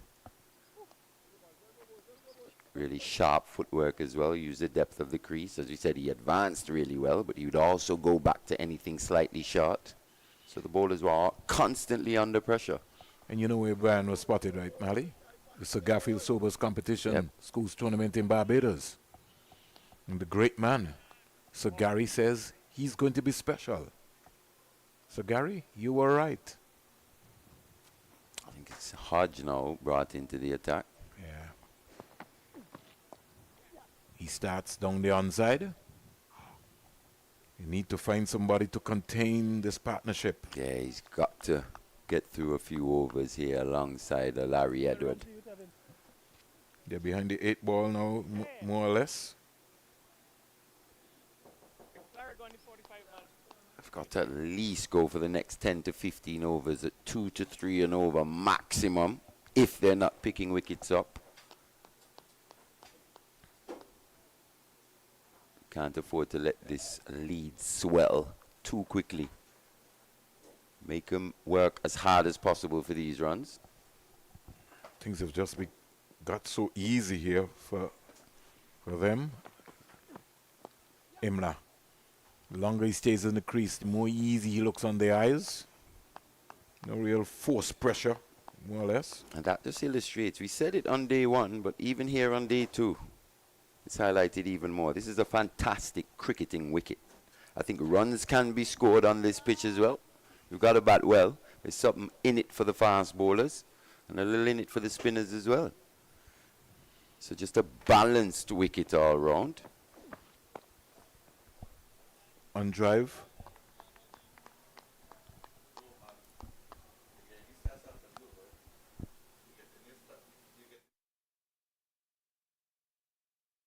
For us, thank you, Jason. Master, call him the Whiz. Keeps us in check. Yeah, so we'll get to have a look at those bowling figures. Oh, certainly. Those Durham fast bowlers or spinners, whoever. Had to be a liking and a beating. Just want to know how many boundaries that BC hit during that 501. I wonder how many Warwickshire actually scored overall. Had to be near 1,000.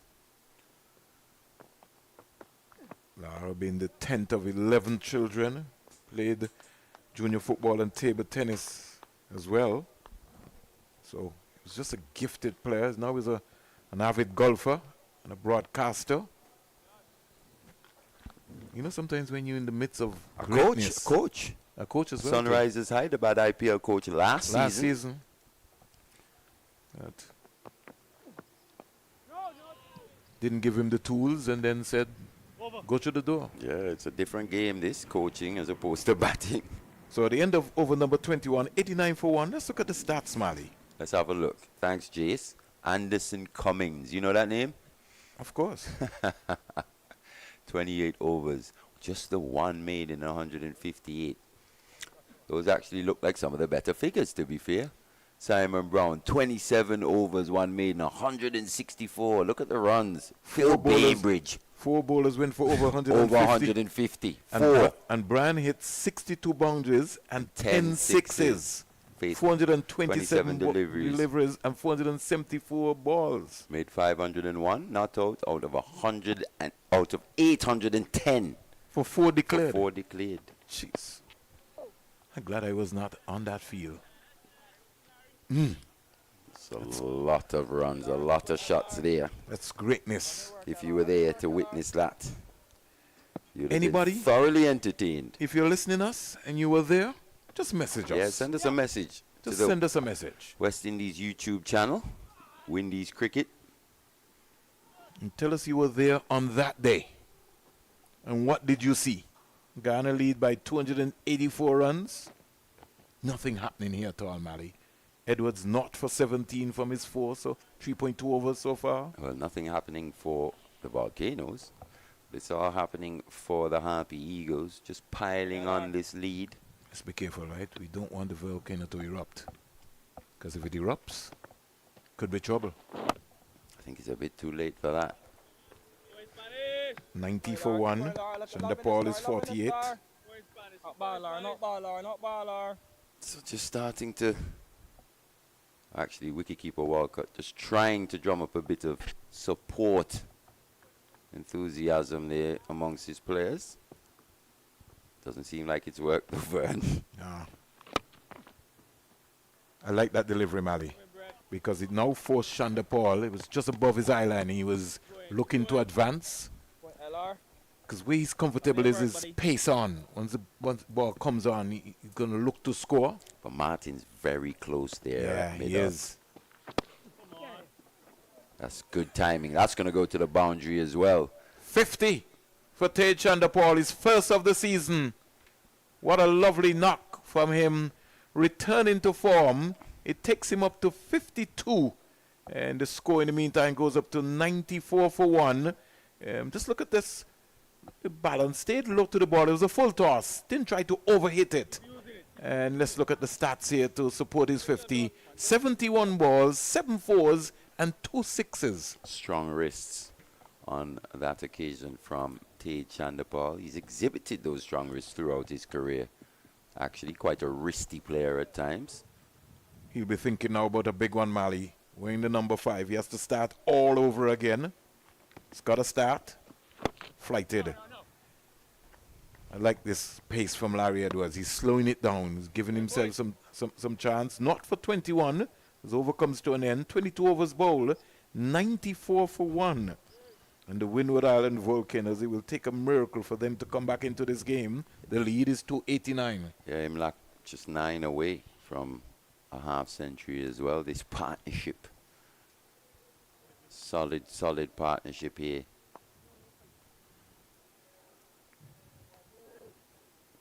Just keeping the Windward's Volcanoes at bay.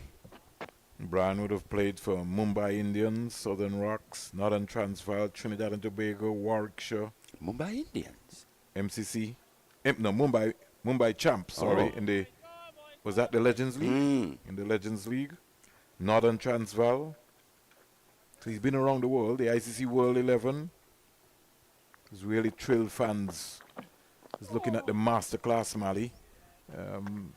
Still looks like he could play, couldn't he? Oh, well, looks like he could walk into our West Indies team at this stage, and I'm not exaggerating at all. But he's still training. You look at him. You saw those master classes. Did you see when it was last? Not the last tour of Australia, probably the previous one. Well, even before when he faced Rashid Khan in the nets. Yes.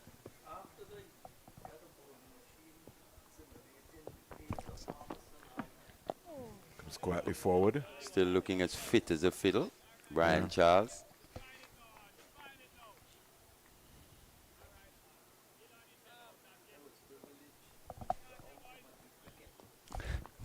Tevin Imlach 41. Sean, actually, we've got someone in our room who's dismissed Brian Lara, Sean tells me. That's a rarity. Who do you think that is? BC Charles Lara? Yeah. Oh, that's good. Congratulations, Sean. Wonder if we can get our good friend to find Joel those stats. Joel Manning to tell us if he also dismissed Brian Lara even on the beach cricket.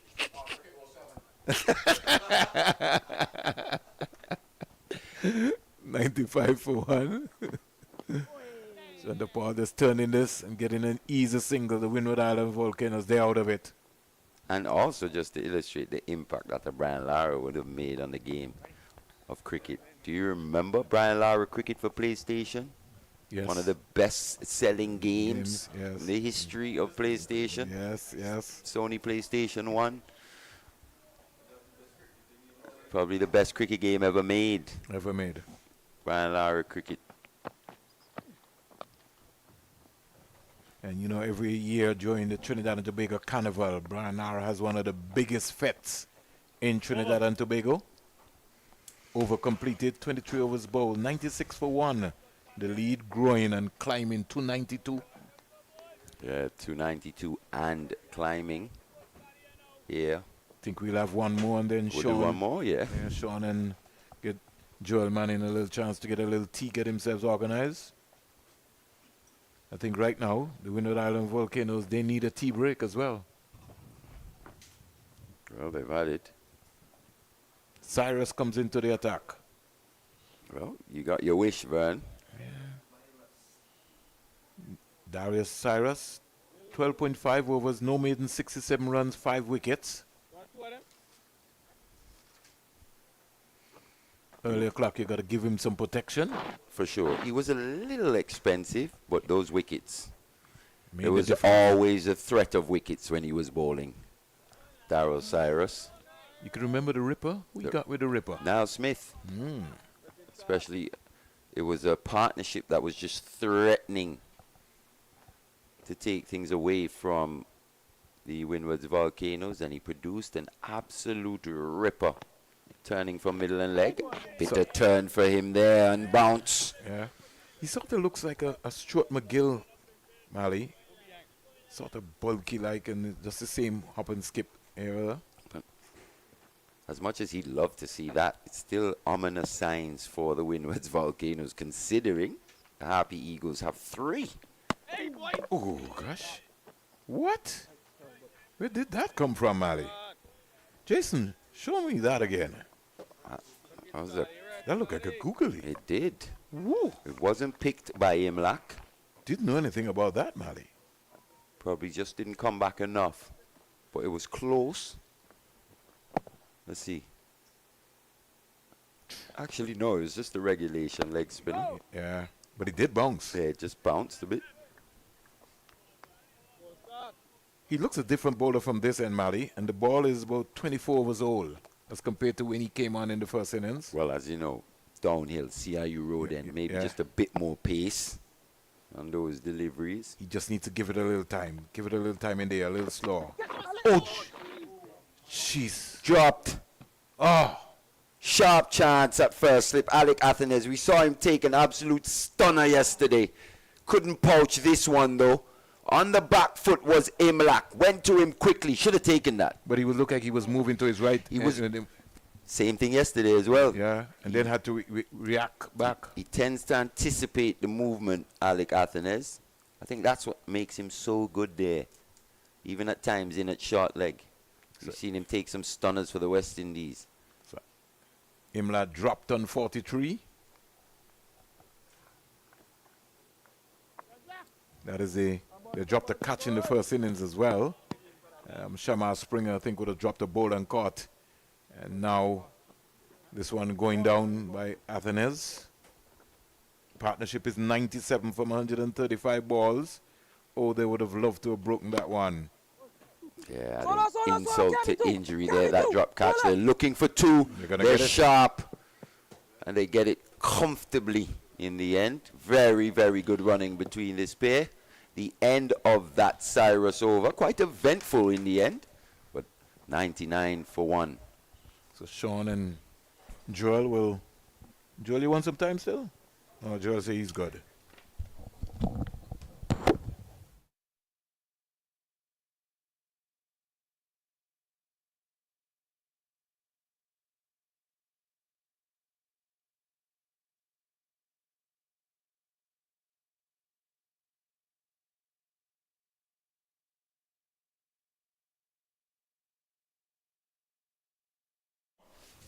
Well, back here at the Coolidge Cricket Ground in Antigua, see an intense battle between bat and ball with the introduction of the leg spinner.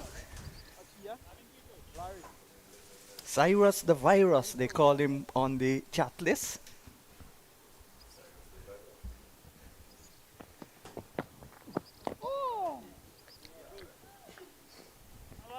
Kavim Hodge continues from the commentary box, and this is his third over. None for 7 so far. Flighted delivery, clipped away. There could be a run out here. Oh no. Put the brakes on, went into reverse gear, Chanderpaul. And luckily for him, all is well that ends well. Comes down to have a mid-rated conference with Tevin Imlach.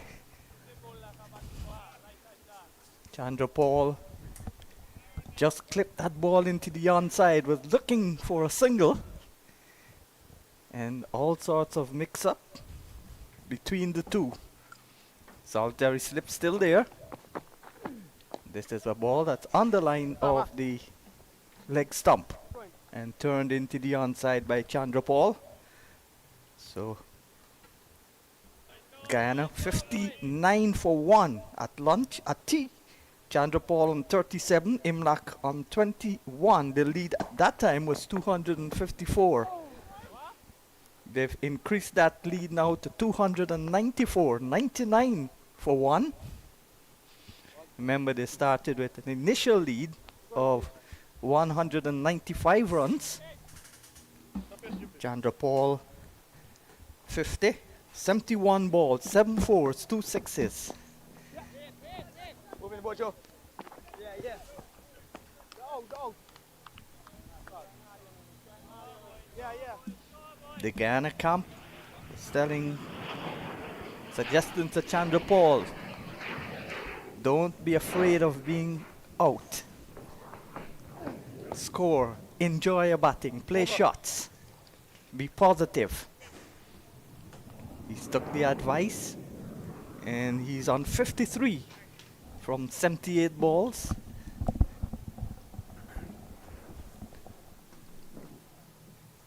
Sun still out in all its glory here in Antigua. Good afternoon to you, Joel.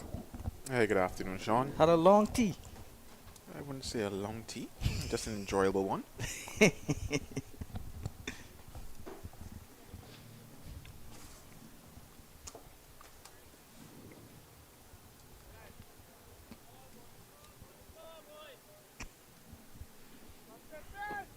Bang, bang. Tommy.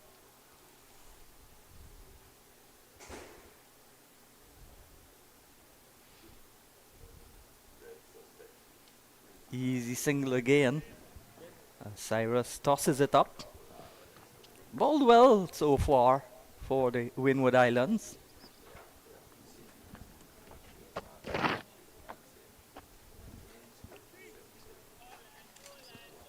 Had his second 5-wicket haul against Guyana.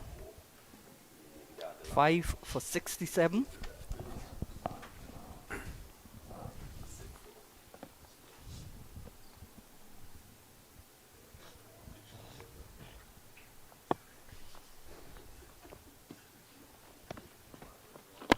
Flighted delivery, Chanderpaul is forward.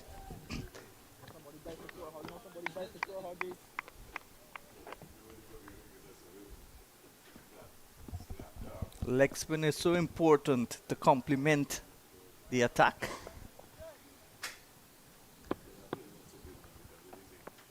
Guyana selected initially leg spinner in Stephen Sankar. He played the first match, which was 1 day. That was the match against Trinidad when Jason Mohammed got 100, and then didn't play the second match. And when Moti came, he was one of the players who was sent home. Young Stephen Sankar. Good leg spinner. That's a nice shot again. It's getting easier and easier for the Guyanese. Devin Imlach himself closing in on another 50. This would be his 4th 50, I think. In addition to his 100. 27-year-old Devin Imlach. Both batters in the middle are 27 years old. Yeah, so here looks a completely different contest here with Guyana Harpy Eagles with bat in hand. This morning was oohs, ahs, and excitement. Now it's patience and application at the crease.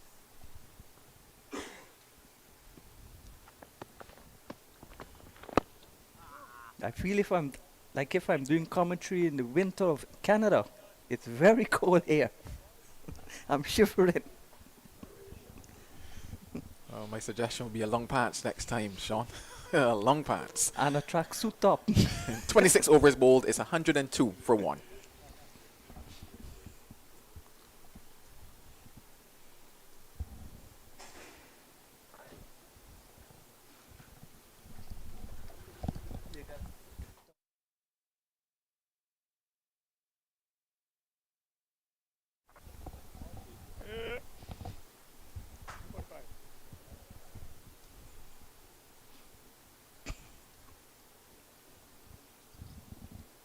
So Guyana going very well, closing in on the 300 lead.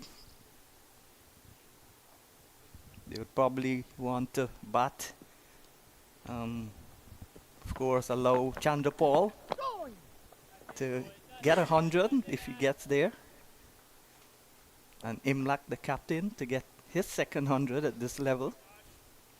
This would be Chanderpaul's 8th first-class 100, including that double century made on his test day, first test match 100. And they've got lots of time, 2 whole days, including what's left of this day. Kavim Hodge.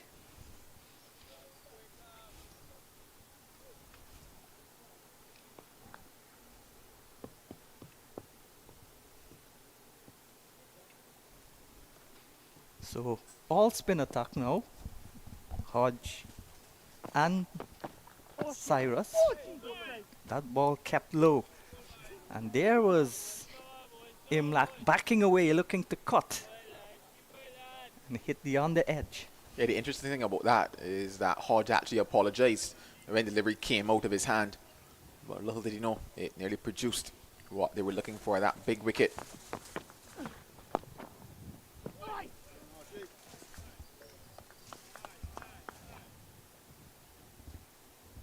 So the current run rate is now 3.84. It was up to 4 at one point when Chanderpaul had just come in. Over. So the end of an eventful over. Windward Islands playing Guyana. Guyana in their second innings, 102 for 1, enjoying a lead of 297 runs.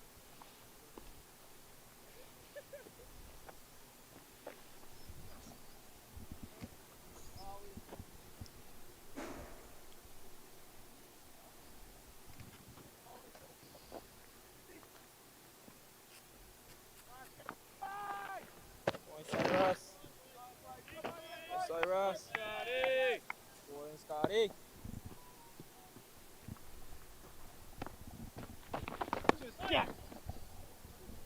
Well, the runs continue to flow for Taser and Chanderpaul.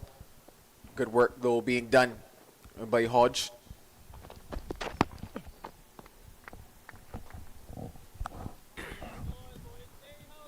Oh, sorry. Just a bit of width outside that off stump. He's really looked good thus far in the innings, Taser and Chanderpaul. And this is what persons have been hoping to see in terms of a performance from him so far in the first class championship. Still some way away from that 100. And 100 would be a statement for him. A statement in the sense that he's been unable to really state a claim thus far on these championships. Still 2 rounds left to go, of course, but would give him the world of confidence heading in to round 6 and 7. Yeah. Back and slaps it away. So in total command, the Guyanese batters. 105 now for 1. And the 300 lead comes up.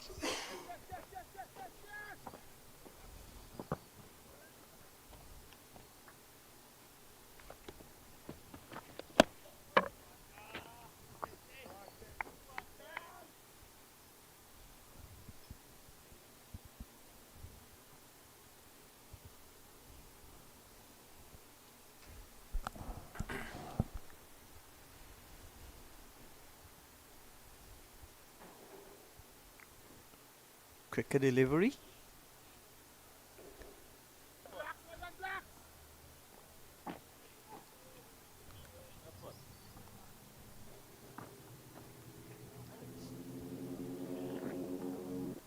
Comes from an island in the Windwards, which produce Royal Nicholas Lewis. Short delivery. Might have been the googly, because it was coming back into the right-hander. Another over comes to an end. And at the end of it, it's 106 for 1, Guyana in their second innings. Piling on the pressure.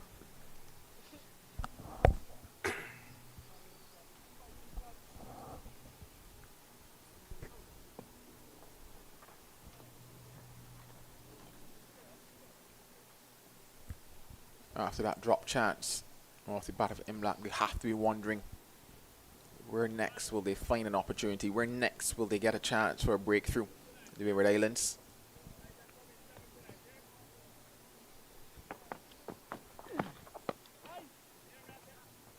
Nice flighted delivery there though from Larry Edwards.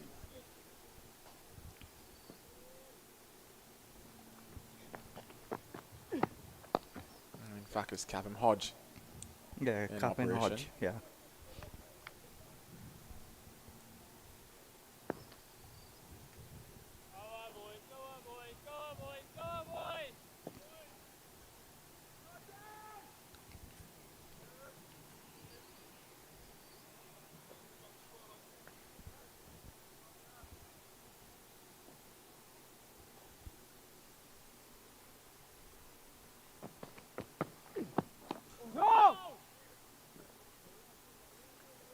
Quicker delivery, flatter trajectory, played with the turn out towards backward square by the left-handed Chanderpaul.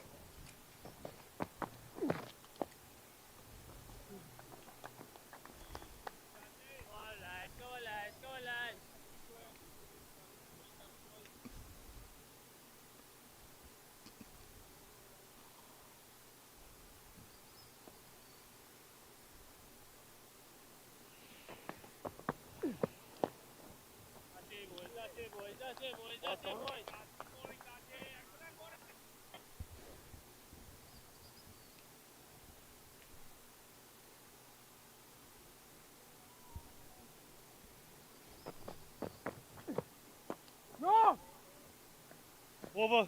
Drinks, gentlemen. So 29 overs completed, 107 for 1, the lead 302.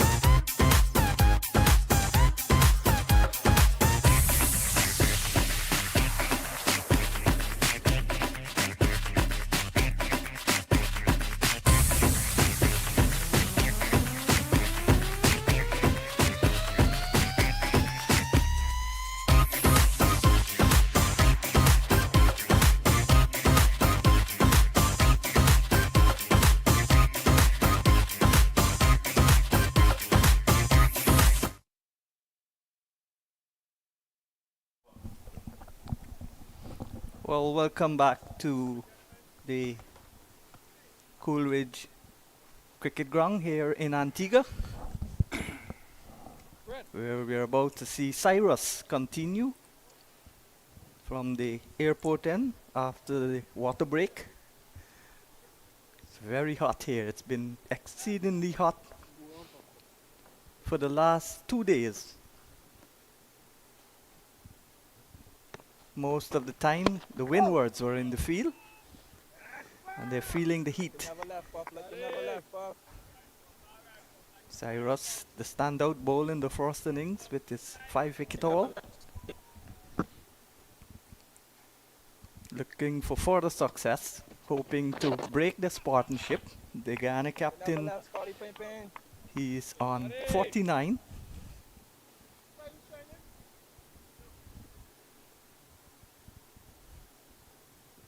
Looking for his 4th half century at this level.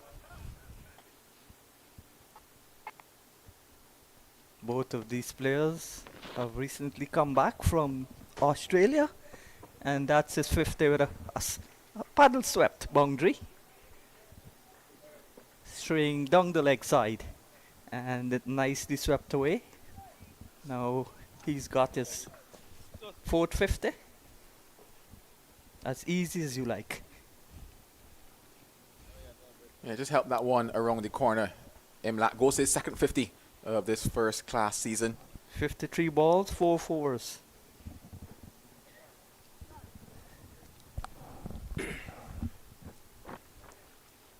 So a fairly 85 balls, 4 fours. Devin Imlach.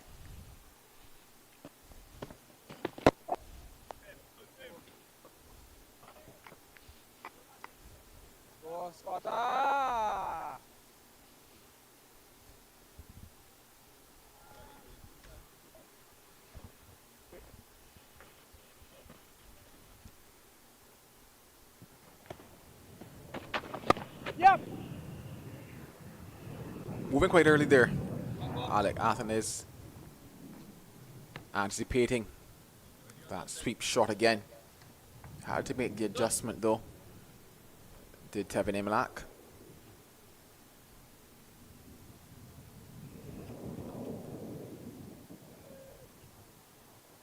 We're going to come around the wicket to the left-handed Chanderpaul. Both batsmen set on half centuries.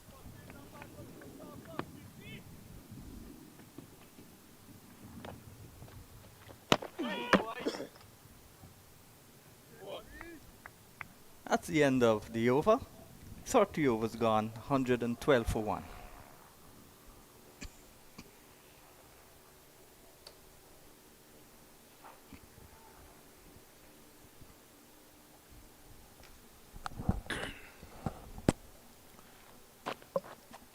And 6 bowlers used so far by the Windward Islands Volcanoes in this second innings, and just successful one. Darius Martin so far. Could have had 2. But that now was a distant memory, that drop catch by Athens in slip.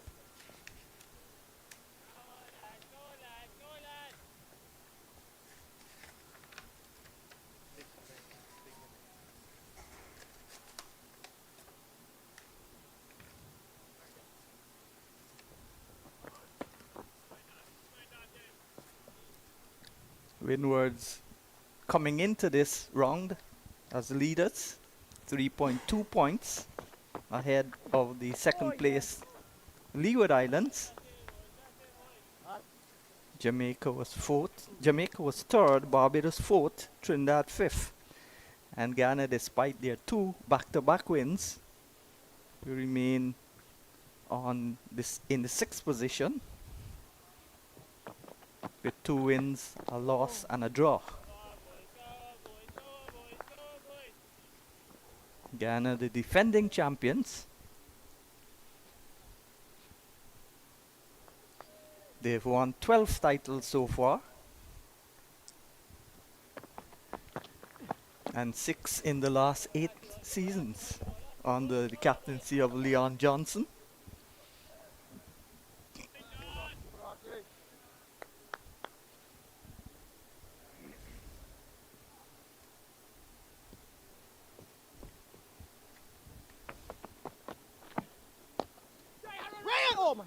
Good single, putting pressure on the man coming in from mid-on.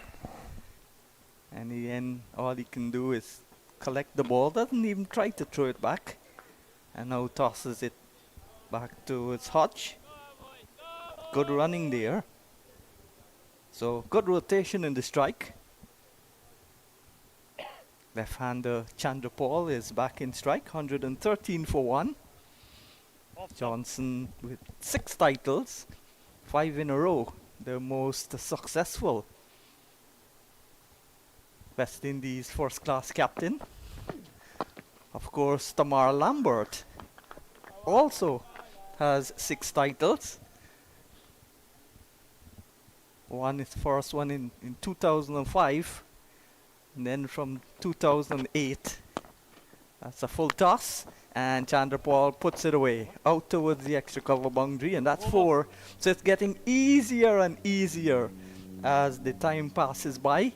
So Chanderpaul with that boundary goes now to takes the score to 117 for 1. And Chanderpaul now is on 61, 55 to Imlach. 117 run first wicket partnership. Second wicket partnership. Nandu was dismissed, seems such a long time ago. Got a ball that kept low and was a leg before without scoring. Since then, these two joined forces.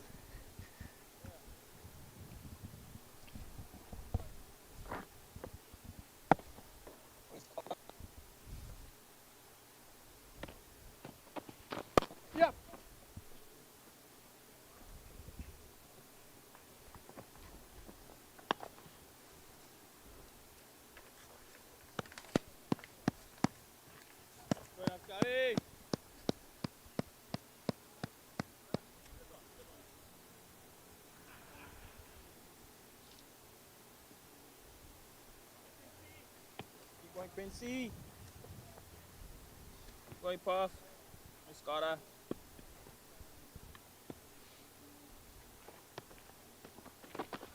No!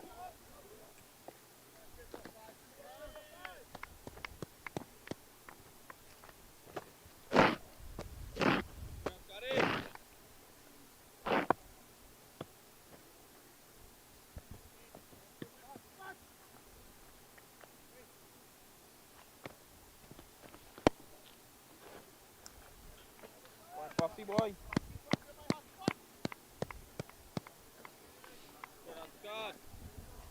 When Jamaica won their title, his second title under Tamar Lambert in 2008, Chris Gale captained the team for the first 3 matches.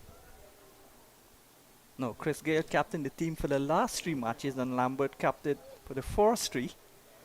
And Jamaica won the title, so Gale and Lambert share that title.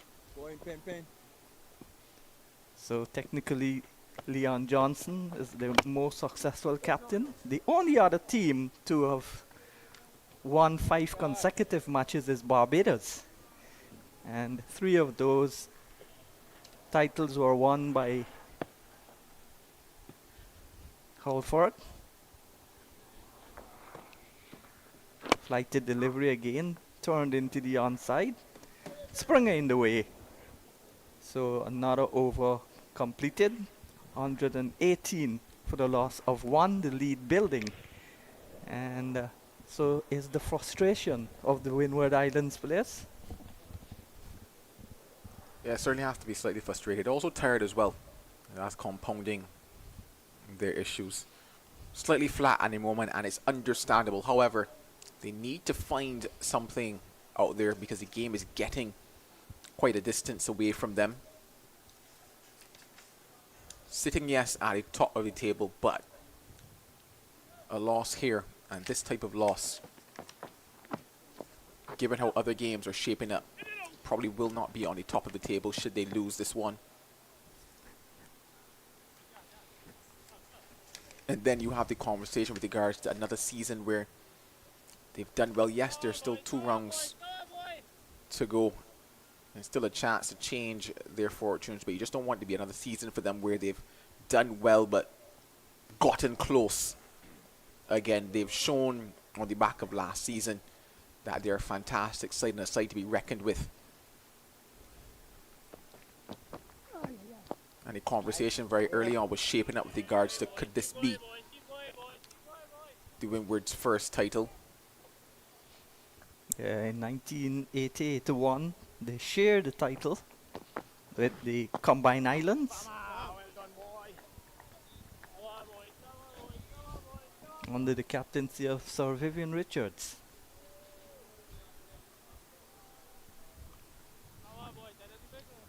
But they're the only regional team never to win a title on their own. That's a good delivery. Straightened up, took the outer half of the bat as Chanderpaul looked to push it into the offside. Went all along the ground though, so no danger for Chanderpaul as he gets a single.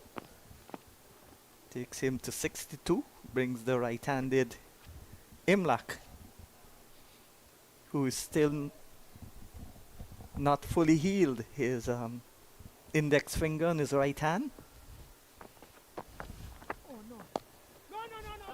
Sorry. Tugs it across the line.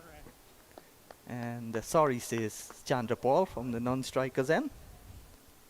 In fact, Hodge who said sorry just because of the fact he dragged that one down a bit. Wants to be a bit fuller, Hodge. This one is also dragged on. Over. And Imlach cannot put it away. So the over comes to an end. 33 overs now, the lead 315. It's 120 for 1.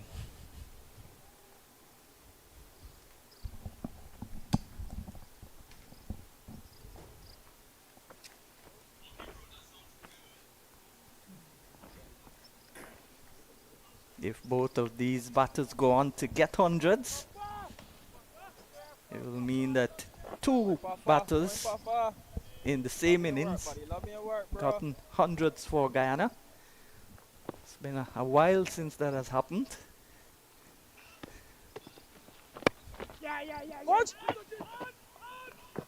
That's an excellent single, good communication, good running, good urgency shown.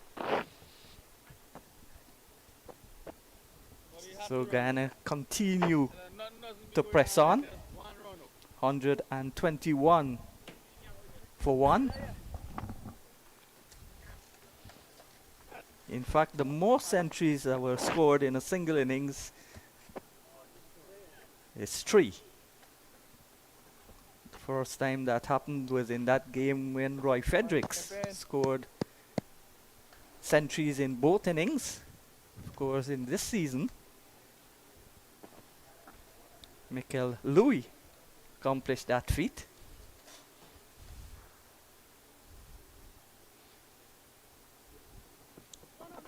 The only player to do it twice was Grenadian Devon Smith in 2013 and 2017. Scored 200s in a single innings.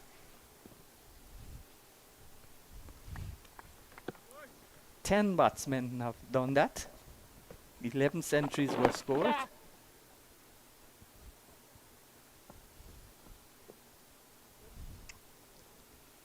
Twice. So it's just meandering along. Quiet period now. Guyana getting easy runs, just turning it into gaps, getting ones. 123 for 1. In that innings was the first time Guyana had played a match since gaining independence on May 26, 1966. That was in 1967. Yep. So Fredericks scored the 200s. And along with Fredericks, Kanai, Butcher and Fredericks got hundreds in the first innings. as Guyana built up their highest ever score, which stands today, 641 for 5. And that was against Barbados. Barbados responding with 552, with Peter Lashley getting a double century, 204, and Sobers getting 165, Sir Garfield Sobers. Guyana in the second innings, 244 for 5, with Fredericks getting 115. They're back along the track. And there is no run. In 1973 at Skeldon, Guyana achieved that feat again. Stephen Camash, Leonard Bachon, and Clive Lloyd getting hundreds in the same innings. As the over comes to an end, at the end of it, 124 for 1. Guyana lead now by 319 runs.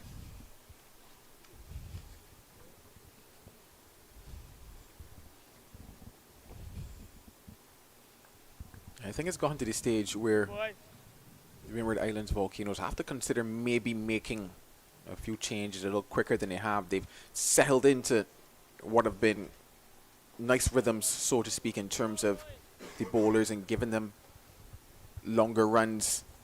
At the moment, Hodge now into his 8th, but I think that it's gone to a stage whereby you get to that chop and change scenario, just looking for that breakthrough. So operating your bowlers on shorter spells, quicker burst, looking to see whether or not you can get that breakthrough, because at the moment it's not looking as if they will find that breakthrough anytime soon. And with so much time left in the game, Guyana can easily, if nothing happens, get to a 450 lead. And I will put the game completely out of the reach of the Windwards.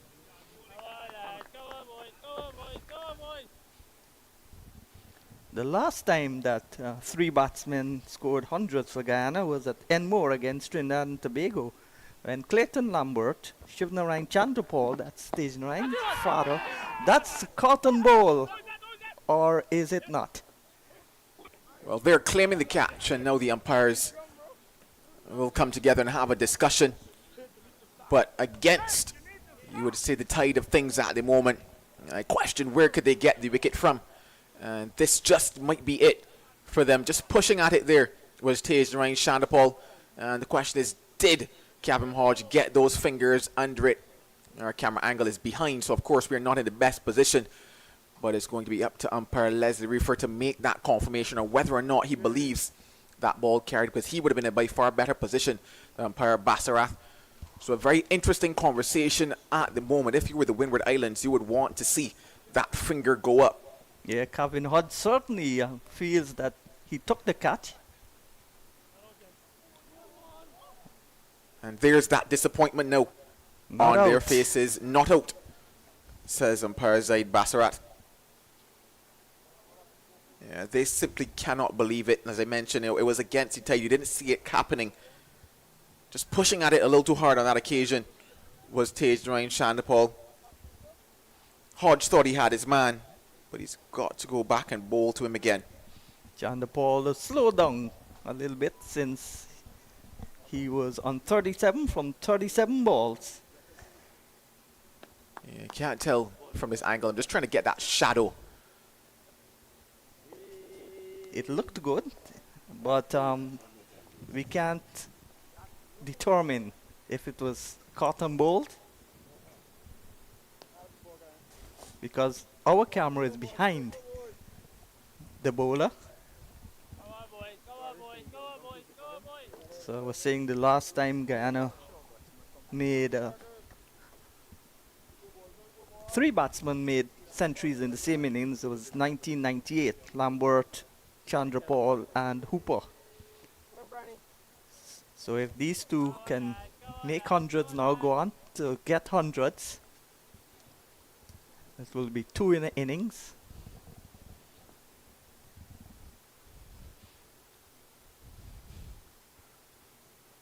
Guyana got a 400 total against Barbados with no batter getting 100, but partnerships resulted in the huge score.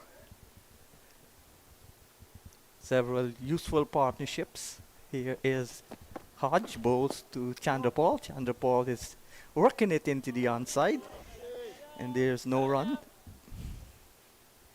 As I said, lots and lots of time for Guyana to close in on 450 lead. Yeah, did he get his hands under it is that question. The confidence of Kevin Hodge makes you believe that he got his hands under it, but then again, I'm not sure who wouldn't claim the catch in this type of a moment. But yeah, the confidence of Kevin Hodge, the way the shadow was coming down, it just appears as if he might have gotten the hands under it. However, a better view out there on the field by the two umpires would have been a very interesting moment. Especially Reefer, who would have been at square leg in front of the bowler, and he would have probably seen the ball bounced. Tight one.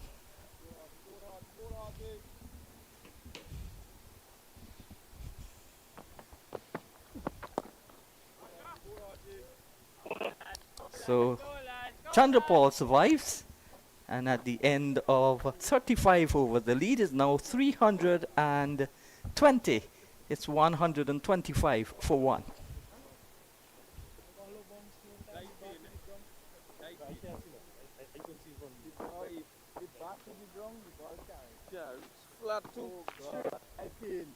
Of course, that conversation going on still. Players allowing the umpire to know, well, hey guys, we saw it carry. It was a clean catch. Bat hit the ground. Ball onto bat. Clean catch is the conversation out there at the moment. That moment has passed though, and they're going to have to find something else here. The Windward Islands Volcanoes.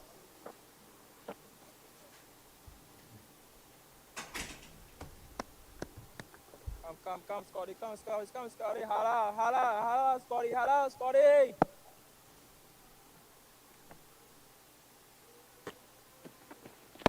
Hala,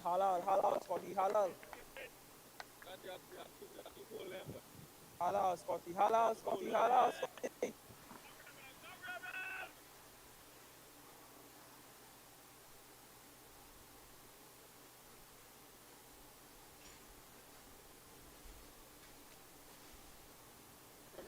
Excellent.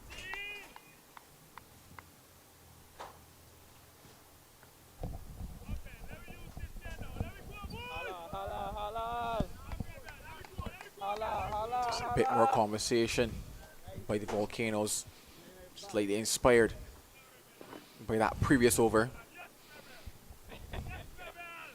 So close and yet so far. Whoa!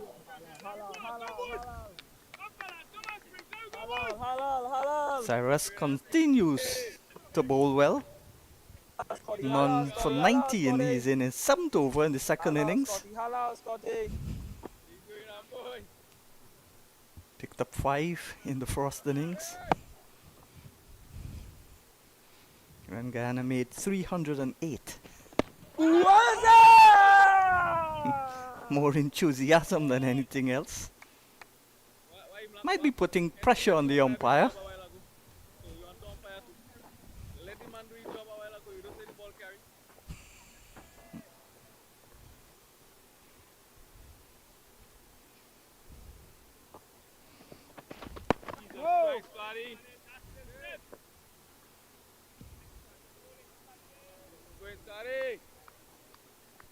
Many Grenadians speak with the same accent as Trinidadians. Hala, Scotter. That's the birthplace of the mighty sparrow, Grenada. Many feel that he's from Trinidad.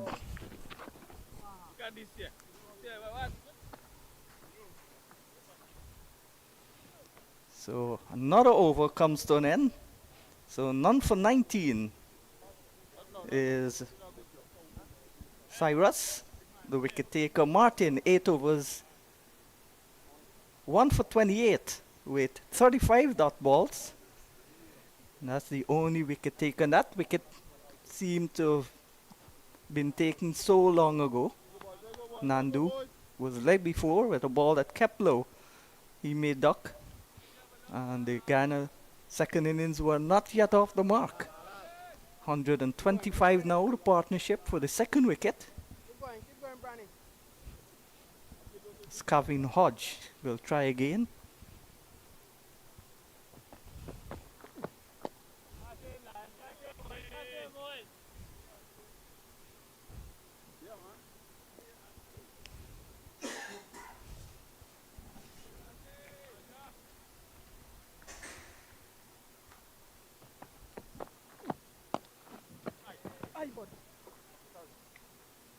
Unable to get down onto that one.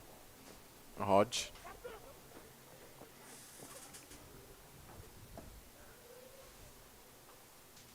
So quite a few overs left in the day's play as we get closer towards 5 o'clock.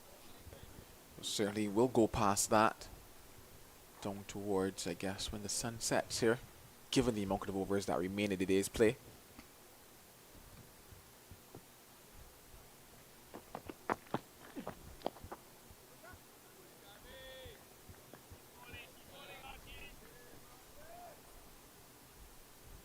The playing condition says whichever comes first. Time Let's go, Alec. or the overs. Yesterday we had 7 overs to be bowled, but time was reached, 5:30.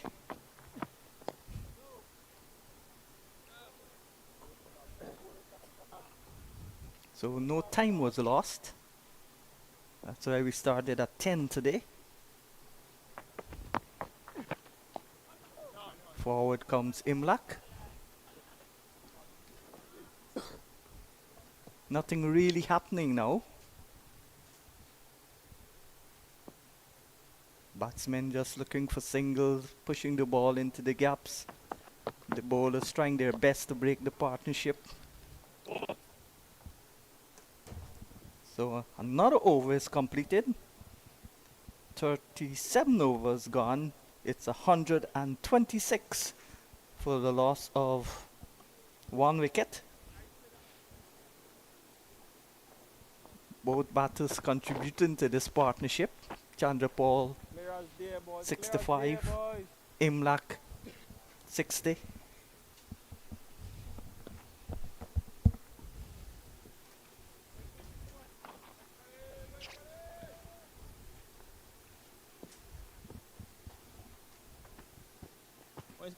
Going pen. Pen.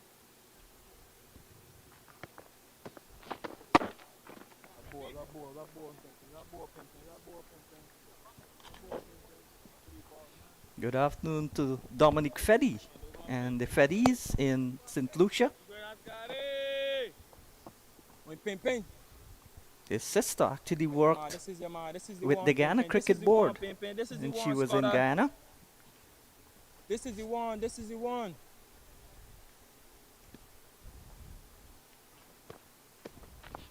Nice flighted delivery. Where's Scotty? Okay. Keep working, Scott. Nice team. Our eyes after way. Keep going, Scotty. No. I want to eyes after way. I want to eyes after in after. 1, 2,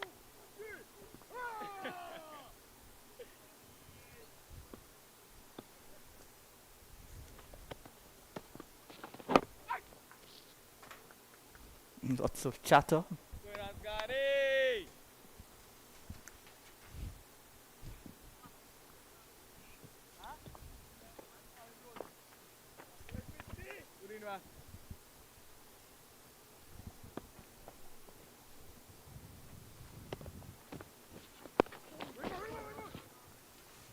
Recovering, Wally. Chanderpaul got his 50 from 71 balls. He's now 65 from 117 balls. So he's clearly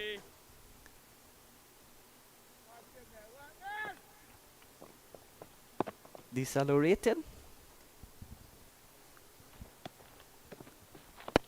Forward he comes and pushes it into the onside. So another quiet over comes to end. At the end of it, Guyana cruising along, no troubles at all. 126 for 1. Both teams now looking just maybe the end of the day, play towards the end of the day. Guyana in no hurry. They might probably bat up till lunch tomorrow, pile on the runs. Allow these two batters, if they're not dismissed this afternoon, to get close to their hundreds.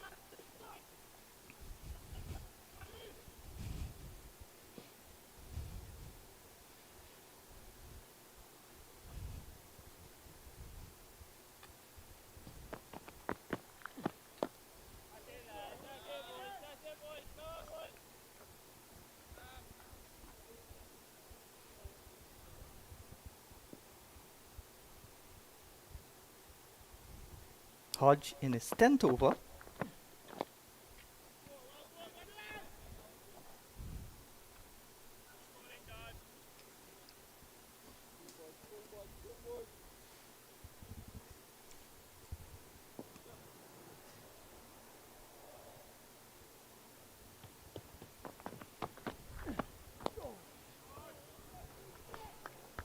In Trinidad and Tobago at the Queen's Park Oval, Trinidad bowled out for 172 in their first innings.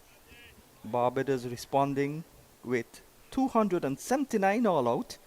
Trinidad in their second innings won without loss after 2 overs.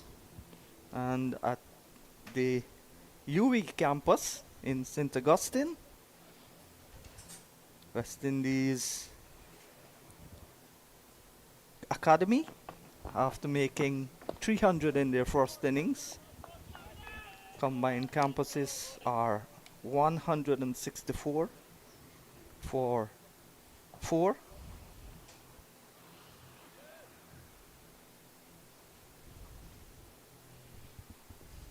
So sun's still out in all its glory here. Over. In Antigua, another over comes to an end. 126 for 1. Guyana pressing on.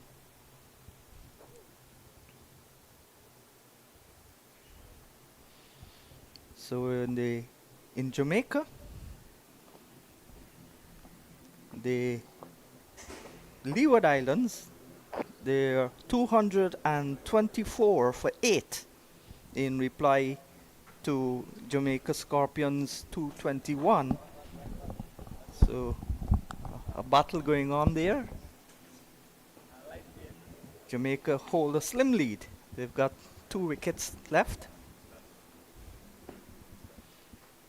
And reminding you that game goes an hour ahead of the Eastern Caribbean. So we're gonna get a double change. It's Mali Richards, gonna be joined by Vermont Springer.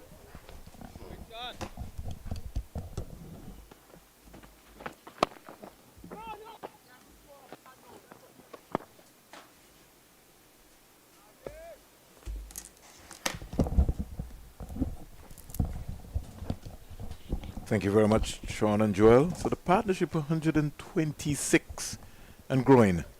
Lead 321. Cyrus starts his 9th over. Bola, bola, bola, bola, one time. Punched out to the sweeper. Beautiful bird. Only a couple of overs ago we had a little controversy whether Chanderpaul was out caught and bowl. How did you see it? Well, from my vantage point, there was only 2 things I was trying to question, whether the ball was bumped or not. And for sure that Kevin Hodge did take the catch. And I think Bassarat having a discussion with Reefer, who would have been in a better position than him because of the position where he was. But I guess Reefer would have seen differently. He was given not out. Yeah. Windward's feel that they had him. When you look back at the replay, I didn't get a chance, but I guess you would have seen the replay, Mally. Yeah. It wasn't a bomb ball. There was a shadow, though, that just obscured the vision of the commentators at the time. He wasn't sure whether it had went cleanly into the hands of Kavem Hodge. Based on his reaction, he was very confident, though. Yeah, he did. He was confident that he did take the catch, but for sure he took the catch. So there was never a question about that one.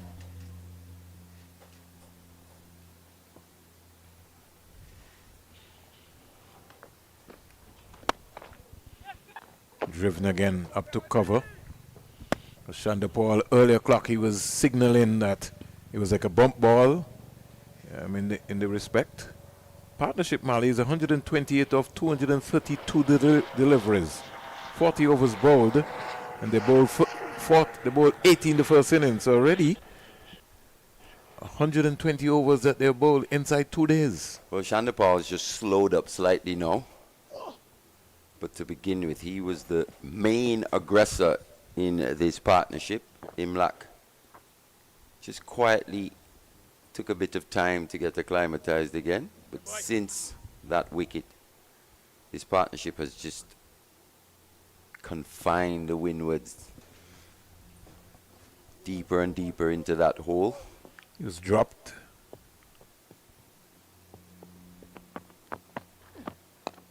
On drive. He loves that shot. Likes to play the shot. Likes to look stylishly in playing that. 128 for 1. Yeah, he was dropped early in his innings, wasn't he? Off Cyrus. Yeah. Atenez. Saw him take an absolute stunner in that first innings. On 43 and that. Very crucial miss at that point in time. Since gone on to get 61 during that process. That could have been a game changer at that point in time. Where do they get wickets, though? Where do the Windwards Volcanoes find a wicket here? Just too many boundary balls, Mally. That's just my major concern. Got to take away the boundary balls. Well, they've managed to bring the scoring rate down. It was hovering above 4s for long periods of this innings. There have been 14 boundaries and 2 sixes in this innings already, Mally. Very high proportion. And you're right, they've really managed to, take those boundary balls away, but they got to build pressure, but they so behind in the game that it's really a headache now for Athens as to how do you cut back, how do you contain this game? Being bowled out for that paltry total of 113. I could see Guyana Happy Eagles, Mally, batting up to maybe lunchtime tomorrow. Overnight, they can go into the hut by 350, 370. It's a lot of pressure with 2 days to go. And the cracks beginning to widen here. Not too many balls misbehaving, though. Just the odd one, just keeping a little low. Matthew Nandu, especially with that hard new ball, just tends to skid on. I just find there's he's changed. He's more square on rather than side on, really. And that one turned him around, kept low. Just think he's trying too hard, Mally. He's a good little player, and he just needs to relax himself. Over-completed. 1 run out of the Kavem Hodge over. And Hodge getting through his overs very quickly. 11 overs now, not for 18. He tends to, but he's done a pretty good job here. Only bowled a 1 over in that first innings. It's quite expensive, going for 10. I wonder if Athens wouldn't think about trying himself. He never bowled in the first innings. He sort of went for Son Alhambres. Serious times call for serious decisions. I think he's made his mind up that, Cyrus is going to be the main bowler that is going to bowl from the CIU road end. He maybe can just switch him up. Maybe Athens himself can come from that end, bring Cyrus back from this end. Right in the back. They'll be happy with the restrictive nature of Cyrus's spell so far. Not for 21? Yeah, just from 9 overs. If you remember in the first innings, he was quite expensive. Got 5 But for the 67. threat of wickets was always there. Always. And from ball 1 here today, got a bit of turn and bounce. Seems to get those extra revolutions on the ball. What I'd like to see him do, Mali, is come around the wicket to Imlach. Just try something. You got to change up the angle. Give it something to think about. Almost just going through the motions, the Volcanoes here. Yeah, just anticipating a declaration. 20 overs to go, Mali. They got to be very, very careful. Don't think you're going to get a declaration. No, not today. In the innings. Not today. In the innings. No, what I was They're talking just about. going through the motions, just waiting for this to end almost. Yeah, but they can't wait for a declaration because Guyana can decide, well, we're not interested, even though they know they're on the points table. They would want to pick up as much points as possible. Yeah, but they're not going to bat for the next 3 days, are they? I They're don't gonna think push so. for a win. They would like to make sure to put the pressure back on the Windward Island Volcanoes, and scoreboard pressure is scoreboard pressure. Even in 4-day cricket, chasing 450. Coming off back-to-back wins. The Windwards, that minor setback versus Trinidad, going under by, 3 wickets? Yeah. It's going to have to take a special knock from somebody, be it Athena's Hodge or a new player. That had some zip on it, hit the gloves there of Walcott nicely. You could hear it. And the Windward Islands have never won a regional 4-day competition. I think the last time Windward's players would have been involved in a championship win was in the 80s, I think, Combined Islands, when the Combined Islands would have won. Yes. Is that 1981? Yeah. So there's a lot of pressure being mounted here in terms of what's happening. 131 for 1. Lead is 326. Not for 23, Cyrus. 1980-81 season that was.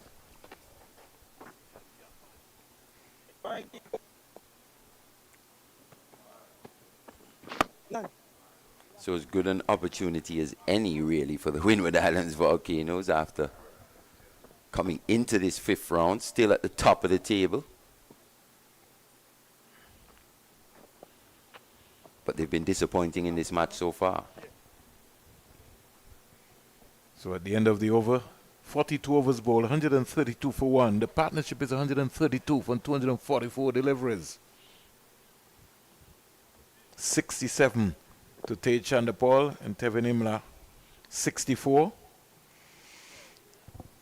I think Alec Athenes has an earpiece to the commentary box, Vern, because he's brought himself on. Have to try something, Mali. He doesn't have a choice right now. Interesting to see what field he'll set. Long on goes back. Actually long, yeah, onto the boundary. Ryan John. Has to be an ultra defensive sort of attacking field, more or less. I could see maybe the sweeper, long on, long off, the backward square sweeper on the offside. I think that's what he has to work on. And it depends on which side he's going to bowl. I'd like to see the mid-wicket just come back to give himself some room, some cover, especially on the practice pitches areas, because the ball tends to skid and get off. Maybe he could just come to his left. To have no one on the boundary in front of square on the onside to the right-handed Imlach. Gets the right length here. That's a bit of a free hit.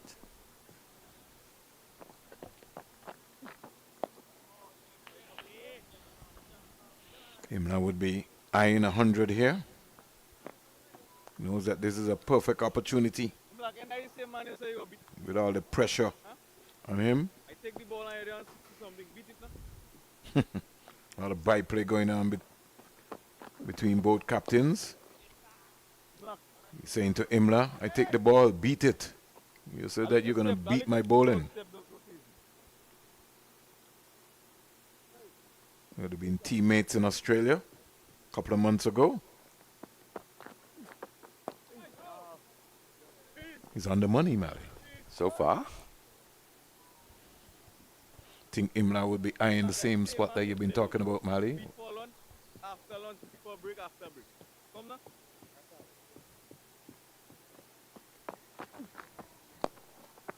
Gets a single. Down the ground. He'll be contented with that. Over. Drinks, gentlemen. So we have a drinks break taken here. 133 for 1. 43 overs bowled. And the Windward Island Volcanoes, they're up against it. Guyana Harper Eagles, they're large and in control. And folks, remember the ICC Men's T20 World Cup coming to the West Indies and the Caribbean? Out of this world. Get Jason to maybe just pull up that ad as we just quietly take a small break.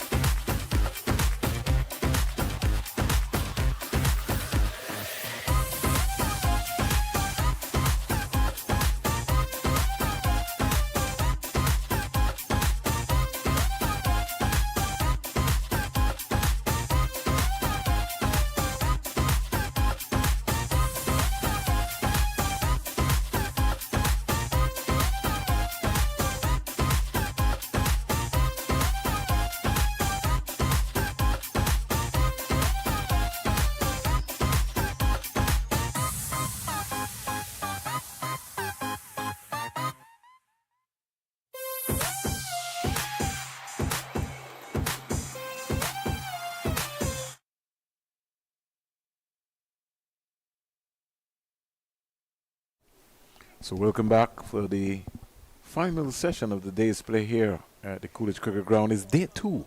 This game has really raced on and raced on very quickly. Mali. First, the Windward Islands, 308 all out.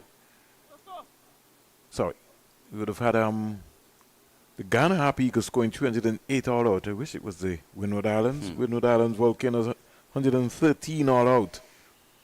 And now we have a situation here now where they are really piling the pressure on. 133 for 1 in the second innings with at least another 18 overs to go. 43 overs already bowled, and they bowled 80.2 in the first innings. If you think back to when Nandu was dismissed, the Harper Eagles were yet to score a run. But since then, it's been plain sailing, led mainly by Tej Narayan Chanderpaul to begin with. Played some sweet shots early in his innings, was looking to be positive. Total of some 14 boundaries and 2 maximums in this hit so far. And both would be eyeing to get centuries. They've got the platform. And to be fair, I think it was one of those shots over long off for 6 that actually got Tage Chanderpaul going. Actually, it was over long on off Martin from the media center end. And he hasn't looked back since then. His footwork has been sharp.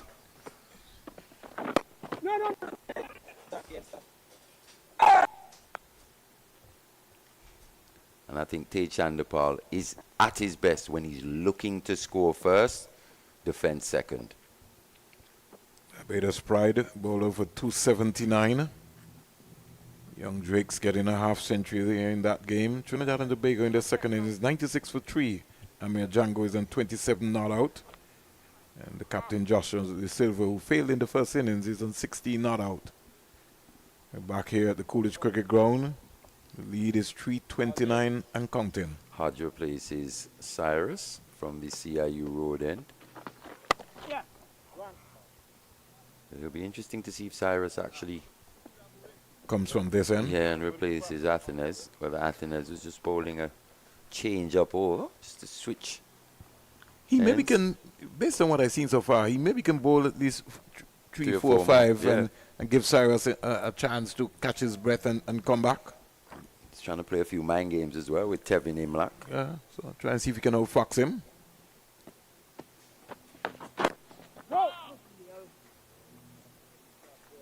Where do they get a wicket from? They need something spectacular, Mali. Either catch or run out, something. Need some inspiration from somewhere. Could Hodge inspire that? There's been protection. Things have really slowed down, Mali, tremendously. I think these two now would be thinking like we're into the 60s now. We got to come back tomorrow. We can get big hundreds here. Pile the pressure on. Lead is 330 and counting. I think the spinners have done a relatively good job to peg this scoring rate back. But at the same time, they're just keeping themselves out there longer as well.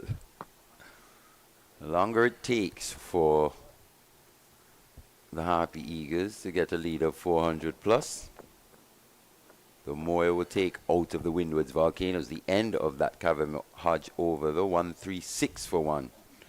So Larry Edwards, 4 overs, no maidens, not for 21. Kavin Hodge, 12 overs, 3 maidens, 20 runs, no wicket. Darian Cyrus, 10 overs, 2 maidens, 24 runs, no wicket. And straight away, he's gone to Cyrus. Yeah, they've switched him over. They've switched him to the end in which he picked up that fifer in the first innings. Daryl Cyrus. Will be interesting to see just what turn and bounce. Maybe a few footmarks on available to him outside the leg stump of the right-hander. Leeward Islands bowled out for 231 versus the Jamaica Scorpions. Scorpions 221 in their first innings. Leeward bowled out in 58.3 overs. And Casey Carty clocking a half century. Justin Graves going 62. So Graves continued his good form. So too is Karen Powell with 41. It's 100 a half century, 40 in his since he's come back to the Leeward Islands Hurricanes. Kieran Powell. Salmon, yeah, picked up 5 for 50 and Lewis 4 for 80. So we have a game on there. Leeward's not playing Hayden Walsh in this game. Gotta cut that off, Maddie. You have to. Yeah, no feelers behind there. You gotta cut those off.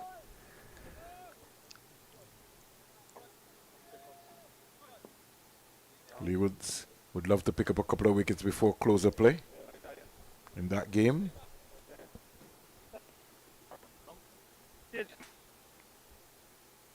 .332 the lead.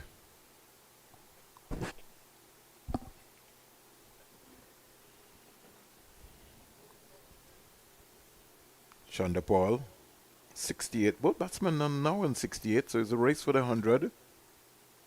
Sort of jabbed at that. Didn't stay over the ball. Confident. Sort of rushed him too. fact, they seem to be caught in two minds there, whether to play through the onside or through the offside. Chanderpaul. We spoke about those wrists of his. Supple wrist, can maneuver the ball. That was a close shout. Yeah, but I think that was going down, Mal. Love to see that again. Jason, we have a look at that, Jace? Jason can just pull that one up. 137 for 1. Let's look at the replay there. Most of all, Mal, he's coming around the wicket. Yep. And Chanderpaul's getting a fair way across his stumps as well. We could have seen the leg stump. Could have been where the ball pitched as well, too.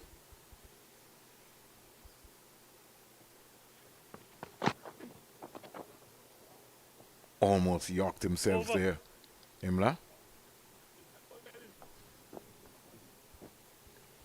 So both batsmen on 68. The count run rate is 3.08. Lead 333, the world boss, Christopher Henry Gale. Go across at least 4 continents with the T20 World Cup trophy for 2024. Saw the article, Mali. Which one? He says that he thinks that Cricket West Indies, Darren Sammy, got to get Shamar Joseph into the T20 squad.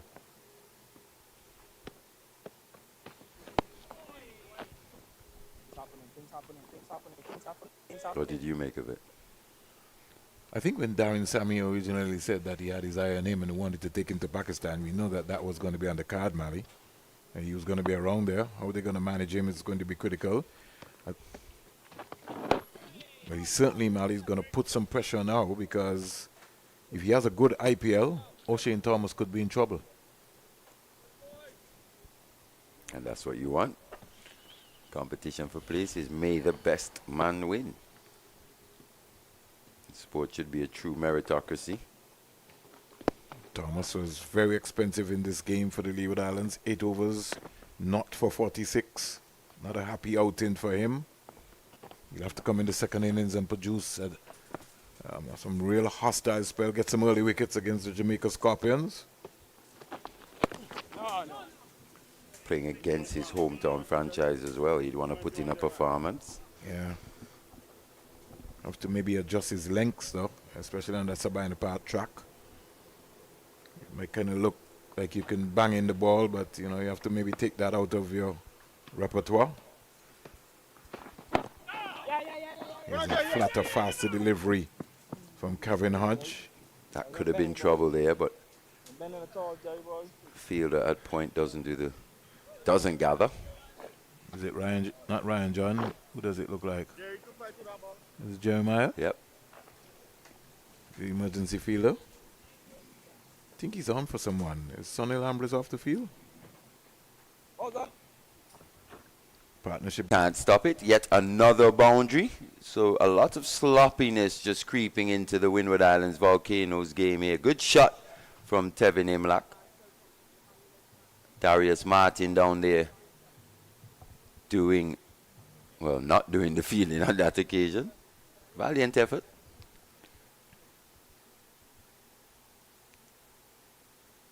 $140 is the partnership.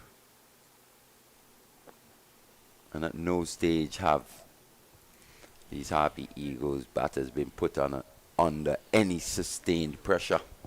None at all. It's been all easy stuff for them. As Chanderpaul now has just gone into his box slightly, as you said. Thinking about coming back tomorrow, because he wants to get a big one.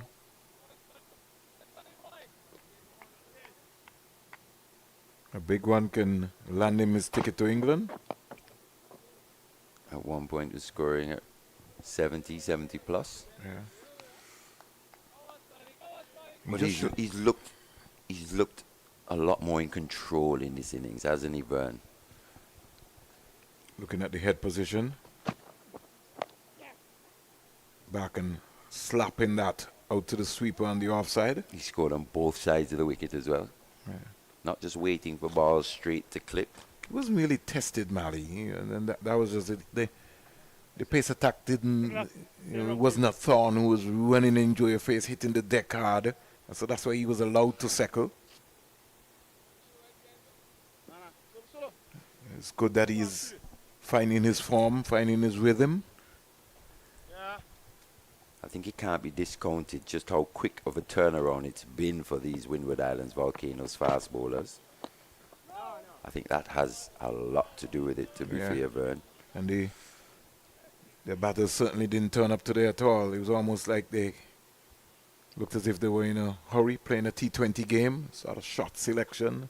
Weren't tight enough. But like I keep saying every day, Mali, when somebody's bowling fast, that's what happens. You got to think twice. And so you don't fight the grind and then you relax yourself, because Ronaldo Ali Muhammad came and he picked up some very important wickets. Can't get there. Bounce from around the wicket there. Not sure if it took a foot mark or a crack. It was in the air for what seemed like an eternity. You think they have a microphone down there? Because everything we're talking about they've mastered. We said, why does he go around the wicket? You have to. You got to be creative. You got to make something happen. Looking to take wickets at all times, regardless of the situation. It's gone around the wicket. Created a half up. There was Cyrus, and he's looked good, to be fair, in this match. I like what I see from young Cyrus. Could be an investment. Yeah, seems to handle the pressure well as well. Batters looking to be aggressive to him, showing that positive intent. He's held his nerve quite well.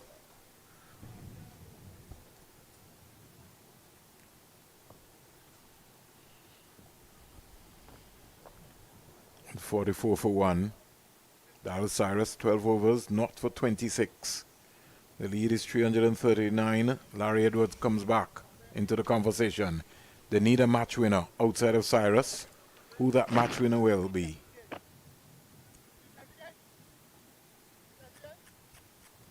I'm guessing it'll have to come from one of the batters, to be fair, if they're going to win this match. It's going to take someone scoring 150 plus, but we do know they've got batters with the ability to do so. Cavem Hodges already scored 150 so far in this West Indies Championship. 158 not out of that too. So we know the Volcanoes possess the batters in what is still quite good batting conditions here. Athens is due for a big one as well too. It's got 250s so far. Sonny Lambris has already scored 100. He's been their main run scorer. Kamani Melius, he's due for a score as well.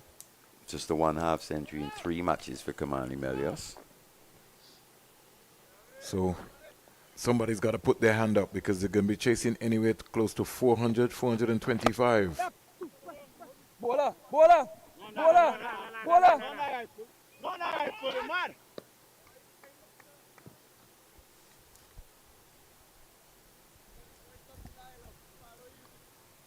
Something got to be happening. Something got to be happening. Just to let you know, coming up. The West Indies under 15 championship right here in Antigua and Barbuda. March 24th to April 4th. Matches will be played at Bethesda, Coolidge Cricket Ground, and Ball Beef, Liberta. Did I miss anything? Yeah, there's a game at All Saints as well too, right, Molly? The Mac Pond, yeah. Mac Pond area. And the Women's Championship continues at the Warner Park. Jamaica looking to complete the double.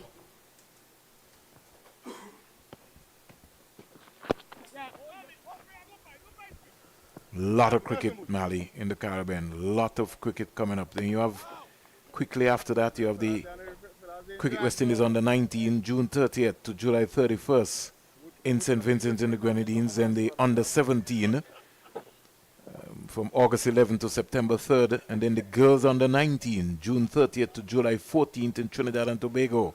And you can't forget the Sagarfield Sobers returning June 30th to July 15th. What's that? What's that now? Bit of confusion there with the running. Yeah, but they're okay. I've seen it a couple of times between this pair, to be fair. I guess the Windward Island Volcanoes just need some alarms. They need something.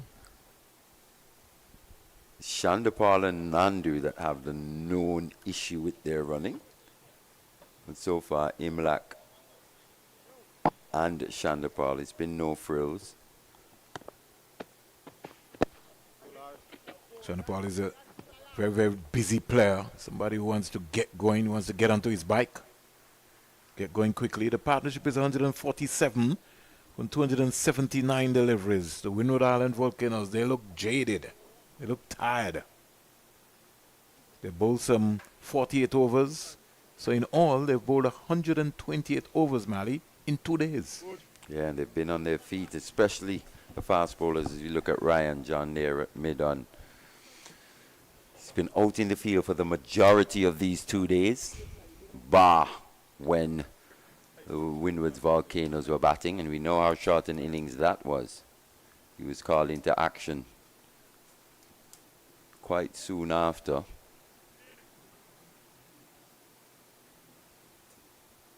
Got to go back to the drawing board. Have not batted well at all. 40 odd for 8 at one point. Yeah. They've always had a good bowling lineup. What they really lack is the consistency in the batting. I think they're a very balanced team, to be honest. This Windward's Volcanoes came very close to winning the 4-day championship last season. That's a good delivery from Cyrus. So they've been there or thereabouts, haven't they? The Volcanoes. And as we were saying, came into this round top of the championship. Quicker delivery.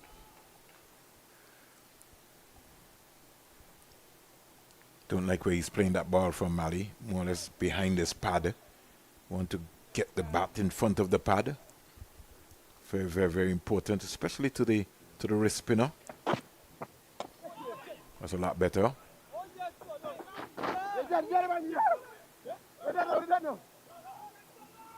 See, that was the issue there, Mali. Now, he was looking for 2, but then he was still straight up.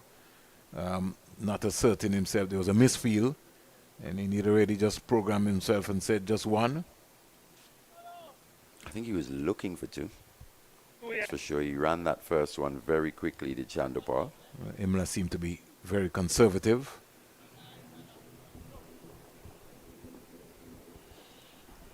.343 the lead. Both batsmen are on 73.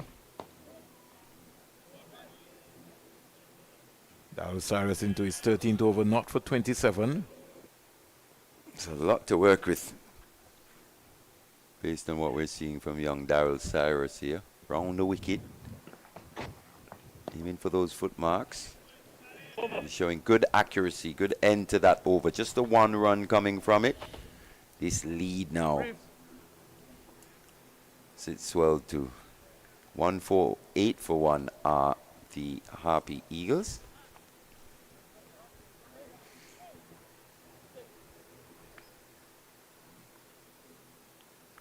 The 1 wicket taker for the Volcanoes, Darius Martin. Seemed like a very long time ago when he trapped Matthew Nandu LBW. Seemed like the Windwards were just looking to go on a bit of a roll. The score was none for 1. But since then, this partnership has just quelled whatever intentions the Windward Volcanoes would have had of coming back into this game. This lead, 343 now. Larry Edwards continues. I think he has to bowl the ball into the surface, Larry Edwards. Just bowl it into the surface. That's what he has to do. Build pressure, build pressure. There's some 12 overs to go. Don't think we'll get in the 12 overs. But he has to build that pressure situation. I think he can afford to just toss a few up here to Tage Chanderpaul. Especially with Long on back on the boundary. Seems a little straight there for my liking, especially with Chanderpaul's natural hitting arc. More in that wide Long on cow corner region. He's played quite a couple of very good shots over Long off though earlier in his innings. Yeah, Walcott saying to Larry Edwards, you've got the rough. You got to be skilled to get into the rough. And that comes with practice. That comes with preparation. You bowl on some pitches that nothing is happening, so that when you get a scuffed up area, that you're ready to deliver. Ooh, no, somebody there, so somebody there. Got to bowl the ball into the surface. And you rightly said, Mali, you can afford to even just bowl a little further back, maybe from the umpire. Just try and fool Imlach, try and outfox him right there.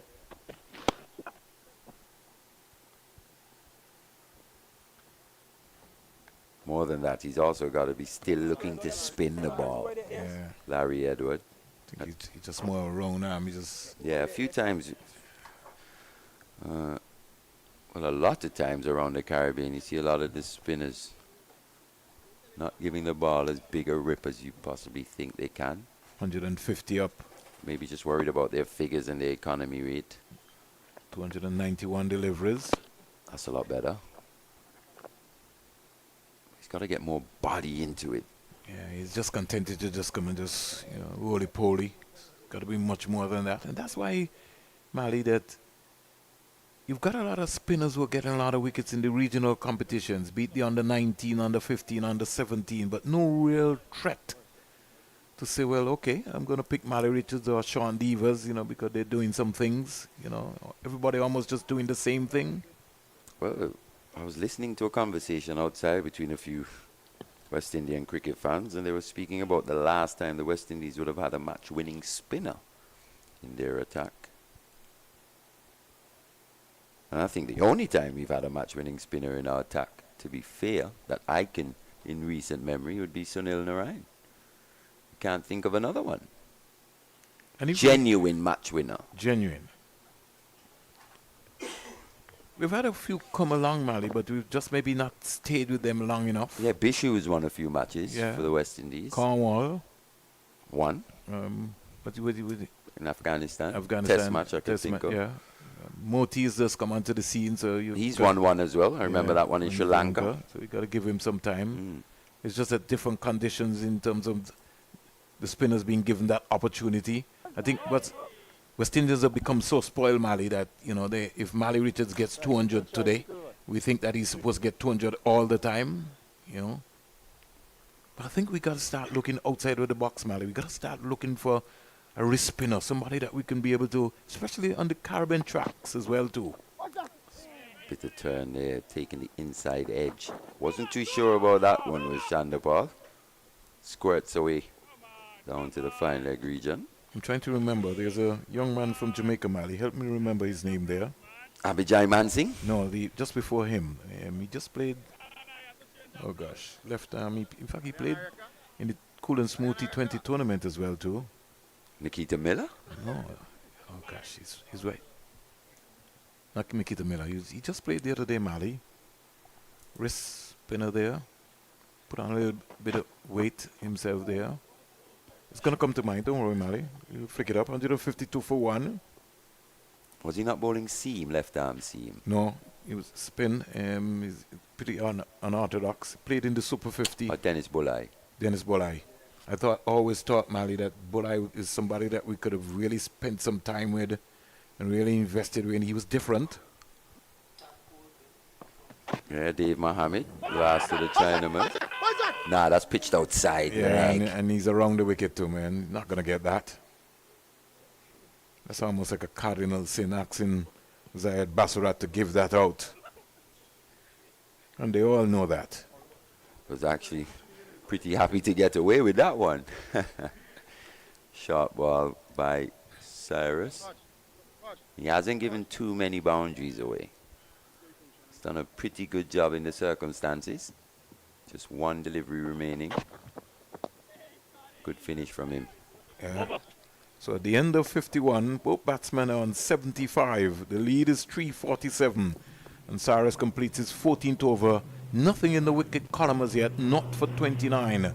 So good afternoon to Trevor Shillingford in Dominica, Thomas Kentish, Phoenix Thomas,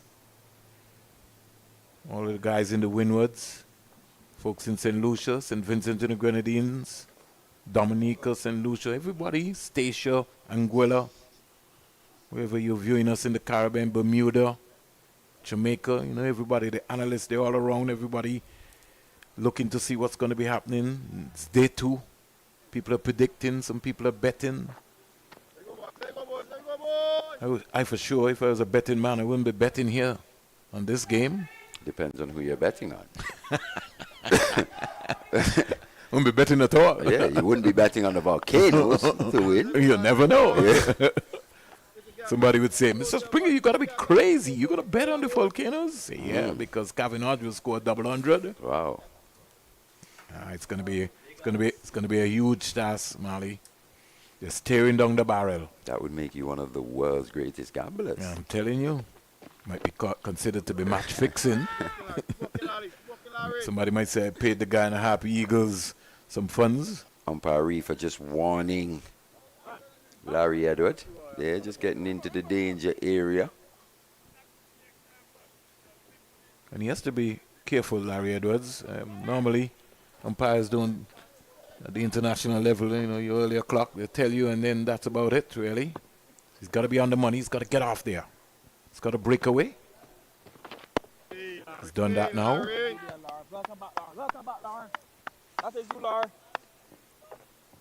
Not for 26, Larry Edwards. The lead is 347.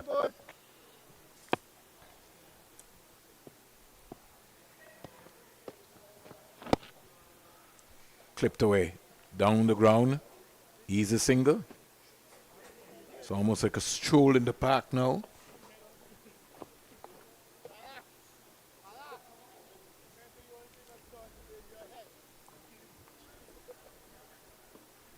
Something tells me they're going to need all of these 3, 4, 7 and a bit more. I think they're chasing 425, Marley. Yeah, and a bit more. 420, 430. Yeah. These two are thinking about 100, and I think once they get to 100, I think they will accelerate tomorrow, if they're still there. Yeah, and I don't expect the Windward Volcanoes to bat as badly as they did a second time round. Some quality players in that lineup. Players who have been in good form as well, as you mentioned. Athena's 2 half-centuries since he's come back. It's got to be tighter. Got to be a lot tighter today. Today he was just casual, man. He was just as if, okay, it's just a medium pace bowler bowling, but you got to be tight.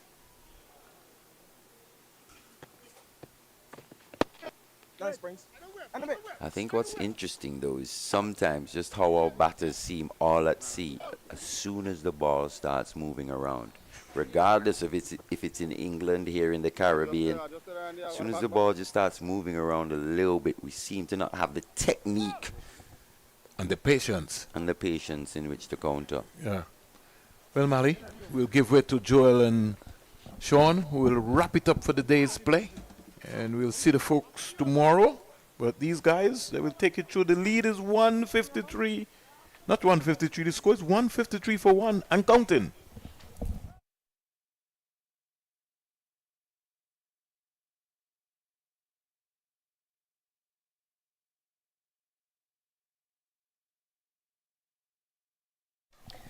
Well, good afternoon for the final time. This is the last lap of the second day. Cyrus continues. It's been a long spell. It's been a long day for the Windwards. Yesterday was even longer. Spent a lot of time in the field. Actually, they just spent just about a session and a half batting. And then the bowlers had to come back out. Guyana pressing on. In fact, these two, Chanderpaul and Imlach, scored 180 for the second wicket. That's the highest score they've had for the second wicket. That was in 2022 against Jamaica in Trinidad and Tobago. So they're going to look to press on. Want to break that record. Imlach in strike. And drives nicely, but straight to the fielder. And there's no run. And the overall second wicket record for Guyana, Leon Johnson and Senior Chattagoon, 183 against this very team at Providence in March 2008. Educated edge, as they say, just past the hand of the slip, and well done by the fielder running back and saving a single. So they came back for 3. They lead now by 349, 154 for 1. Joel, what a lead. Big score, big ask for the Windwards to win this match or draw it. Yeah, quite a mammoth target on the board at the moment, and they will continue to climb, given that Guyana Harpy Eagles probably might come back out again at the start of tomorrow. Probably bat up to lunch tomorrow, then look to press on. If these two are still here at the end, they got a good chance of getting hundreds.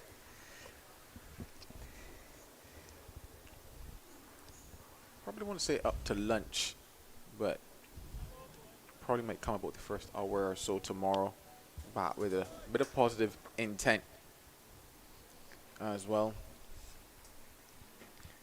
Probably looking more runs than time. Loses the ball. Cyrus. This is his 15th over.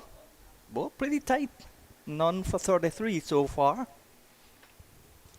But with so much time, you've got to take wickets.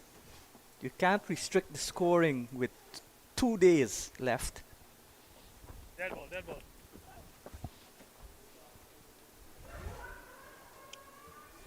Chanderpaul pulls away. 352 the lead now.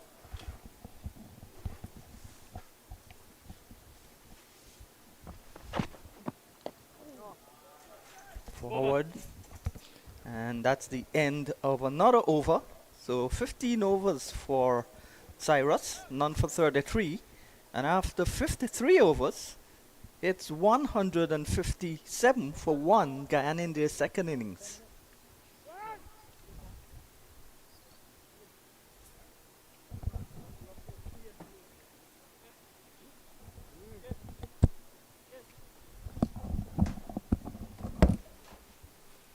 Good afternoon to Senior Chattagoon, the Albion batter who played a couple of test matches for the West Indies. Good afternoon to Leon Johnson also. Those two shared in that partnership. 183 versus the Windwards at Providence in 2008. Shows how long Leon Johnson has been playing. Recently retired last year after winning his 6th title as captain.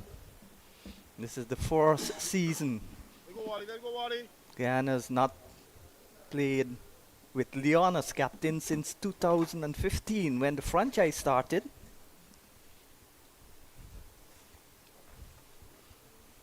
Imlach, the new Guyana captain, is in strike.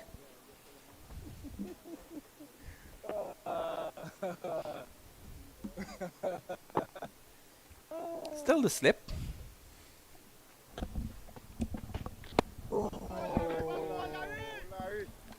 Larry Edwards goes round the wicket.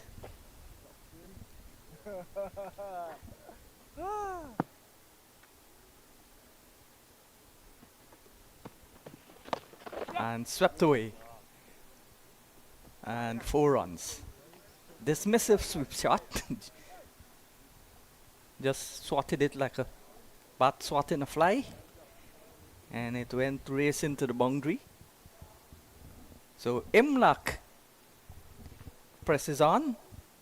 He's now gone 1 ahead of Chanderpaul. He's 78, Chanderpaul 77. It's going to be a race to see who gets the 100 for us. Don't think that will happen today. Maybe. Maybe not. A couple of loose deliveries like that could easily happen today. None for 31 so far. He's in his 8th over Edwards. It's been a hard day in the field for these bowlers. They've toiled all day. Forward comes Imlach. Seems so long ago since Martin trapped Nandu leg before for a duck.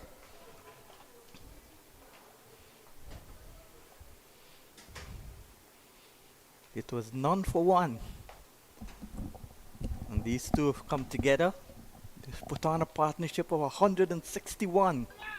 Still the 1 wicket.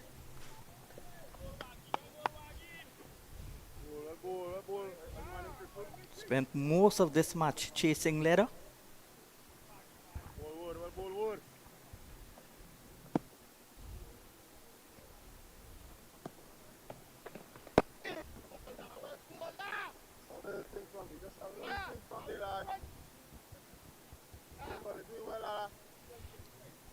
Run rate, which was once above 4, slipped below 3 now.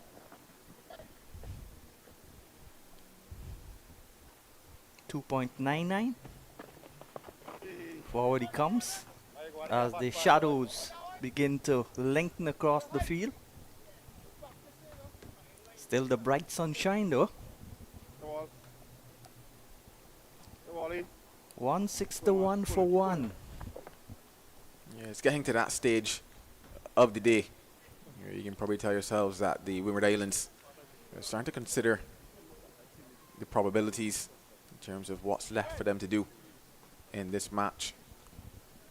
A scenario of what will they end up having to chase come day 3, come day 4. What is their approach towards it, especially given the fact that they've just been unable to penetrate this Guyana Harpy Eagles batting lineup. You just wonder, had that chance been taken by Athenaeus, whether or not it might have opened an opportunity for them to maybe pick up 4 or 5 by the close of day.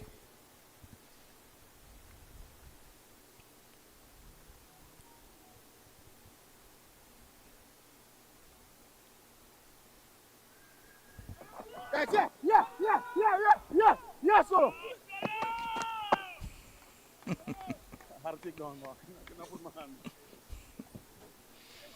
Still the chattering among the Windward Islands players. Gotta find something to laugh about when you're in a position like this. They say laugh through the pain, because I promise you it must be painful out there at the moment, not just in legs, but in terms of the spirits out there as well. And they say laughter is the best medicine. That might be a bitter medicine. The thing about it though is that they really only have themselves to blame because of how they batted today. The day was set up for them to come out here, build some partnerships. Yes, there was a bit in the surface this morning. Yes, Isaiah Thorne bowled well. Yes, Ali Muhammad bowled well. But at the same time, 1 or 2, maybe 3, I would say. Very disappointed with Ambrose. Yeah, just a couple shots that they would look back on, a couple moments that they will look back on and say, we could have done something differently here. Of course, you can't go back, no time machines, but yeah, only have themselves to blame for the position that they find themselves in at the moment. Came into this game as the second leading run scorer, the top run scorer for the Windwards. Loose shot there from Chanderpaul. All of a sudden seemed to have lost his concentration.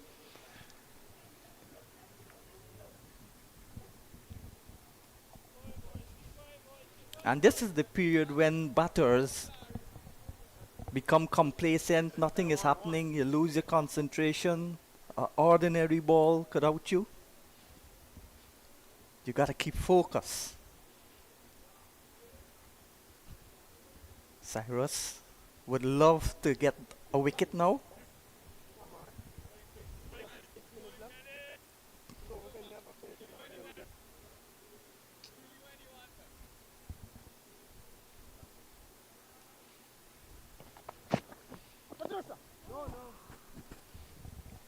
Over. So another over is completed. 163 with a loss of 1.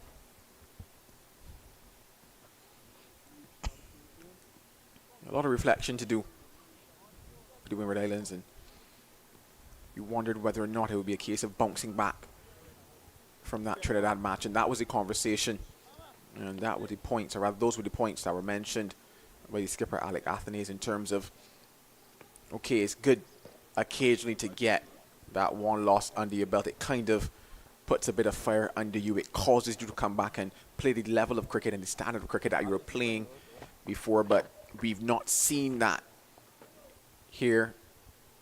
So in back-to-back games, they've kind of let themselves down.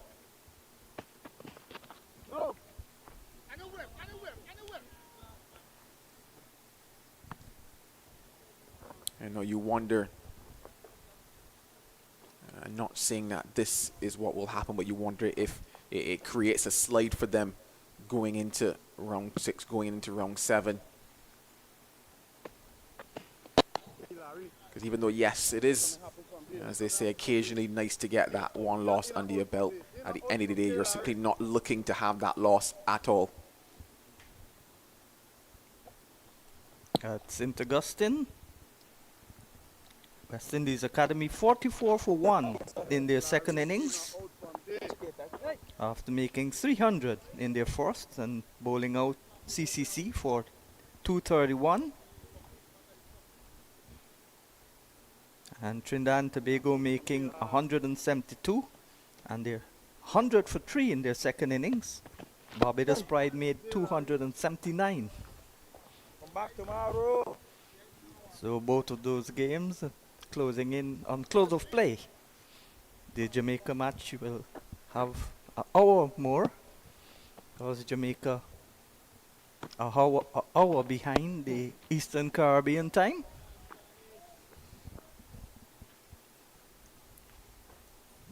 Big lead by Guyana. 163 for 1.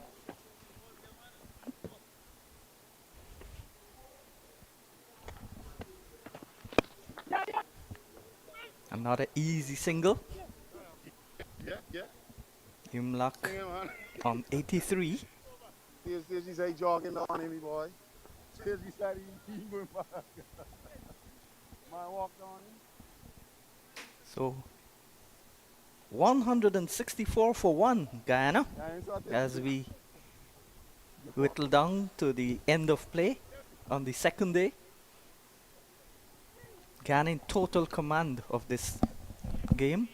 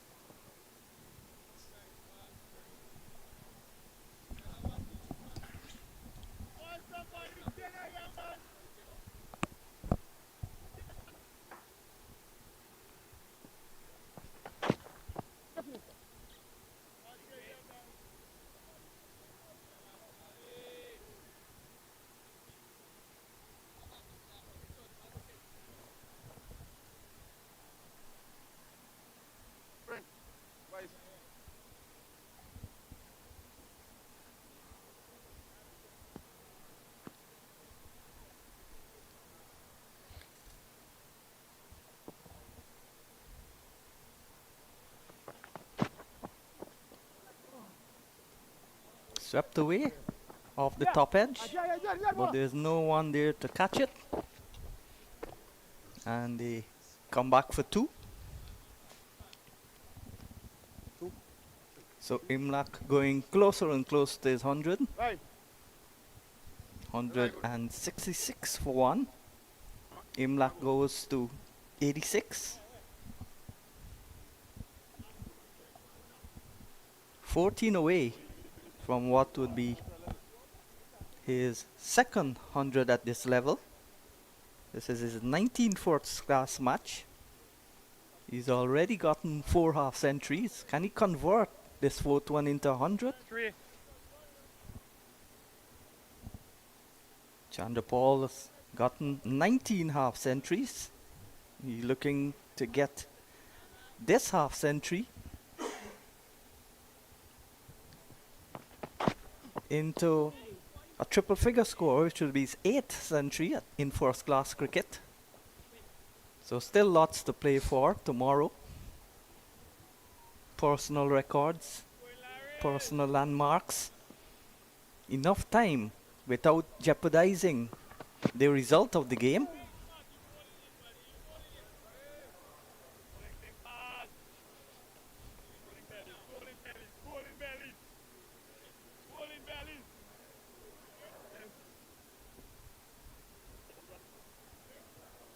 But the Guyanese must know somewhere in the back of their mind that they're not going to roll over the Windward Islands for 113 again. Most likely not. With quality players like Ambrose, Antones.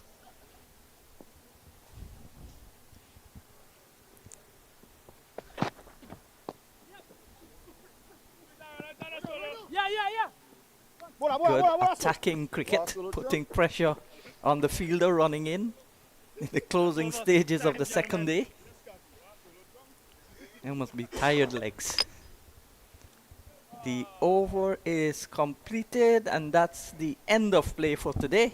So at the end of the second day, Guyana 166-1 off of 57 overs, with Chanderpaul not out on 78 and Tevin Imlach not out on 88, and the overall lead way over 350.